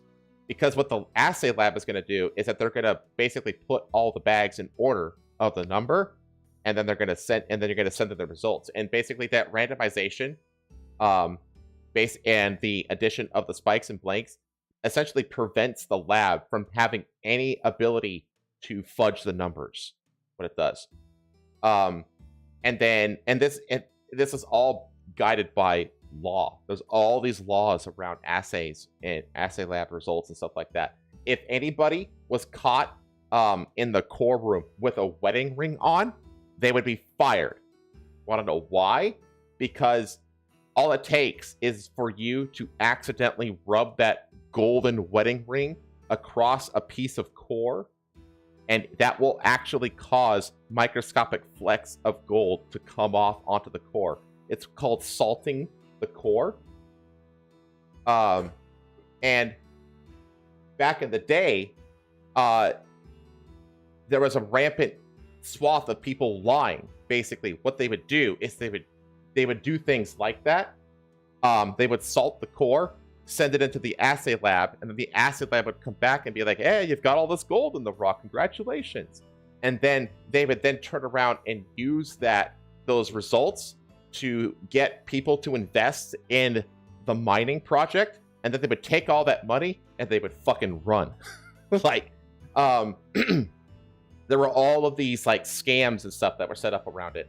And so now there's your company could be shut down overnight if you're caught salting the core, essentially, even if it was done by accident. Hey, hello. So wedding rings are a very common source of gold, right? And so if anybody was caught with a wedding ring on inside of a core lab, they were immediately fired. Like it was like gold is taken very, very seriously, chat. Are you gonna do the rest of the show? Oh no. Okay. I just came here to let you know that we're home. There's Okay. this kid, very clearly autistic kid, who kind of came up to our driveway and was talking to Rosa. Mm-hmm. Very sweet, awkward kid. My brother had warned us about him and was like, yeah, there's just like homeless, old, autistic dude that's going to try to come up and talk to you. And meanwhile, it's like a kid, maybe like mid-teens, possibly early teens. Okay. No, he was like late teens. No, his size. Oh, hang could on. be Actually, Hang on. early Before you teens. keep going, Kara. Peach fuzz on his fucking upper lip. Yeah, you're Yeah, right. he's got like peach mid-teens. fuzz. He's like- I know that. He's like 14, 15. I know what He's never Southern shaved. teens look like. Hang on. Anyways. Hang on. Kara Yeah. says that I might like Ruri no Hosoke, which means Yeah, Ruri's right. rocks. I've seen You've that. watched that, haven't you? I've seen that. I've seen that 4 times through already. Like, Oh I God! fucking That's how love- much you like it. I love that show so much because it's just nothing but it's nothing but geology nerds. That's all it is. And the thing that I love about it so much is that it's all correct. It's all accurate. Oh, I thought you liked the big boob lady. Well, that's just a bonus. But all the geology in that show is correct. And a lot Well, of I'm gonna let. and a lot of what they've done at that show, I have done in real life for a job. Like all they do a lot of panning for gold in that show. That's what I did. I did that when I worked at the mine.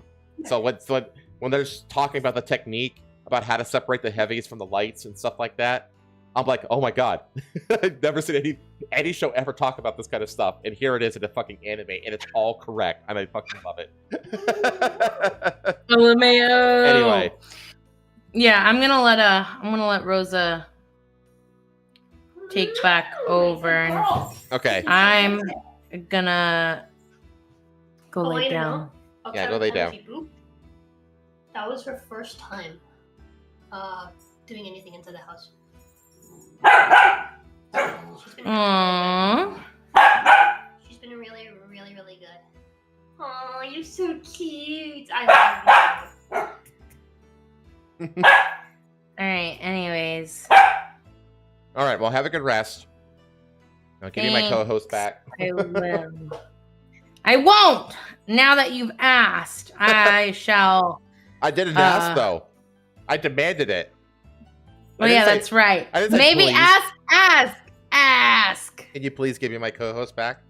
Yeah, you can have your co-host back. Thank you. Oh, she'll be back. Oh man.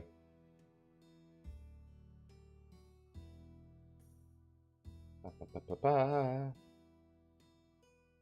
Also, hi, Bug. When did you come in? How long have you been here?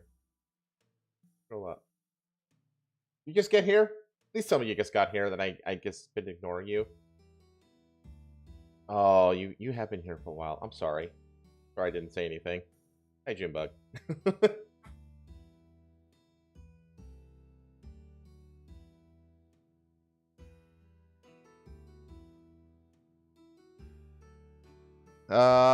Okay. We have 1, 2. I got 3 more stories, and then we'll go into clips of the week.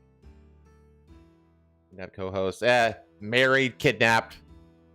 Is marriage nothing more than mutual kidnapping, after all?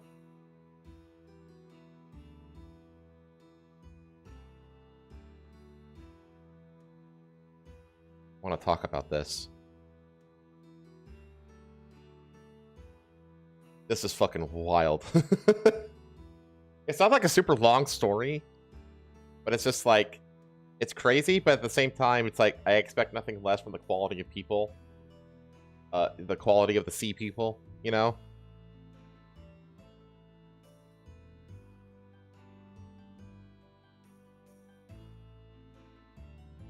Come on. I see the model moving. I'm back. There you are. You're good. No, You're okay. We got three. You got what? We got 3 more stories. Okay. So first one. Okay. Oh.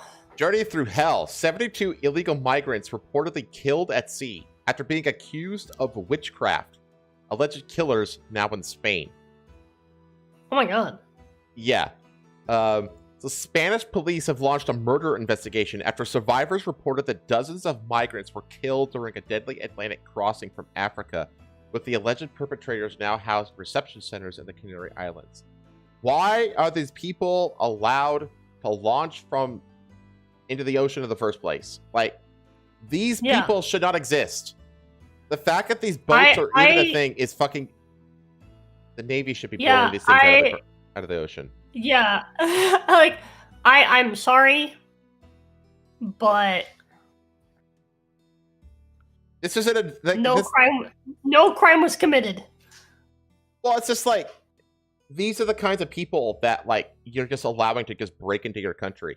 Just, like, invade the beaches of fucking Britain as if it were fucking Normandy. You know? It's like... I cannot believe that it's insane to me how the British Navy isn't just blowing these fucking invasion boats out of the water. Like, well, so these were heading for the Canary Islands, which belong to Spain. Yeah, I know, but same thing. According to, well, it says that they're housed in reception centers in the Canary Islands. I bet you they were on the way to Britain, though. According to witness testimony, between 20 and 30 young sub-Saharan men aboard a migrant boat carrying 320 people from the West African coast. I misunderstood. To kill fellow passengers during the 15-day voyage. 72 migrants were accused of witchcraft, murdered in cold blood, and their bodies thrown overboard before the vessel arrived at the Canary Islands on August 25th. Okay, so they were going toward the Canary Islands. Okay. Yeah. Why? A total of 248 migrants survived the journey and are now residing on the Spanish archipelago. Judicial sources said that the killings began after disputes over food and water supplies. When theft accusations failed to justify attacks, the suspects turned to witchcraft allegations as grounds to kill. Oh my god, they just had a full-on, like, Salem moment, but on a boat. Yeah, right? This should be a movie. Salem Witch Trials, but on a boat. That's the title. They don't kill you because you're a witch. They call you a witch so that they could kill you. Dun dun dun! Survivors told police the Canary Witch Trial. What have to be in Spanish, though? How do you say that in Spanish? I don't fucking know. Survivors told police that groups of young men carried out the murders. Like a Spanish speaker to you? Attempt to assert control. I don't speak Taco. You speak Taco. And preserve resources. The National Police are now working to identify all of the suspects who are believed to be spread across shelters on the islands. Several witnesses have already confirmed the massacre, and arrests are expected soon. Authorities have not yet determined whether women or children were among the victims. If convicted, I guarantee you there weren't. There are no women and children in here. The fuck you on about? Yeah. These are fighting age African adventurers. That's what they are. That are just. I can't see a single woman. No, there's not in these pictures. No, wait, hold on. I think I see one. Hold on. Go. I think I spotted one in a yellow hat over near the right center. This? Is that a woman? No. That might be. No, it's not. No. That's not. Dang. I tried, Chad. In May, Crimes and Sixes, published by Spain's Ministry of the Interior and cited by La Razón, revealed that homicides on the Canary Islands had soared by 400% this year compared to 2024. Oh, fuck. I wonder if that has anything to do with the influx of the sea people to them. Huh. Holy fuck, I'm sure there's no connection to the African people who, like, who go through Salem witchcraft trials. Oh, my God. Go down. Wait, hold on. Go down. With attempted murders and sexual assaults. Both rising. So, yeah. Yeah, they get to the island and they start sexually assaulting the women. The beautiful Latina women. Actually, they're not Latina, though. They're just Spanish-speaking white people. In the Canary Islands? Yeah. Off the The coast Canary of... Islands, I think. So some of them It's are off the coast of Spanish Africa. people.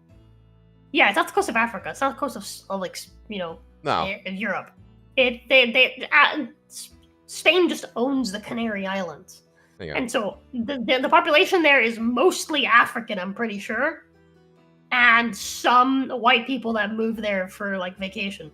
If I'm not mistaken. Let's see here. Maybe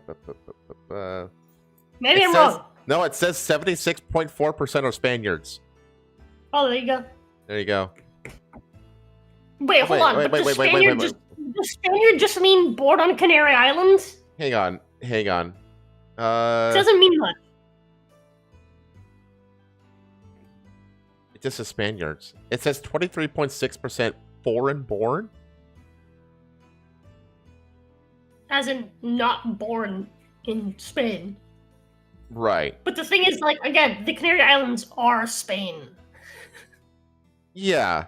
That's like if I asked you like what the the ethnic makeup was of Hawaii, and you told me they're like the other like 80% American. American. Yeah, You know, exactly. like, That's it why I was. doesn't tell me fucking shit. Yeah. No, you're right. Hang on. I'm trying to find. I have to look into it more. It's irrelevant, honestly, though. Let's see. This is like they're 75% European, 22% North African, so I think they are like and actual Spaniards. 3% Sub-Saharan African. Yeah, it looks like, yeah. Okay.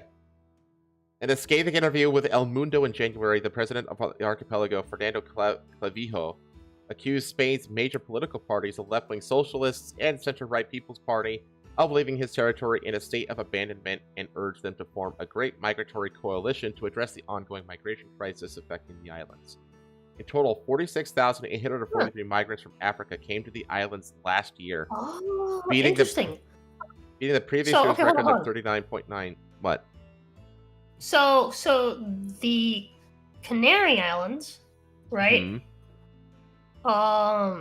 Humans and descendants played a major role during the conquest, colonization, eventual independence movements of various countries in Latin America. So these are the people that actually, like, the people from these countries are the people that went. So yeah, this makes sense. This is why like a significant portion of my Spanish heritage comes from the Canary Islands.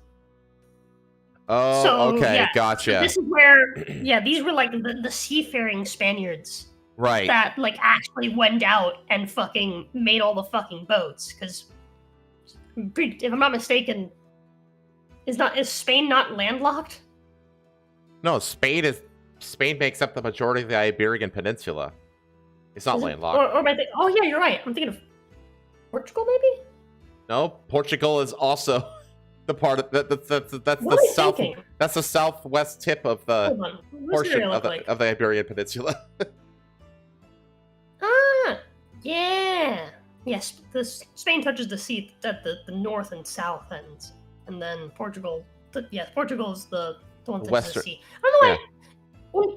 In my head, Spain was somewhere between France and Portugal, and Well, Morocco. Well, it technically is between Portugal. It is between those places. In my head, that was all land. Okay. That's And then funny. it touched the fucking sea over on like the internet. Right, right. Yeah.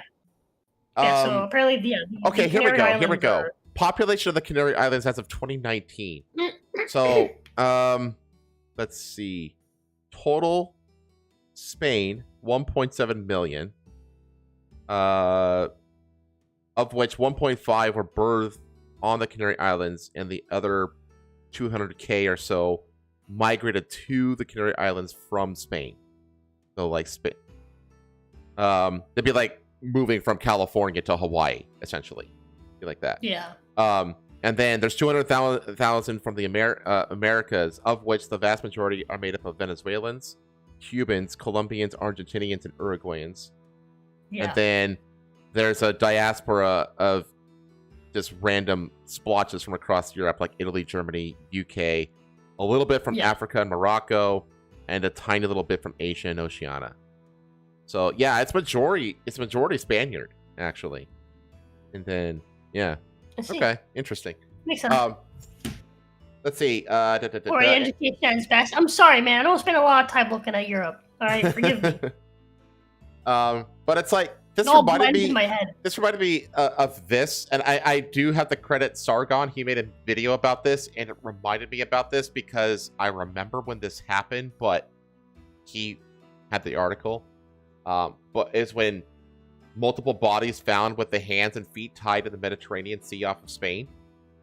Oh my fucking god! Yeah, this so is they're them. Yeah, well, this was back in June, though. This was back in June, when basically a bunch of bodies with their hands and feet tied together were just washing up on the shores of Spain. So it's like, Okay. this is clearly not the first time that this has happened. Something like this has happened. You know, where they decided, Okay. yeah. So clearly, Africa does not send their best. Although maybe this is their best, actually, and we're just engaging in brain drain. Yeah, really quality people that we're allowing into that Europe is just allowing to just flood into it. Okay, next one is yours. Look at all those future doctors And lawyers. Don't forget lawyers. and lawyers. Doomed cannibal star could soon explode in a supernova so bright it would be visible during the day, chat. Are you ready? The speed at which the doomed stellar system is lurching wildly, likely due to the extreme brightness, is a frantic sign of its imminent violent end. Look at that illustration of a white dwarf about to explode as it feeds on a companion star. Look at it. Look at it, chat. Look at it. Look at it feed. Anyway, look at that white dwarf. Anyways, Ghibli? Betelgeuse may have competition for the most exciting star about to go nova near Earth.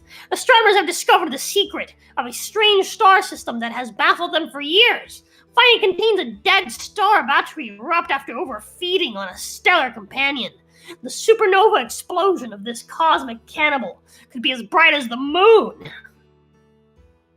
Really kind of like brings it down, doesn't it? I was gonna say. Brings down the epicness. It's as bright as the moon, making it visible with the naked eye over Earth, even in broad daylight. Before you continue, And the system in question is before you continue, I want you to say hi to Kara Malone of Flavor over in the chat. Hi, Camelot of Flavor.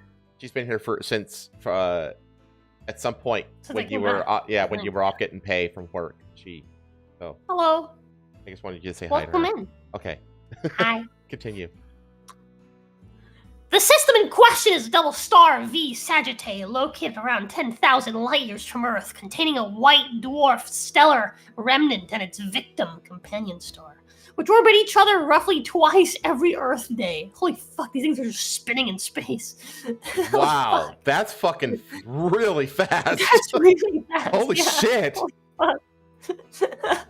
The new research and the revelation of this white dwarf's imminent catastrophic fate answers questions about V Sagittae that have lingered for 123 years. How are you? I'm doing alright. Pretty good. Pretty good. V Sagittae is no ordinary star system, no. It's the brightest of its kind and has baffled experts since it was first discovered in 1902. Team member and University of Southampton, or Southampton. Southampton, or Southampton. It's Southampton. Southampton researcher Phil Charles said in a statement, "Our study shows that this extreme brightness is down to the white dwarf sucking the life out of its companion star, using an accreted matter." Accreted? Using the Accredited? accreted matter. Using the accreted matter to turn it into a blazing inferno. It's the same base word as like accretion disk. Have you ever heard that term? Okay. Yeah. No.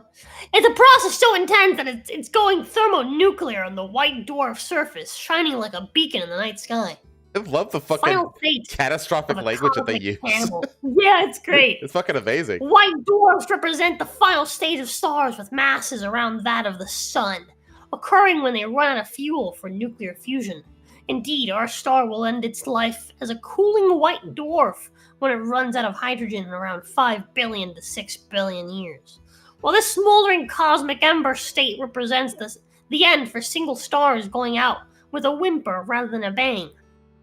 White dwarfs that have a stellar companion can get a second lease on life, and a more conclusive and explosive end. This happens when its dense stellar corpse is close enough to its companion star to allow its gravity to begin stripping away the partner's stellar material. So This material it's can't a fall. necromantic cannibal. Yeah. Holy This shit. material can't. Oh my god. It's like me and Paige's like you know, It's like your dream. sexual interests combined, but in space. In space. Hey, look, This they actually material used the can't term I fall just used. straight. Hold on. This material can't fall straight to the white dwarf because it has angular momentum or spin. That means it forms a swirling, flattened cloud of matter around the white dwarf called an accretion disk, which gradually dumps matter to its surface. The situation continues, and the stolen stellar material piles up on the surface of the white dwarf until it pushes the stellar remnant past the so-called Chandrasekhar Sure. Chandrasekhar limit. Sure. Can you say it? What is it? However you want. Chandrasekhar limit of Chandrasekhar. 1.4 solar masses. This is the mass limit that a stellar remnant has to exceed to trigger a supernova. The result is a type La supernova that usually That's type is a 1A. type La. Type 1A. The It's type uses- 1A it's just- supernova that usually just uses completely Roman destroys numerals. the greedy white dwarf star. However, this team found something very different and extraordinary happening with the stellar material being stolen by the white dwarf in V Sagittae.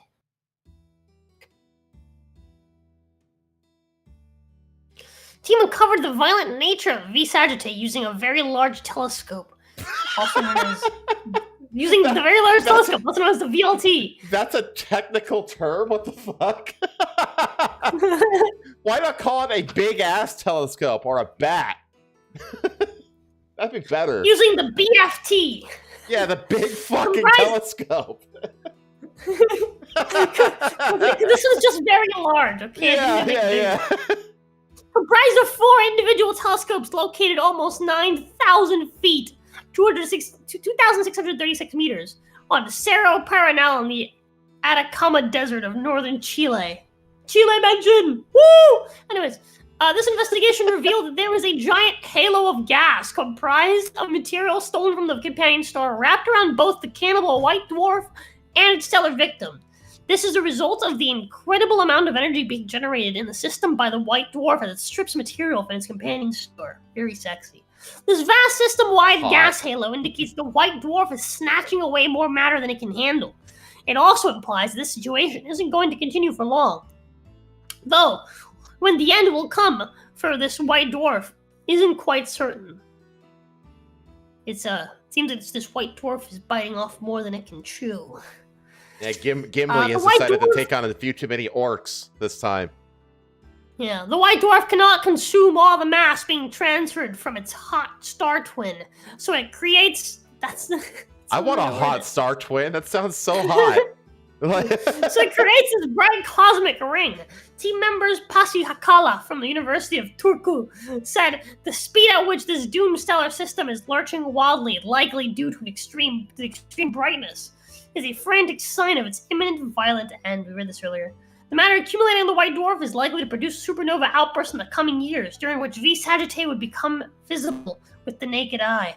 Pablo Rodriguez Gil from Spain's Instituto de Astrofísica de Canarias said, "Oh, this is Spain's Institute of Astrophysics of the Canary Islands." The Canary Islands, yeah. I was just about to say Canarias. What a great segue. I- But when the two oops. stars finally smash into each other and explode, this would be a supernova explosion so bright it'll be visible from Earth even in the daytime. The team's research was published on Thursday, September 11th, in the journal Monthly Notices of So the Royal Astronomical in the coming Society. years, does that mean like within our lifetime? Maybe. Yeah, in the coming years. Coming how many years? Oh, I don't know. I mean, because we're talking about astronomical 2, 3, 4 time years? spans here. 2, 3, 4,000 years. Because it'd be fucking cool to be alive when this happens. Maybe it won't be. Maybe it'll be like the end of the world as we know it. Yeah. Maybe I want this to happen when I'm like 85 years old. You know what I mean? When I've got like one foot on the grave and the other one on a banana peel kind of situation. So like, wow! If it blows up the earth, I'm just like, well, I've lived my life. Oh, man. That was cool. Dude, that was like... I mean, yeah, that was nerdy, but like, that was a fun read. I could have read it in a nerdy voice instead of an epic voice. You know? But, I could have been like, it's a process so intense it's going thermonuclear. You know? I could have done that if you wanted. You could have asked for it. Nah. You already have a hard enough time breathing as it is. I'm doing better now, actually. I saw my pulmonologist. I know. That's honestly because I was like, whenever I see headlines like this, it's just like, oh man, this amazing fucking badass thing could happen. And it could happen soon. And by soon, we mean like 25 gajillion years because it's astronomy time spans. You know what I mean? Yeah. You know what I mean? Soon. Yeah. 2, 3, 4 years? Light years? Yeah, exactly. And like, so what it said, like, within the coming years, like, what does this mean? Does this mean like in a decade or two? Or does this mean like... Well, they don't know. 5,000 or 6,000 years, who knows? It might have already happened. Well, I guess that's actually true. Actually, now that you say it, because the light hasn't reached us yet. It takes how far away is it? 10,000 light years from Earth. Yeah, so which means it could have happened 10,000 years ago. Well, I mean, if we're going to see it this year, then it would have happened to have happened 10,000 years ago. But who knows? You know. No, that was cool. That's cool. That's freaking cool. You want to know what's also cool? Watching an asshole get his ass beat at a Demon Slayer screening. Oh boy. So this was at a recent Demon Slayer screening. Beat his ass! Beat his ass! Yeah, fuck him up! Fuck him up! Thunder breathing. Yeah, but music in the background where he's punching. I know, right? It's like the meme of the movie theater with the empty movie theater with Goku and Vegeta fighting in it. You know, let's fight where there's nobody around. Fire, thunder. Uh-oh, somebody else came in. So fast. Hey man, take a break. It's my turn. Let me fuck him up. They're like taking turns. Anyway, we don't need to see this whole thing. We get the idea. I want to see the whole thing. Are you sure? Yeah, I want to see him keep punching him. The lights on. Can I see the puddle? So there's a guy, he's just been laying there taking it. Good. Hope they hit him more. Oh, you got R. Kelly people, bro. Why you got R. Kelly people, bro? Was he pissing on people? Oh, you don't know what the story is? I know what the story is.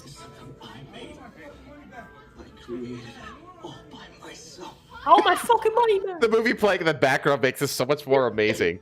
My hope was that one day I'd be able to use it to fight by your side.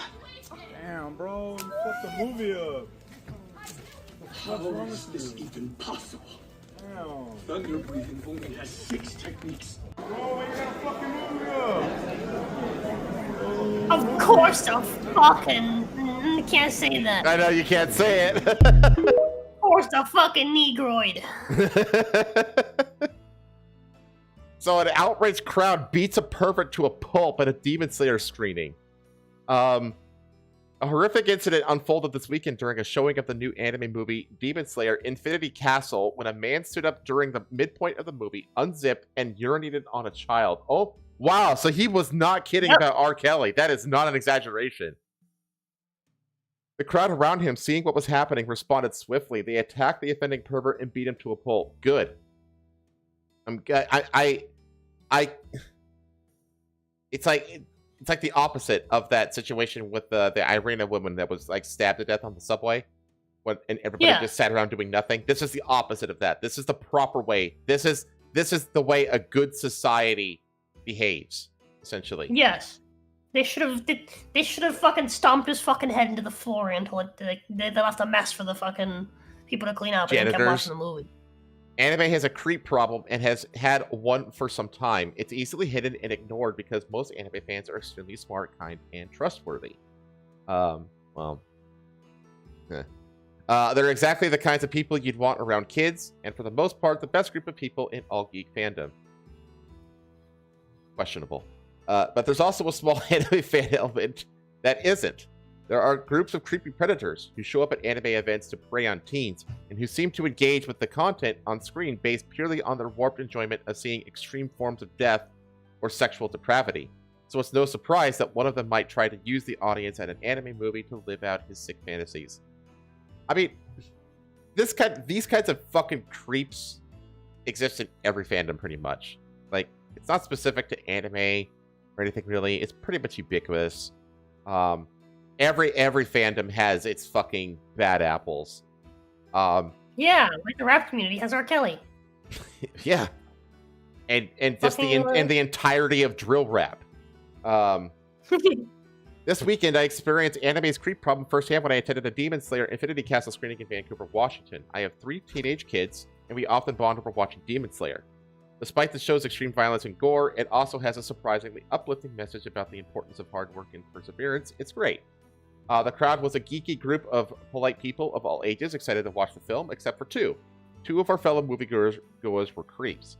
They spent the movie's entire 2.5-hour runtime cackling at inappropriate moments and howling with disturbing serial killer-like delight at scenes involving extreme gore or murder. Most of these scenes were intended to be sad or downbeat, and the rest of the crowd received them that way. These 2 psychopaths seemed oblivious to that, and instead screeched like depraved animals in all the wrong places. There was an attempt by the surrounding crowd to shut them up. They looked confused, as if they didn't understand why everyone around them wasn't also a serial killer. Eventually, they went right back to their over-the-top depraved behavior. Anime has a creep problem. This group in Arizona seems to have a solution. That's the article. This article sucks ass. This is a shit article, but it's one of the This is a dog shit article. Well, the video is the story though.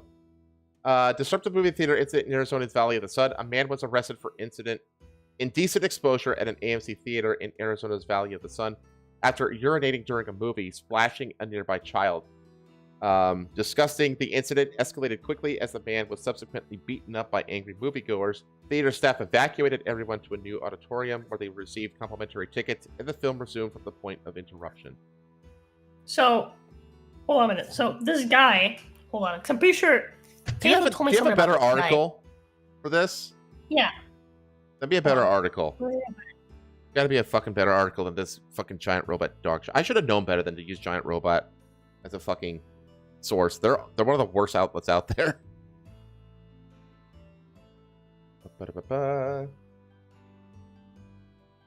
Here, I got you a better article from TMZ.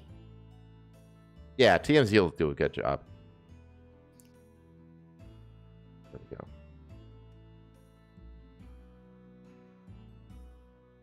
Okay. That's fucking moviegoer drains main vein in theater.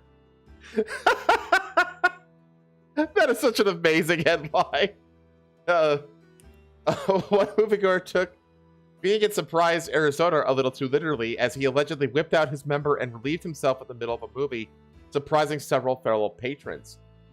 Does it say that he's pissed on people? A spokesperson for the Surprise Police Department tells TMZ officers responded to a disturbance call at the local AMC theater Friday evening after a male patron allegedly urinated inside a theater during a showing of Demon Slayer. Witnesses told the responding officers that others at the theater confronted the alleged culprit, with footage of the apparent face-off now making the rounds online. Watch the video, you can see a few men wailing down on the suspect, while a family with a young child looks on. Chaos ensues until a theater employee barges in, turns on the light, and orders everyone to calm down. Cops say the urination suspect, named Limo Hull, was arrested and booked on charges of indecent exposure, disorderly conduct, criminal damage, and refusing to provide a truthful name. Hull, who was already appeared in court in the Phoenix area, has since been released without bail. We're told that the others in the now viral social media video have yet to be identified. The investigation remains ongoing. So, he's just been let go? Yeah. Sort of fucking Other God. reports on social media say Hull allegedly urinated on another person in the crowd, but has not yet been confirmed. He's since been reportedly been on release without bail. I swear to God, if he just gets released without bail and they arrest any of these people that were beating on him for like assault or whatever, those people will be arrested or charged. I swear to But, God. yeah.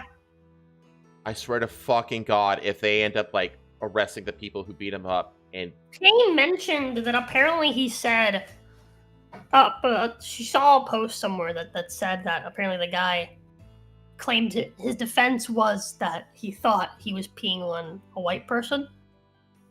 What? But I don't know if she has a source for that. So let me ask her. Let me call her over. He must have beaten himself up. Well, if only the fucking... Oh my God.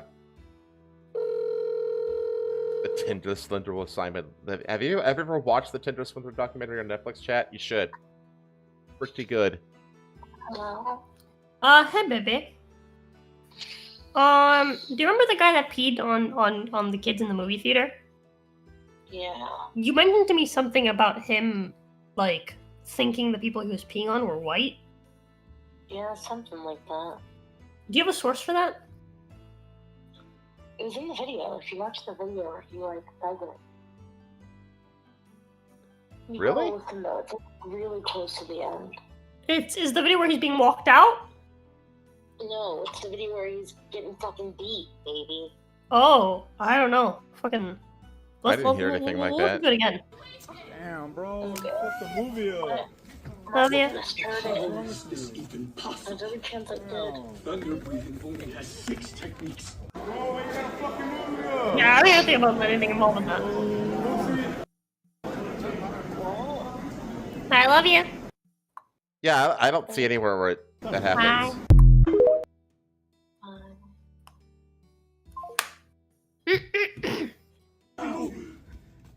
Let's go, boy. Damn you!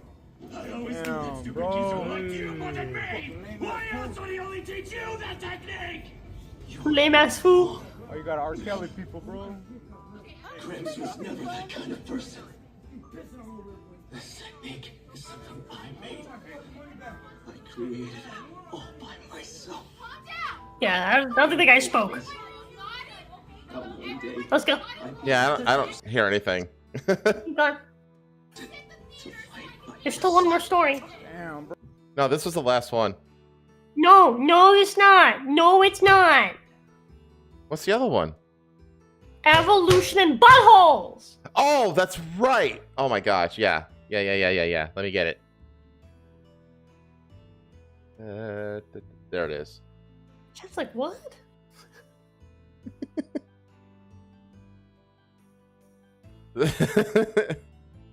How did hands evolve? The answer is behind you. Why don't you read this last one? Yes, sir. How did hands evolve? The answer is behind you. The evolutionary blueprint for hands was borrowed in part from a much older genetic plan for our nether regions, a new study suggests. About 360 million years ago, our fishy ancestors moved from water to land. Along the way, their fins turned to feet with toes. And hundreds of millions of years later, the front pair evolved into hands. To understand this profound evolutionary transformation, scientists have spent decades studying the fossils of extinct fish that sported limb-like fins. They have also compared the embryos of modern-day fish and land vertebrae to understand how their fins and limbs develop. Now, the precise DNA editing technology known as CRISPR is letting scientists reconstruct this ancient evolutionary change in molecular detail. It turns out that hands and feet were not the products of new genes doing new things. Rather, through natural selection, pieces of old genetic recipes for ancient body parts were cobbled together into new combinations. It's much easier than if you had to build from scratch, said Aurelie Hinterman, a postdoctoral researcher at the Storrs Institute for Medical Research in Kansas City, MO. I don't know where MO is. Missouri. Yeah. On Wednesday, Dr. Hinterman and her colleagues showed just how old some of those pieces were. The recipe for building hands was borrowed in part from the one for our nether regions. Dr. Hinterman and her colleagues carried out their study by tracing the activity of genes in developing embryos. An embryo begins as a fertilized egg with a single set of genes. It then divides into new cells, each of which inherits those same genes. But along the way, the cells turn these genes on and off in different patterns, enabling them to become particular tissues and organs. Wow. The cells also send out molecules that trigger neighbors to change their own genetic melody. Hang on. How did hands evolve? I think we might be locked out of this. It's New York Times. Yeah. Smoj. Basically, chat, your hands came out of your ass. You're welcome. Yeah, I don't... Hang on. Let me... Fuck that one.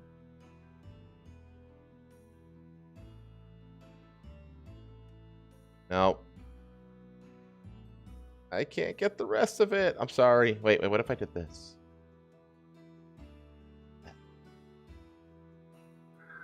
Nope. That's it. I'm sorry. I can't get any more of it for you.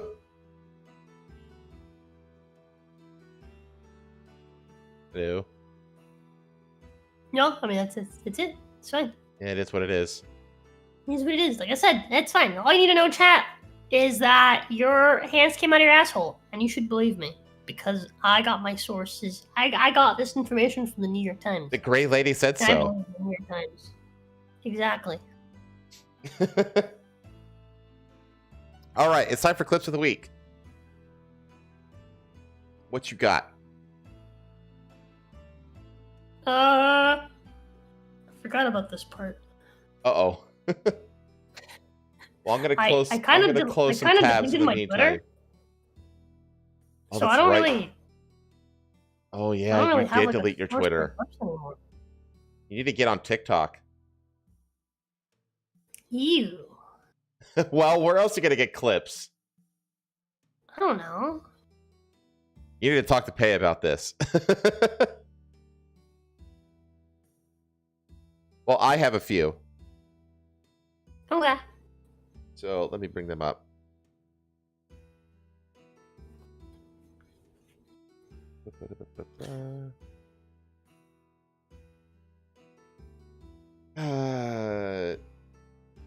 That one. I have this.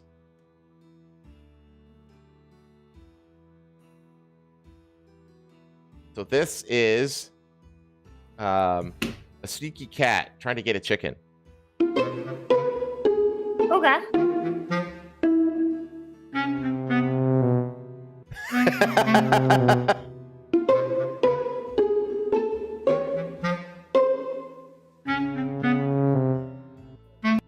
The chicken spots him, and he immediately like, I wasn't doing nothing.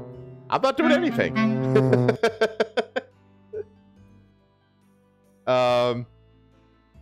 What else You do I know got? what? What? I have a meme dealer. Let me go check what he sent me. And I have cat videos this time, I guess. This is a pretty clever cat that figured out how to like entertain itself.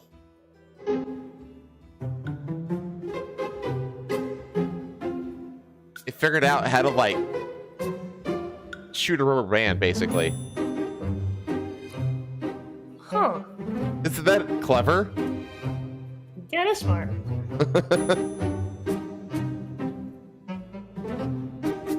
Phew.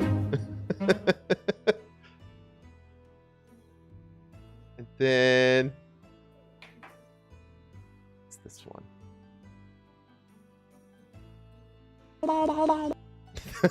This is so juvenile. I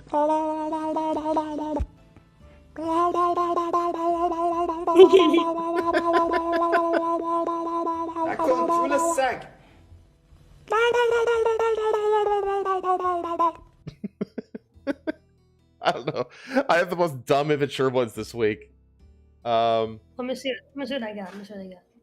What else do I have? I got this. I need bookmarks. Yeah, I don't have a whole lot this week, actually. It's honestly probably for the best because we've gone so long tonight. Yeah.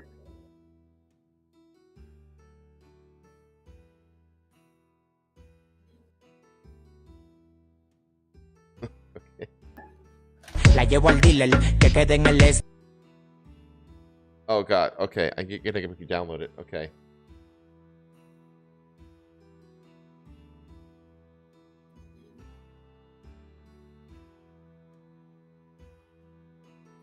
Is it gonna work?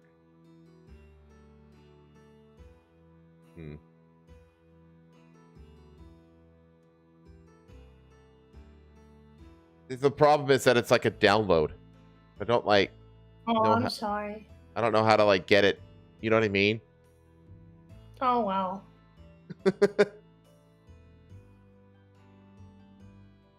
I'll find a way to get some clips. Okay. Next time. Right. I'll have clips for you next time. I promise. It's okay. I. All right. Well, I guess not the greatest clips of the week segment this week, chat, but that's okay. We've gone on long enough as it is. So, what do you got going on in the upcoming week? I